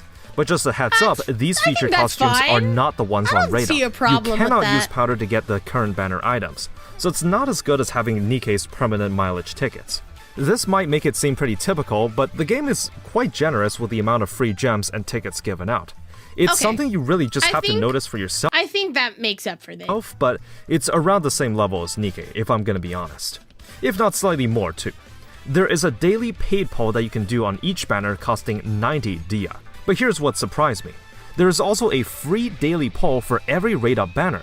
So since most banners are 2 weeks, this would equate to 14 free pulls for each. That's a lot! You even get 10 more tickets whenever you pull the rate-up item. It's like you're getting rewarded for having good luck. For low spenders, the 30-day supply exists in 2 tiers, which I just doubled up since I was okay with spending that amount. There are different seasons for the Battle Pass, one for each event period. There is a free and a premium track. At first, the premium track displayed the 100 gems tag on it, and I thought, oh, it's one of those purchases that costs paid gems. Except no, you can use free gems to unlock it. It's actually a really good deal since 100 gems is the equivalent of 5 pulls, and you get that back and then some. From all the gacha games featured on this channel, this is the first to have a full battle pass for free. There's a reason why I sunk over 800 hours in Deep Rock Galactic and over 100 into Helldivers 2. That's actually really Outside the gacha space, there is a deep belief that live service games are greedy. I remember when Helldivers was the time. I miss this game. I know it's not gone, but I miss when it was popular and people were playing it together. I don't have anybody to play this with, crying. And predatory. I think there are ways to do it well and ways to not do it so well. These 2 games are some of the few that does player retention correctly and actually has a fully accessible battle pass with no additional charge. I don't know if there's a gacha game in the future that will have the same system that I will review, but for now, this is again really generous. There is a paid dia banner for beginner accounts where you can select 3 characters, and each multi is guaranteed to contain 1 at random. Of course, you want to select the support characters here, since once you start playing these games for a while, you start to get a feel of what's good and what to prioritize. So I decided to plunge on it. Oh my god, this guy has epic fucking luck, holy shit! Are you serious? Where was this luck when I was playing Limbus Company? Outside of daily logins, the game gives out quite a lot of free tickets, just from literally doing anything. The free gacha currency is definitely on the generous side, and with that 3% SSR rate, you would expect to score a lot of different costumes. But there are a few caveats that I do want to bring up. The first, as stated in the progression section, is that limit breaks are more important in this game than some of the others I've played. You don't have to roll for dupes, it's not a hard requirement by any means, but you do benefit quite a lot from having them. There is a standard pool of characters, but most of the banners feature limited characters. Sexy. They are not added to the general pool after their banner period ends. No, I know this is literally the standard for gacha games. I forgot how hot Navia is, holy moly, look at that. That is a woman. I'd kiss her on the mouth. But I feel Nikkei players have been so spoiled that somehow I expected something different. That being said, you actually get free copies of certain SSRs just by progressing in the story. And if you enter the inn in each map, you may recruit certain 5 stars using these scrolls that are also given out from time to time. The pool is pretty large, and some of the 5 stars are pretty good. Oh, and I guess the third caveat is that gear gacha exists too, and limit breaks are pretty helpful, but you can be the judge of that. Gacha and monetization gets a within expectations rating. I think it's very close to being above my expectations, but if you compare it to Nikkei, it's maybe not quite how do you there. even beat this? Now, the game is approaching its first anniversary this week, actually, on June 13th. So it's possible that some of the limited characters... Wait. Wow. It's like, what? Its 3-year anniversary just passed by? But for now, I'll just leave it at that. Opening the game for the first time genuinely surprised me. The game plays like a typical JRPG, but the style, at least to me, was brand new. The game world is beautifully rendered with hand-drawn assets, covered with layers of blur it's actually a very visually appealing game to me. I really like this emphasize the style. depth of the environment. There are dialogue cutscenes, some special scenes with the sprite art, and the first couple of chapters are fully voice-acted in Japanese and Korean. But the later chapters only have certain dialogues with voiceovers. The environmental design is pretty diverse. There's an odd sense of adventure and personal touches, and the music is pretty well done too. It really makes you feel like going on an adventure and visiting all these locales across the land. Thank you. I know the look and style can resemble some existing JRPGs out there, but hey, how Brown Dust 2 sets itself apart is, well, through all the shameless fan service. This is the game that Nikkei wishes to be if that 12+ age restriction was not in place. The skill and character animations are beautifully There's some really wild character animations from this game I've seen. Holy shit. animated for the right or wrong reasons depending on how you see it, and hey, there's quite a bit of eye candy for the non-existent female fanbase too. Autoplay does exist for the game, and it's done in a way that makes sense. And that does seem to be the norm for gacha games these days. You can actually just tap or click on the objective, and your on-field character will just walk there automatically. Now, the auto AI in the game isn't the smartest. It doesn't know how to avoid enemy encounters, and if you enable autoplay during the battle, it doesn't try to reposition or strategize. It just auto-uses everyone's costume skills and hopes for the best. I personally wouldn't use this feature unless you... There's literally a skin in the game that makes the animation of just her touching herself in public.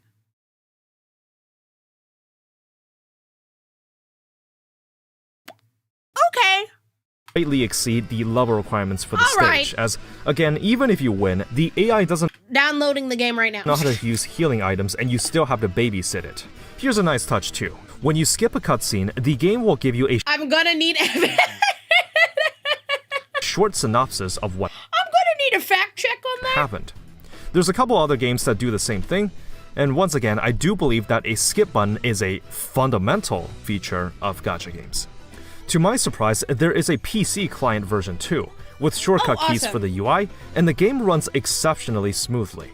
I never encountered any bugs, except maybe for the odd UI that's still displayed in Korean. In terms of the UI itself, there's quite a number of quality of life features that I quite like, such as selecting gear to dismantle in bulk, where it just auto-selects the ones you want, and you can complete the operation in like 2 seconds. There is an auto-battle function for pretty much any game mode, even the event minigame. In terms of the balancing, it may have been due she's to me snagging some good pretty. characters from the gacha, but I overall didn't find too many issues with the balancing or difficulty progression. Like most other gachas, the combat power requirement is not very trustworthy. Like, if you're just by the requirement but you don't bring the right units for the job, you're still going to wipe.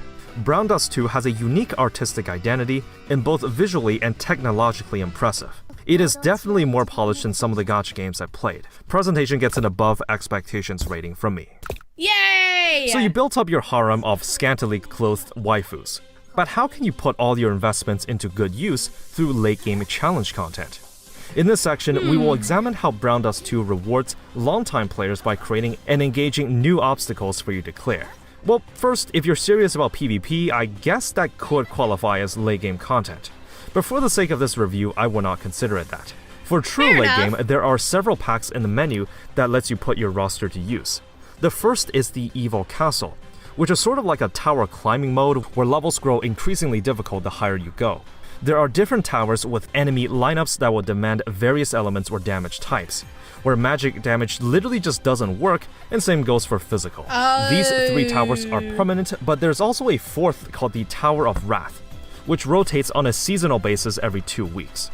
There Like Cookie Run Kingdom. Kind of. are 6 total floors in the Tower of Wrath. You will battle 4 enemy I don't remember those towers at Cookie Run Kingdom. I'd be fighting for my life. Holy shit. lineups, then a boss at the end. You Eternal Sugar Cookie carried by us. Thank God. cannot change your team once inside, so no reviving downed allies. You are then scored from several criteria for each of the 5 battles, such as the highest damage dealt, amount of allied damage taken, and so on. Yes, this type of seasonal content does have a leaderboard.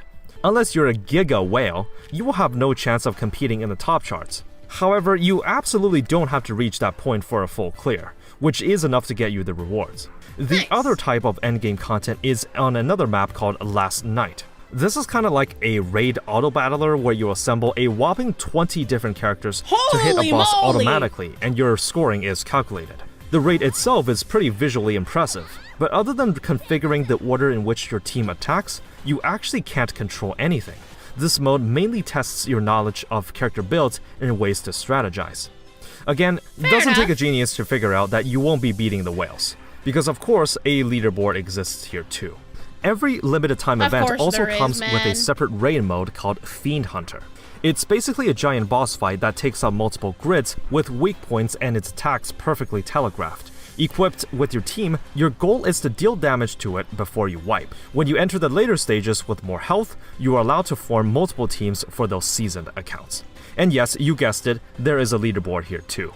Late game content is fine There's and a plentiful. leaderboard It gets an everywhere! above expectations rating from me, as there are multiple avenues in which your well-built units can be used, instead of a singular challenge mode that rotates every 2 weeks. The only issue is the leaderboard in the background. They even place the top 3 players on a pedestal smack dab in the middle of the lobby, and even gives you a bit of extra gold if you stand next to it, as if to draw your attention and taunt you. This is a bit tricky because if you have an extremely competitive mindset, you won't be able to reach this point unless you mindlessly grind or pay up. Of course, this type of content would be perfectly fine if you don't care about any of that stuff. But just know that unlike certain gacha games like Genshin, which have 0 competitive elements with its Spiral Abyss system, you do have to keep in mind that Brown Dust 2 is keeping that leaderboard lurking in the background. When judging fear of missing out elements, Brown Dust 2 will get a bit of an Man, I hate the FOMO elements of these gacha games. advantage here versus other games reviewed on this channel. This is because the game isn't even 1 year old yet. It doesn't have enough track record compared to previous I wonder how he feels about it now. entries, which have all exceeded at least 1 year of runtime. This is also the reason that I will not try to review a gacha game as soon as it goes live, such as for Wuthering Waves, because there's no way to judge a game based on Wuthering Waves is pretty popular now. its performance on handling FOMO or content frequency when it has just launched. That being said, let's go through how Brown Dust 2 mitigates FOMO elements. In terms of character exclusivity, there is a pool of units that will only come back when there is a rerun or through other means. While there is a general pool of standard characters that can spook you, you can easily argue that it is possible that more characters will become permanent as time goes on, but I will review the product in front of me, and no one can predict the future. So first, there's no skins in the game, because technically the costume system already functioned as skins to begin with. In terms of what's actually exclusive, there's a unique piece of gear introduced with each event that you can get, which cannot be obtained through other means. That being said, gear is also quite invisible just sitting in your inventory. You can't really see it in gameplay like weapons like the 3D open world games. Throughout the 1 year runtime, there has been reruns of events and limited characters, such as the Idol Phantasma rerun that happened when I started playing myself. It's not quite as generous like Nikke that literally adds past events permanently to an archive. And I like gets that. a That's a within great expectations feature. rating from me. As a live service game, it is up to the developers to keep players engaged through consistent upload schedules and meaningful new content. I don't know. I lost my Genshin account that I spent like 1K on. I wish I could get it back. How does Brown Dust 2 handle that? Well, the typical event takes 2 weeks for its runtime, which does seem to be the standard when it comes to these things in today's age. For each event, there is a story mode that can be read at any time and is actually separate from the gameplay modes. You get 5 units of the event current. I spent a lot of money. 2020 through 2022 was a dark time for me and Genshin Impact. That lets you enter levels. There are the normal and the challenge difficulty levels, each consisting of 12 stages. Only 1K, listen, I was working a really low-paying job at the time, so that was considered a lot of money to me. After you beat the 12th and final stage, Quick Play is unlocked and you can spend your daily 5 event tokens immediately and get the respective shop currency. As previously mentioned, there is a Fiend Battle raid mode to test your late game builds. It's definitely not something I have enough experience with, but it's there. At times, I've even seen some event mini-games to shake things up a bit. Taking a look at the event shop, it's actually quite generous with I don't know, and I'll be really honest, I cannot be fucked to figure it out. It's probably for the best to just leave it. The amount of stuff you get if you participate, like a total of over 10 summon tickets. Throughout the month I played the game for, there has not been any downtime between events. Usually when the period is over, maintenance begins and the next event starts immediately. Looking at the game's website for news, there are developer update notices every 2 weeks or once every month. Basically a letter from the development team outlining any issues or content patches in the near future, in addition to announcing various quality of life changes and compensating the players accordingly. I think a good relationship between developers and the player base goes a long way to build trust and loyalty. 100%. I always like to see it when they do. I have seen very poor development relationships between their player base go really, really bad. So Brown Dust 2 gets a passing grade in this regard as well. Variety and content frequency gets a within expectations rating from me. Okay. So what do I have to say about Brown Dust 2?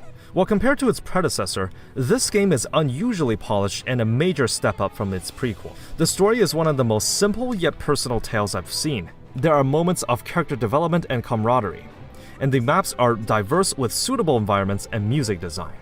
Despite having a turn-based gameplay loop, which usually drags out the game by having multiple turns, Brown Dust 2's system is quick and heavy in brain usage, where lining up the right attacks can end an encounter in just a turn, where drawn-out fights are actively being discouraged.